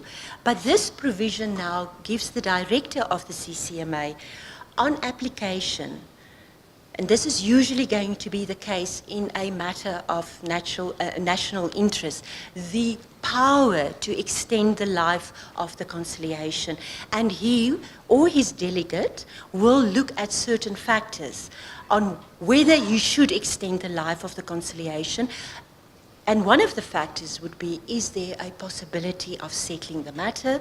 Another factor is whether the refusal to extend the life of the conciliation by the one party is unreasonable. And obviously, is the extension really, really needed? I would always think it is, but it is in his capable hands, and he will then exercise a discretion accordingly. And inform the parties in writing, and he must please do so within 48 hours. Now, Rule 16 has been amended to bring it in line with a Constitutional Court judgment that was handed down, and the court has now ruled that sometimes when we order you, you may have to disclose the content of a conciliation and what has transpired. So normally a conciliation is private, confidential, without prejudice, unless a court order the conciliator to disclose what has transpired, or even an arbitrator makes such a directive. Oh, apologies.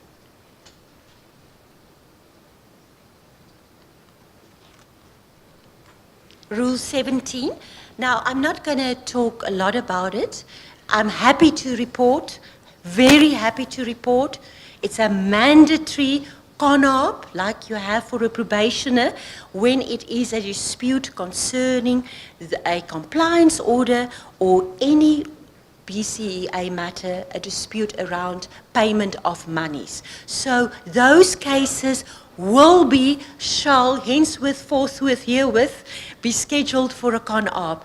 Employers, you can't object. It will be a con-op, which means that if the conciliation fails to resolve the dispute, the arbitration must commence on the same day, preferably be finalized in the same day if possible. Rule 20. This is going to come as a bit of a shock to all of you, because now a pre-arb is even mandatory. When both parties are represented, or the convening senior commissioner of the region has directed the parties to do so, or where the presiding commissioner has directed the parties to do so. You need to hold your pre-arb 14 days before the scheduled date of the arbitration, and the referring party, please note, the referring party must submit the minutes at least 7 days before the scheduled date of the arbitration. Referring party. So there's even more pressure now on the referring parties. Rule 24.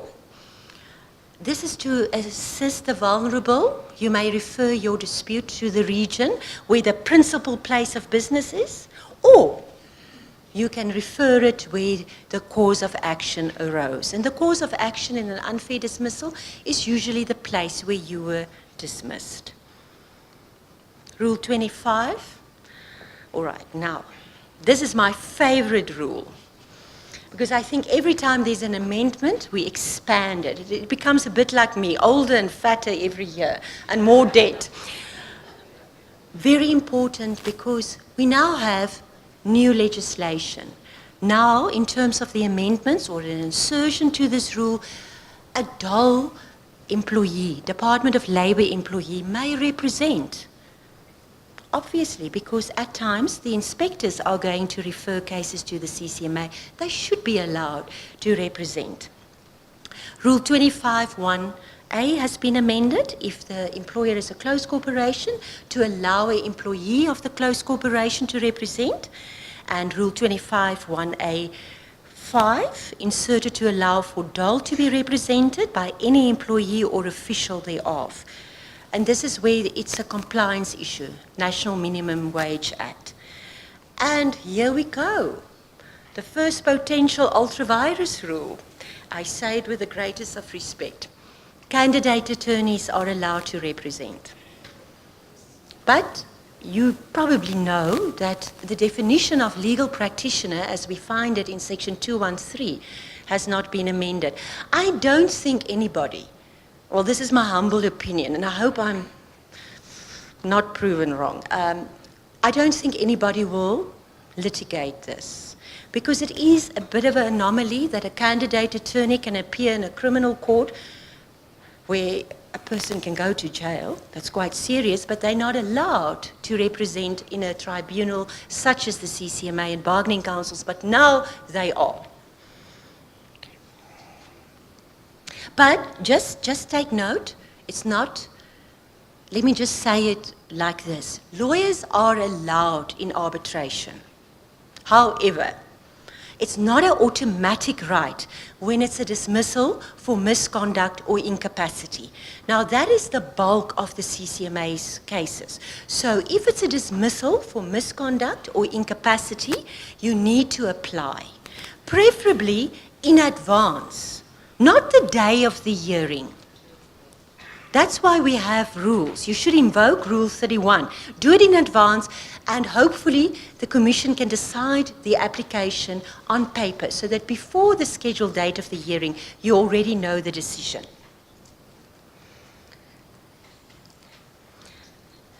Right, and then Rule 25(1)(c)(1) excludes automatic right to legal representation in compliance arbitrations, Section 69(5), 73, and 73 capital A of the BCA. However, once again, you can bring it on application. Commissioner decides that it should be allowed, or both parties consent. It can never be consent if it's only the one. And then this is quite far-reaching. there's no legal representation in the facilitation of mass retrenchments. Those Section 189, capital A's, no lawyers, no lawyers.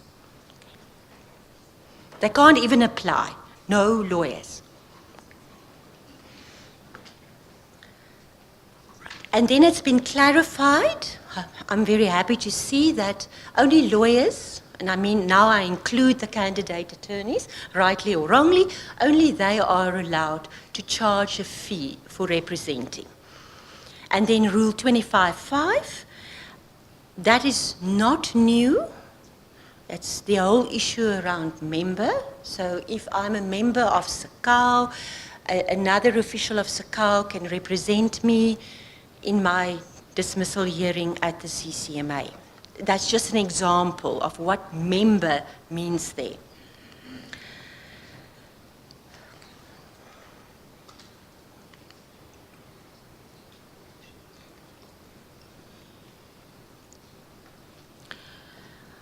Rule 25, subsection 6.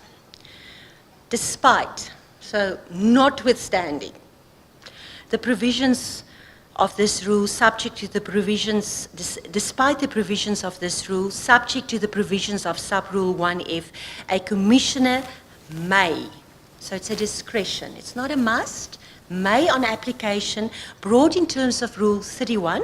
Rule 31 is it's the one where you bring an application, allow a person not contemplated in sub-rule 1 to represent at arbitration after considering. So this is a rule which allows a commissioner to exercise his or her discretion to allow a representative other than a lawyer or a candidate attorney or a union official or an official from an employees organization to represent if the commissioner concludes, having heard submissions, that it would be unreasonable not to allow that representative.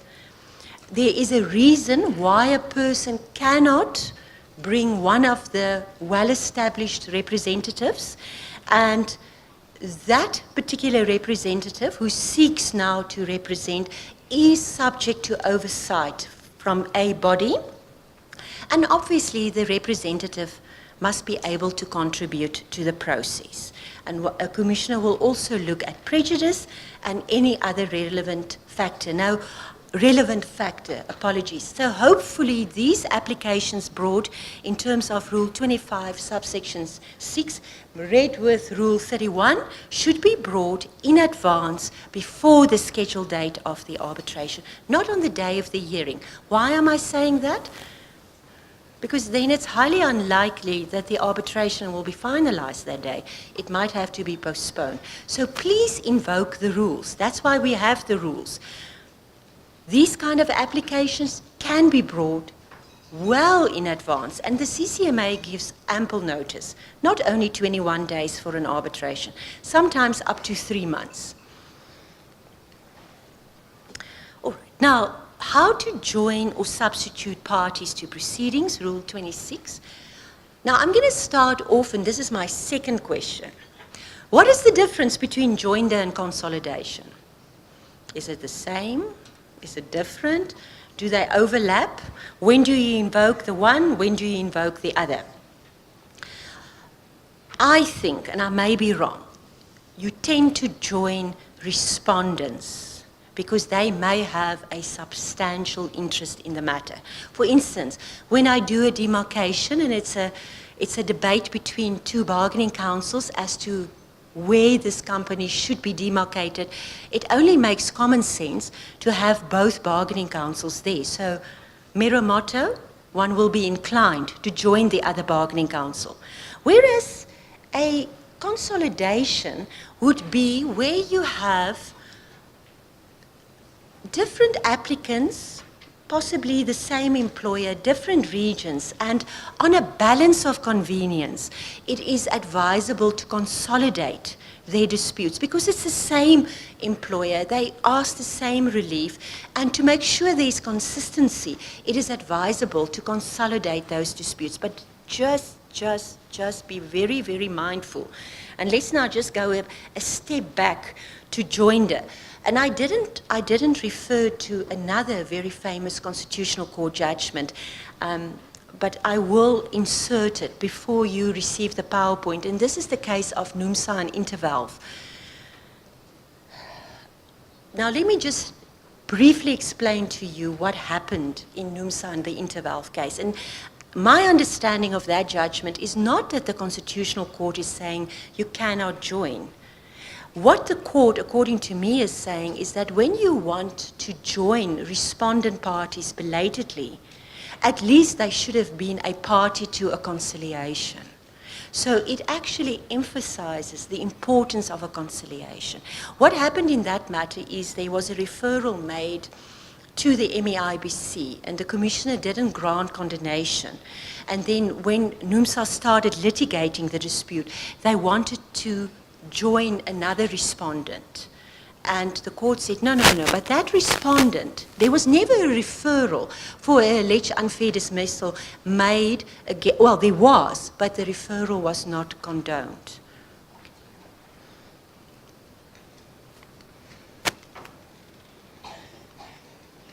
Right, there are legal requirements for consolidation.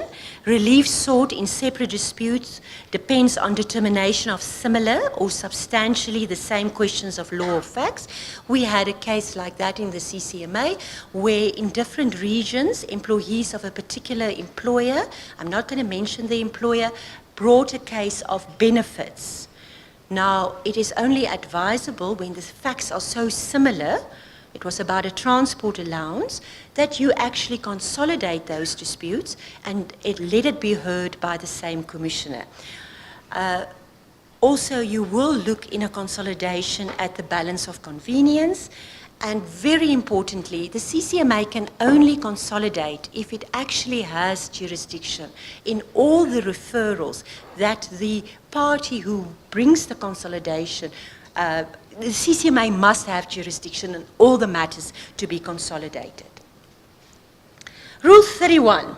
How often do you use this rule? That's my third question.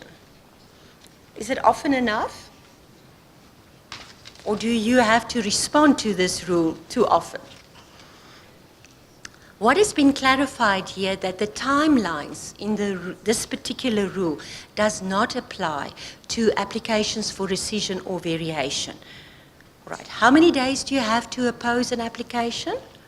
5. No longer 14. 5. How many days do you have to reply? 3.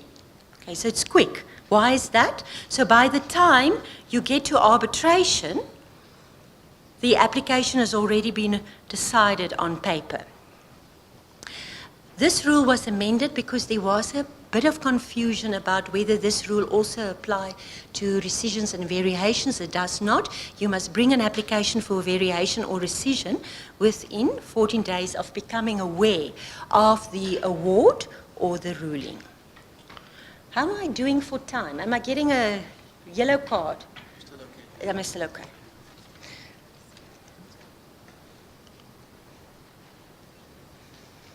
Right, Rule 31, capital A, how to apply for urgent picketing rules.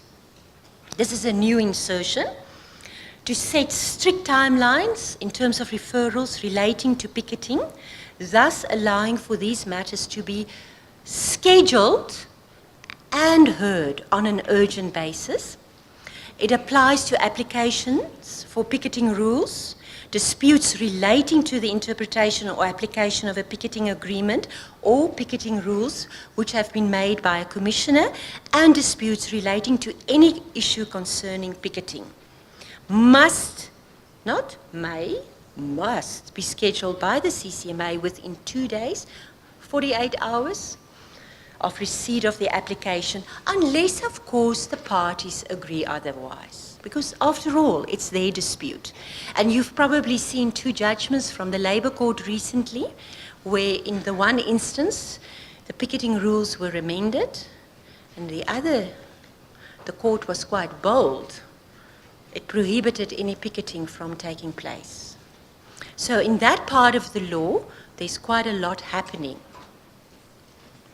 Rule 31, capital B, how to apply for enforcement of a written undertaking and or compliance order. Now this is where the Commissioner makes it an arbitration award. So we already know about this way of doing things when you make a settlement agreement, an arbitration award, and there's a specific form to be completed. The employer is entitled to object, but he must do so, or she must do so, within 5 days of service, and the reply must be furnished within 3 days. So it's similar to the timelines in Rule 31. 5 days to object, 3 days to reply. The CCMA must appoint a commissioner to determine this application. Hopefully, most of these applications will be done on paper because that's very expeditious. That's what we want.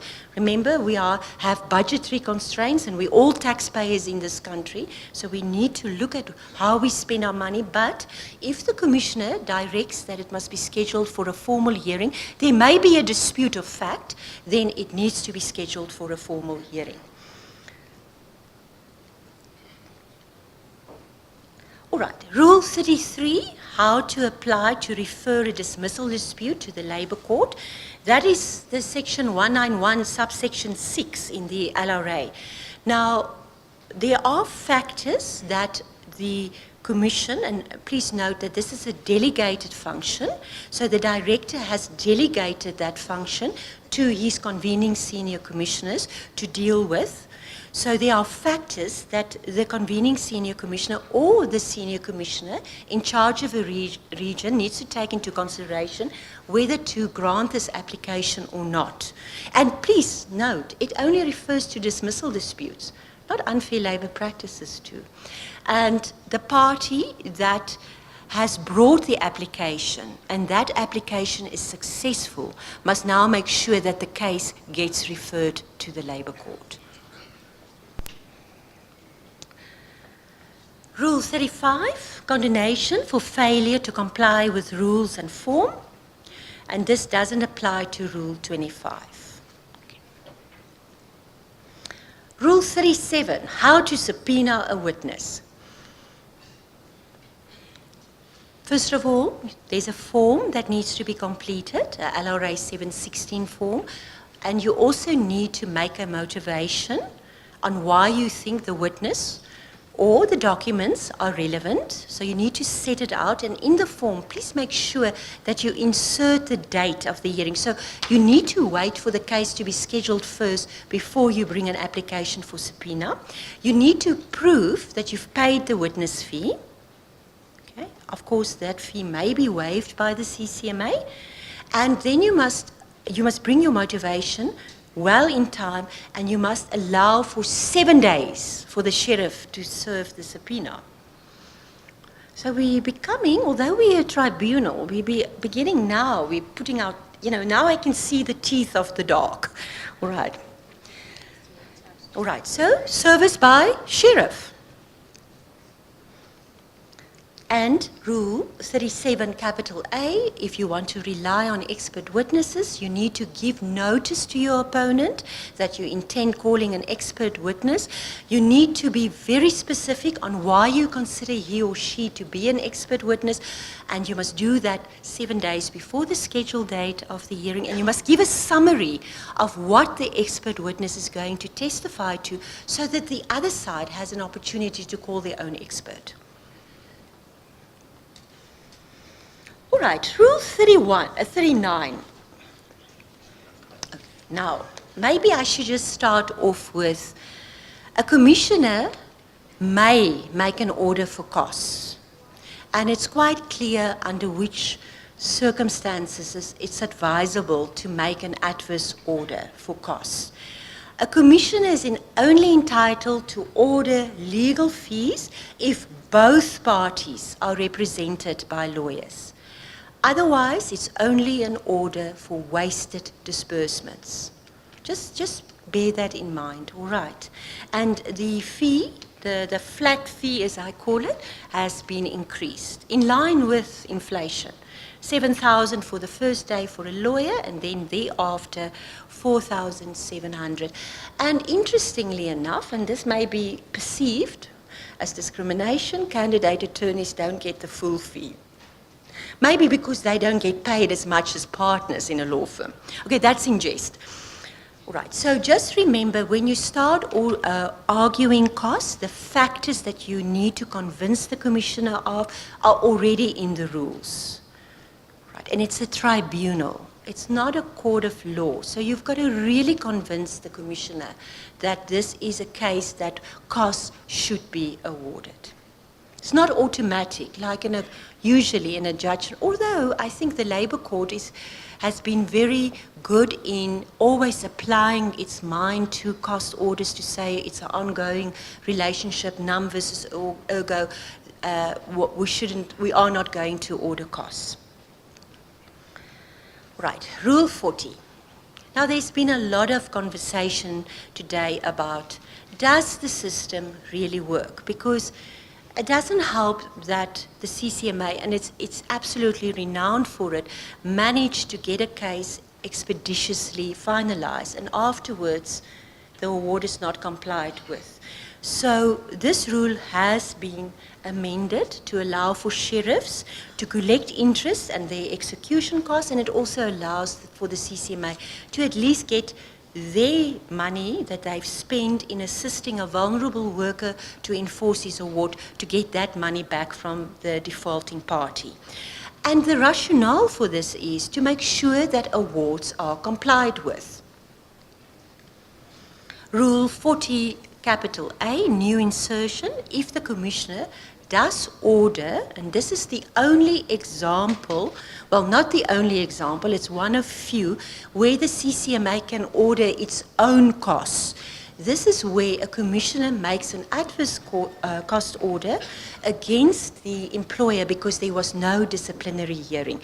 And the employer, the respondent party, must pay within 14 days of receiving the award. There's no need for the CCMA to invoice first, and you must pay by bank guarantee check or EFT. And this is to ensure that that we have less cases where the dismissal is procedurally unfair. All right, there are new forms. How am I doing for time? Is it a yellow card now? Not yet, okay.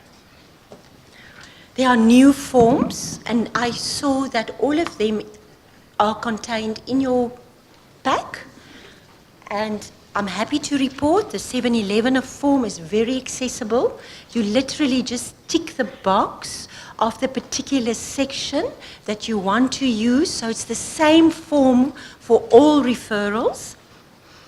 The LRA 712, the Certificate of Non-Resolution, now it allows for a referral to interest stroke advisory arbitration, and now in complex matters of mutual interest, the Commissioner is also now required to give a detailed outcome report.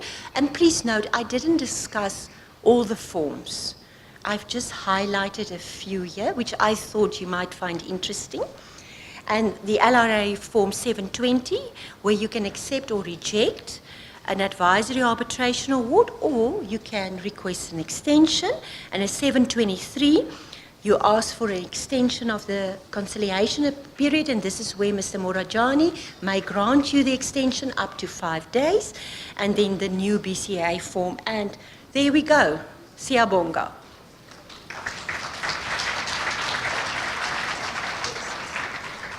Okay. Well, my questions must be answered first.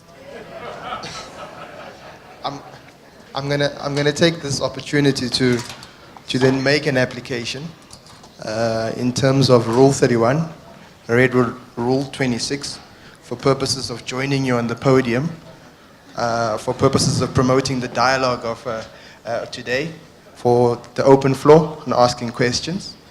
But for purposes of I think it's a consolidation. For purposes of the answering of the questions, I think out of convenience and me not having an interest in the dispute, I'm going to not consolidate my dispute to your dispute. On that one, you'll be on your own. Okay? So, what we're going to do now is we'll do rounds of questions. We're still good on time. We're supposed to finish the plenary at 16:20. We had 15:45. So it was a good presentation. I could hear some of you gasping, especially when it came to the question of candidate attorneys.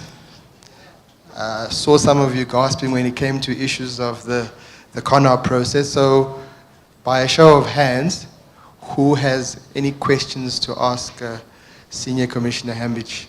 We've got a hand there, and we've got another hand there. So we'll start off with the lady, and then we'll move over to the gentleman over there. Oh, I've got another hand here. Let's start off there, and we'll work our way up. Is it fine? Sorry. Yes. I'm from the Casual Workers Advice Office, and we brought the litigation which we hoped would lead to an amendment to Rule 25. And the intention behind the legislation or the rules being amended was so that advice officers could represent workers, given that most workers are not union members anymore. And I see that in Rule 25(6) sub D, you've included that one of the considerations the commissioner is entitled to have is whether the person applying to represent the worker is overseen by a statutory or professional body. Who are you thinking of in that? And is your intention actually to facilitate the exclusion of advice office workers? Linked to that is the incorporation of new Rule 35(3), which I understand to mean that Weber Wenzel attorneys with their fact machines and computers and fancy lawyers can bring an application late and be condoned, but an advice officer working in a law clinic with erratic internet access can't be condoned if they're late. What's the reason for the exclusion? Okay. Thank you for the question, ma'am. Okay. There. And then we'll just we'll take the third question here. Oh, there. Good afternoon. I just needed to check the reasons why you are not, you have changed acceptance of filing CCMA referrals from DOL, especially in instances where people do not have access to the CCMA office, but there might be DOL offices next to them. The second one is maybe it's already asked, but the last one is on disbursement on applicants only. Why can't the respondents ask for disbursements as well? Sorry, did you get all three of those, Eleanor? We'll move swiftly on here to the front, and then that'll be the last question for this particular round, and then we'll allow you to ask more questions in the next round. Thank you very much. I want to ask you about the Rule 40 in terms of the certification of arbitration awards. I want to find out how much is the minimum payment in terms of this act, or how much is going to be paid to the CCMA by the employer. Okay. Thank you. Thank you. Because I'm joined to this dispute, I'll just stand here and keep quiet. All right, let's start with a question from the Advice Centre. And we are indebted to the litigation that was instituted by your organization. It's certainly not the intention of the CCMA to exclude representatives from the Advice Centre. On the contrary, when we look at that rule that you refer to around who are these bodies that have oversight, that is but one of the factors that a commissioner should look at. A commissioner applies his mind, or she applies a mind, exercises a discretion. So you look at all the factors that are listed there. So if there's no oversight body, in the traditional sense, and I'm now going to use the Law Society, because I used to be an attorney, that's just but one factor that you will consider. All right. I hope I've dealt with that part of your question. The second one is an issue that you feel that large law firms, and that is my interpretation of the question, gets away with murder. Their non-compliance with the rules are condoned, but the advice centre has to stand in a queue. I'm very concerned to hear that. I think you need to escalate it. I will give you contact details. Alternatively, you need to review the commissioners. Now, please, when I say that, I'm also a commissioner, and it pains me to say that because I'm part of they're my colleagues, but you do have rights of review. Please, I'm not inviting reviews. I'm just saying, please address the issue. I think internally first, sort it out, because it's quite a blanket statement, a generalized statement to make, unless I misunderstood. Did I misunderstand? Okay, do you mind just asking your question again? Rule 35.3 says that advice officers who make a late application for representing a worker can't apply for condonation. That's not how I understand it. I actually have the rule here, and maybe that's why I didn't understand your question. I apologize for that. I quickly looked now at Rule 35.3, and it's a new insertion. It says the provisions of this rule do not apply to Rule 25. So Rule 25 is the rule on representation. You can apply at any time to represent, even on the day of the hearing. All I try to say, and maybe it didn't come across very well, is that it's advisable to invoke Rule 31, to bring a formal application before the scheduled date of the hearing. Maybe I still haven't answered the question, but maybe we can take this offline, because I think I'm missing something. I can see from your reaction that I'm not answering what you're asking me, so I apologize for that. Blame it on the old age. Then there was, it's a very stale joke, but it's actually to be the truth. Every year I say I'm just getting older, fatter, into more debt, and it's really the truth. The distinction between disbursements and legal fees. So lawyers on both sides, then they can ask for that, or the commissioner may order that flat rate, and usually costs follow suit. And lawyers can't also ask, or the one lawyer can't ask for his disbursements.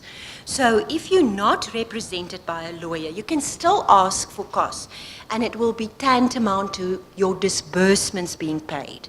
Now, once again, I think it was quite an intense question with 3 subsections. I don't know, sir, if I've answered you. Possibly not. So then Rule 40, sheriff fees, it varies. Depends on the distance the sheriff must travel. They give you an invoice. It depends on how many times they have gone out to the place of employment. So I can't give you a fixed rate that the CCMA will try and recover. It will depend on what was ultimately spent in that execution. Okay. And was there one more question that I missed? No, we're going to take the second round now. But what about my questions? Anybody have an answer for? We can just quickly discuss that. What do we do now that we are in March and we're dealing with a referral, a request for arbitration that was made last year already?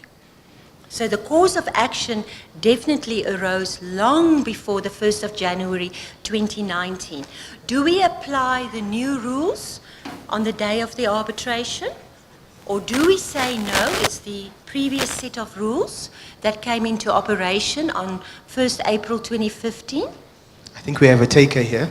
We have a taker? Yes. Going, gone? Thank you. This is just my opinion. I think in order to deal with such, you look at when the incident took place. If it happens prior to the amendment, then we will have to deal with it with regards to the previous amendments. I respectfully disagree. I think the rules are procedural issues. It's on the day of the hearing. It's the rules that are currently in force. Remember, the old rules were repealed at the time the new rules came in.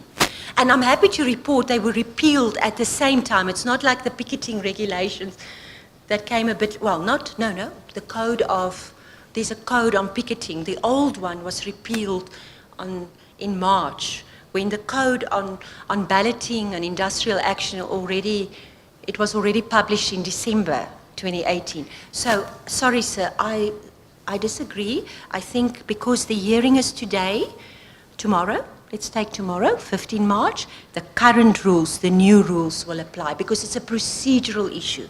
It's not as if you're being prejudiced. It's not, rules don't deal so much with law. Okay. But that's just my opinion, and you'll have to persuade your commissioner. And don't say, I said so, all right? Just a follow-up question on that. Because the commissioner would say, I don't agree. Yes. So does that only applies on the rules or maybe with regards to the clauses? For instance, if we are at the bargaining council level, you find that in the new concluded collective agreement, we had cases that has been going on from the previous clauses that we had, but the arbitration takes place after the amendment. So in that regard, how does it work? My view on that, and once again, I'm subject to what a bargaining council panelist will rule on this. My view on that is there's usually in those collective agreements that the parties to council conclude on new rules, they say date of implementation. They make it very, very clear. And that will then, if that date is, for instance, the 14th of March, and you have an arbitration at a bargaining council on the 15th of March, those new rules will apply. You don't look persuaded, but that's fine. Let me try and convince you in an award. It's much easier for me to write it than. Okay, take a seat. We'll take the next round. No, this has been enough questions. This is the last round. Just that, before we take just that first question from the Casual Workers Advice Office. The questions that you're posing is that obviously a Rule 25 application is like any other application. It needs to comply with Rule 31, and that it needs to be made within those time frames prior to the matter being set down. Okay? The purpose of Rule 35 is to say, even if that didn't happen, that non-compliance can be condoned.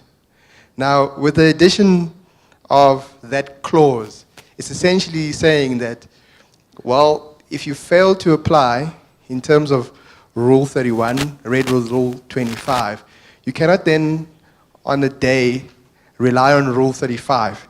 You still need to rely on Rule 31 in as far as determining whether or not you need to apply for condonation for the late filing of your application for legal representation. Now, it's not saying that the rule is only applicable to the advice office. It's applicable to the whole Rule 25. So whether you're an attorney, whether you are the casual advice office or anyone else making an application, it's applicable to you to say, don't rely on Rule 35. Rely on Rule 31 for all intents and purposes of making an application in terms of Rule 25. I think that should clear things up, I think. But if not, offline. Offline.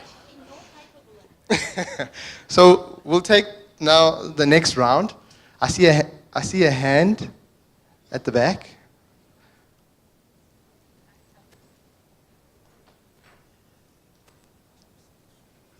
And same question or different one? It's a different question, and then we'll take the lady from the Casual Workers Advice Office. Yes, sir. Thank you very much. Good afternoon, everybody. My question is actually taken from the lady's point here of Rule 25. We've got I would actually call them labor consultants that are in somehow not being regulated through certain bodies as well. But you'll find them that,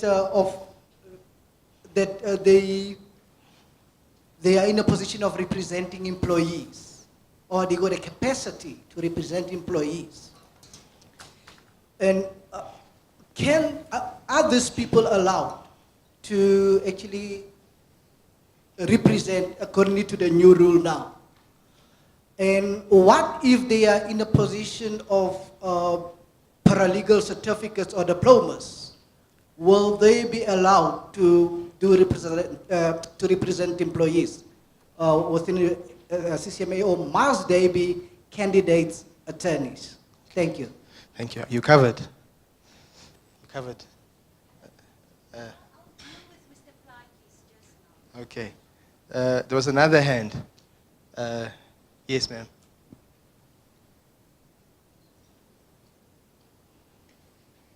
Yeah, my question is around Rule 37, expert witness. So I just want to find out as to, is the traditional doctor regarded as an expert witness, and does this also this rule covers the traditional doctor? Good question. Good question. Any other question? We've got a hand at the back, and you've got one more here. That'll be the last question. Just raise your hand. In regards to Rule 25, I noticed that it doesn't cover employers.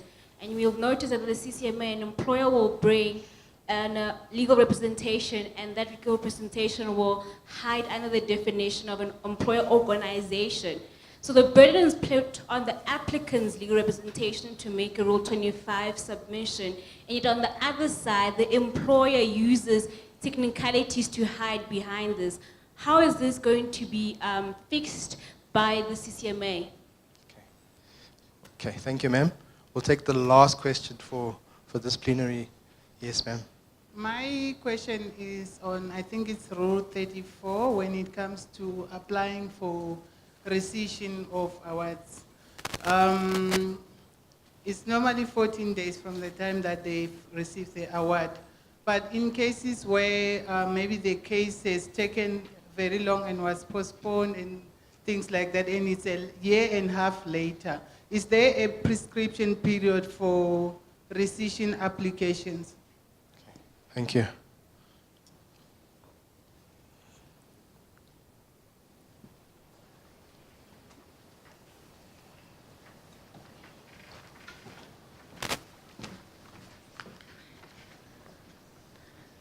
Mr. Plaatjes.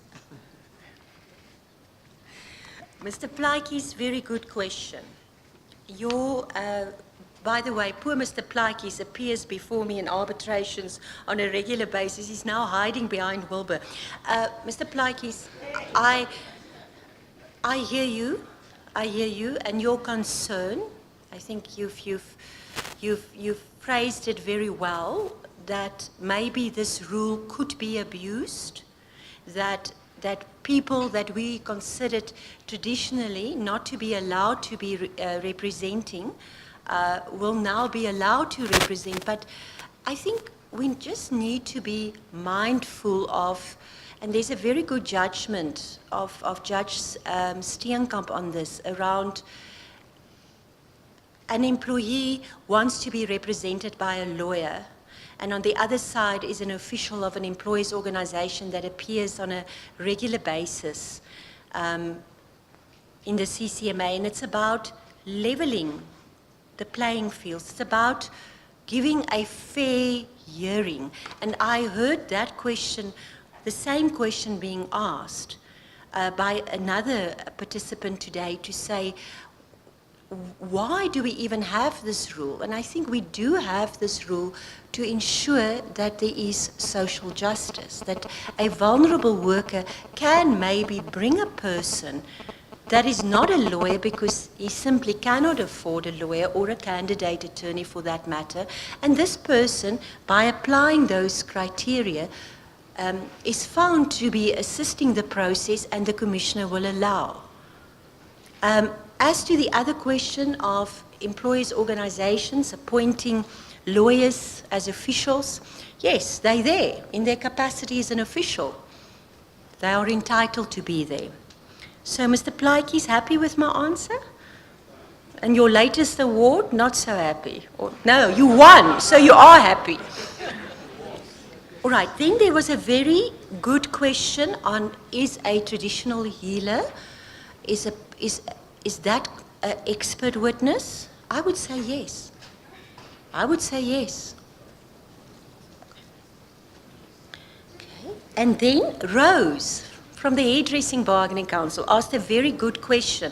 I actually wanted to ask another question, and how many times can you rescind the same ruling? But I think Rose drew the line in the sand. Let's assume you didn't apply for rescission within 14 days of becoming aware of the award or ruling. Then you need to apply first for condonation, I think, Rose, for the late filing of the rescission. So the Commissioner must first look at the condonation aspect, and if so granted, then deal with the rescission. I hope that is what you asked me. And if it's very late, I mean, Milani versus Santam Insurance, that's still the appellate division, that's many moons ago, those factors, you know, those factors that a condonation should be argued on. I didn't answer the advice center yet again. Offline. Oh, was it offline? But is that by mutual consent? Do we have an agreement in writing to extend the life of the conciliation? Yes. Okay. I'm invoking it as the program director. You're the director. Sorry.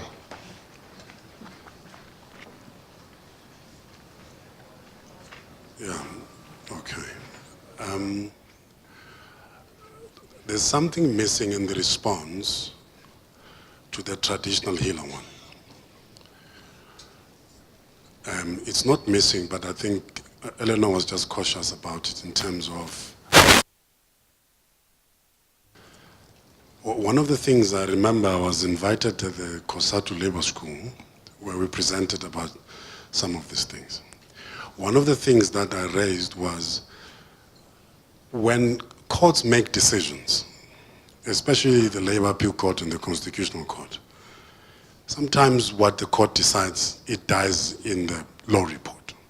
People don't take it further. And when you're responding to the question of traditional healers, it must remind you immediately of the case of Kivitz Kruan. A Kivitz Kruan which went straight to the Labor Appeal Court. They tried to take it to the Concord destroyed it. Part of the problem in the judgment was the recognition of traditional healers. Remember, there's a legislation currently that is regulating traditional leaders. So in order to start discussing issues in association with that, you must understand the legislation. Once that part is done, you must understand what the judgment said. Because in that judgment, the court made very important, very foundational decisions with regards to culture, origin, and all of that. And what came out clear from that judgment, no one, not even a judge, can question reasonableness or rationality of a traditional practice, which includes whether who you call an expert and not an expert. It is a submission of the party that brings the party calling them an expert.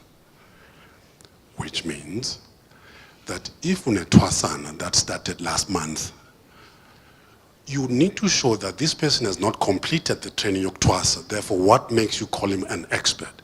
It must not be an automatic right that by title you become an expert. You may be a doctor but admitted last week. You have not done nothing in your doctoral life. So I was next, basically. So the reality is that what makes an expert is evidentiary based. It's fact based. We must not bring title to so if I'm a nurse, can I be an expert? But we're talking about the title. What matters is the content of who you bring as an expert. So if I have Itwasan, it means a candidate for me to become Isangom or a traditional healer. I may be the one who's perfectly positioned to testify because I'm an expert because of the background, the experience. It's not about that I must produce a certificate from the Health and Professional Council. That's a different rule that applies there because there's a constitutional protection. It's not a discretionary issue. On top of that, what comes out of the judgment was about whether it is okay to accept a medical certificate issued by a traditional healer, written on a piece of paper by hand, saying this person must be off work for this period. Then the authenticity questions arise and all of that. So when we're talking about employment law amendment, and we're talking about the basic conditions in particular, so can a Itwasana go for training for 6 months on a paid leave, and what do you call it? She's not sick, it's leave, not sick leave, right? So if we do not find entrenchment of such principles that are constitutionally protected into ordinary legislation, we'll keep asking these questions where you find that there's disregard and disrespect of existing recognized practices that has been there for generations because of how we draft our legislation. But after that Gives Ground judgment, it did not find its way into legislation, despite the fact that the court was very clear that match court or any other court, you're not trusting rationality. You can't ask me, how do you connect with the traditional, your ancestors, what network are you using? What question would that be? Because that's the rationality you're testing, and you're not entitled, you can't do that. So if we then accept that traditional healing as a practice, as legislated, it is applicable, it's lawful as it is, it must find itself in laws that regulate leaves and see what it is, because it becomes therefore impractical and wrong to exclude it because it's not in the legislation. We have not done so. I mean, we've done a lot of amendments since that judgment, but nothing has happened. It's the mistake of legislators and us who contribute into legislation. So it's not unlawful. We must not ridicule, we must recognize and apply. Bottom line. Thanks. Okay, while she leaves, can you just give her another round of applause?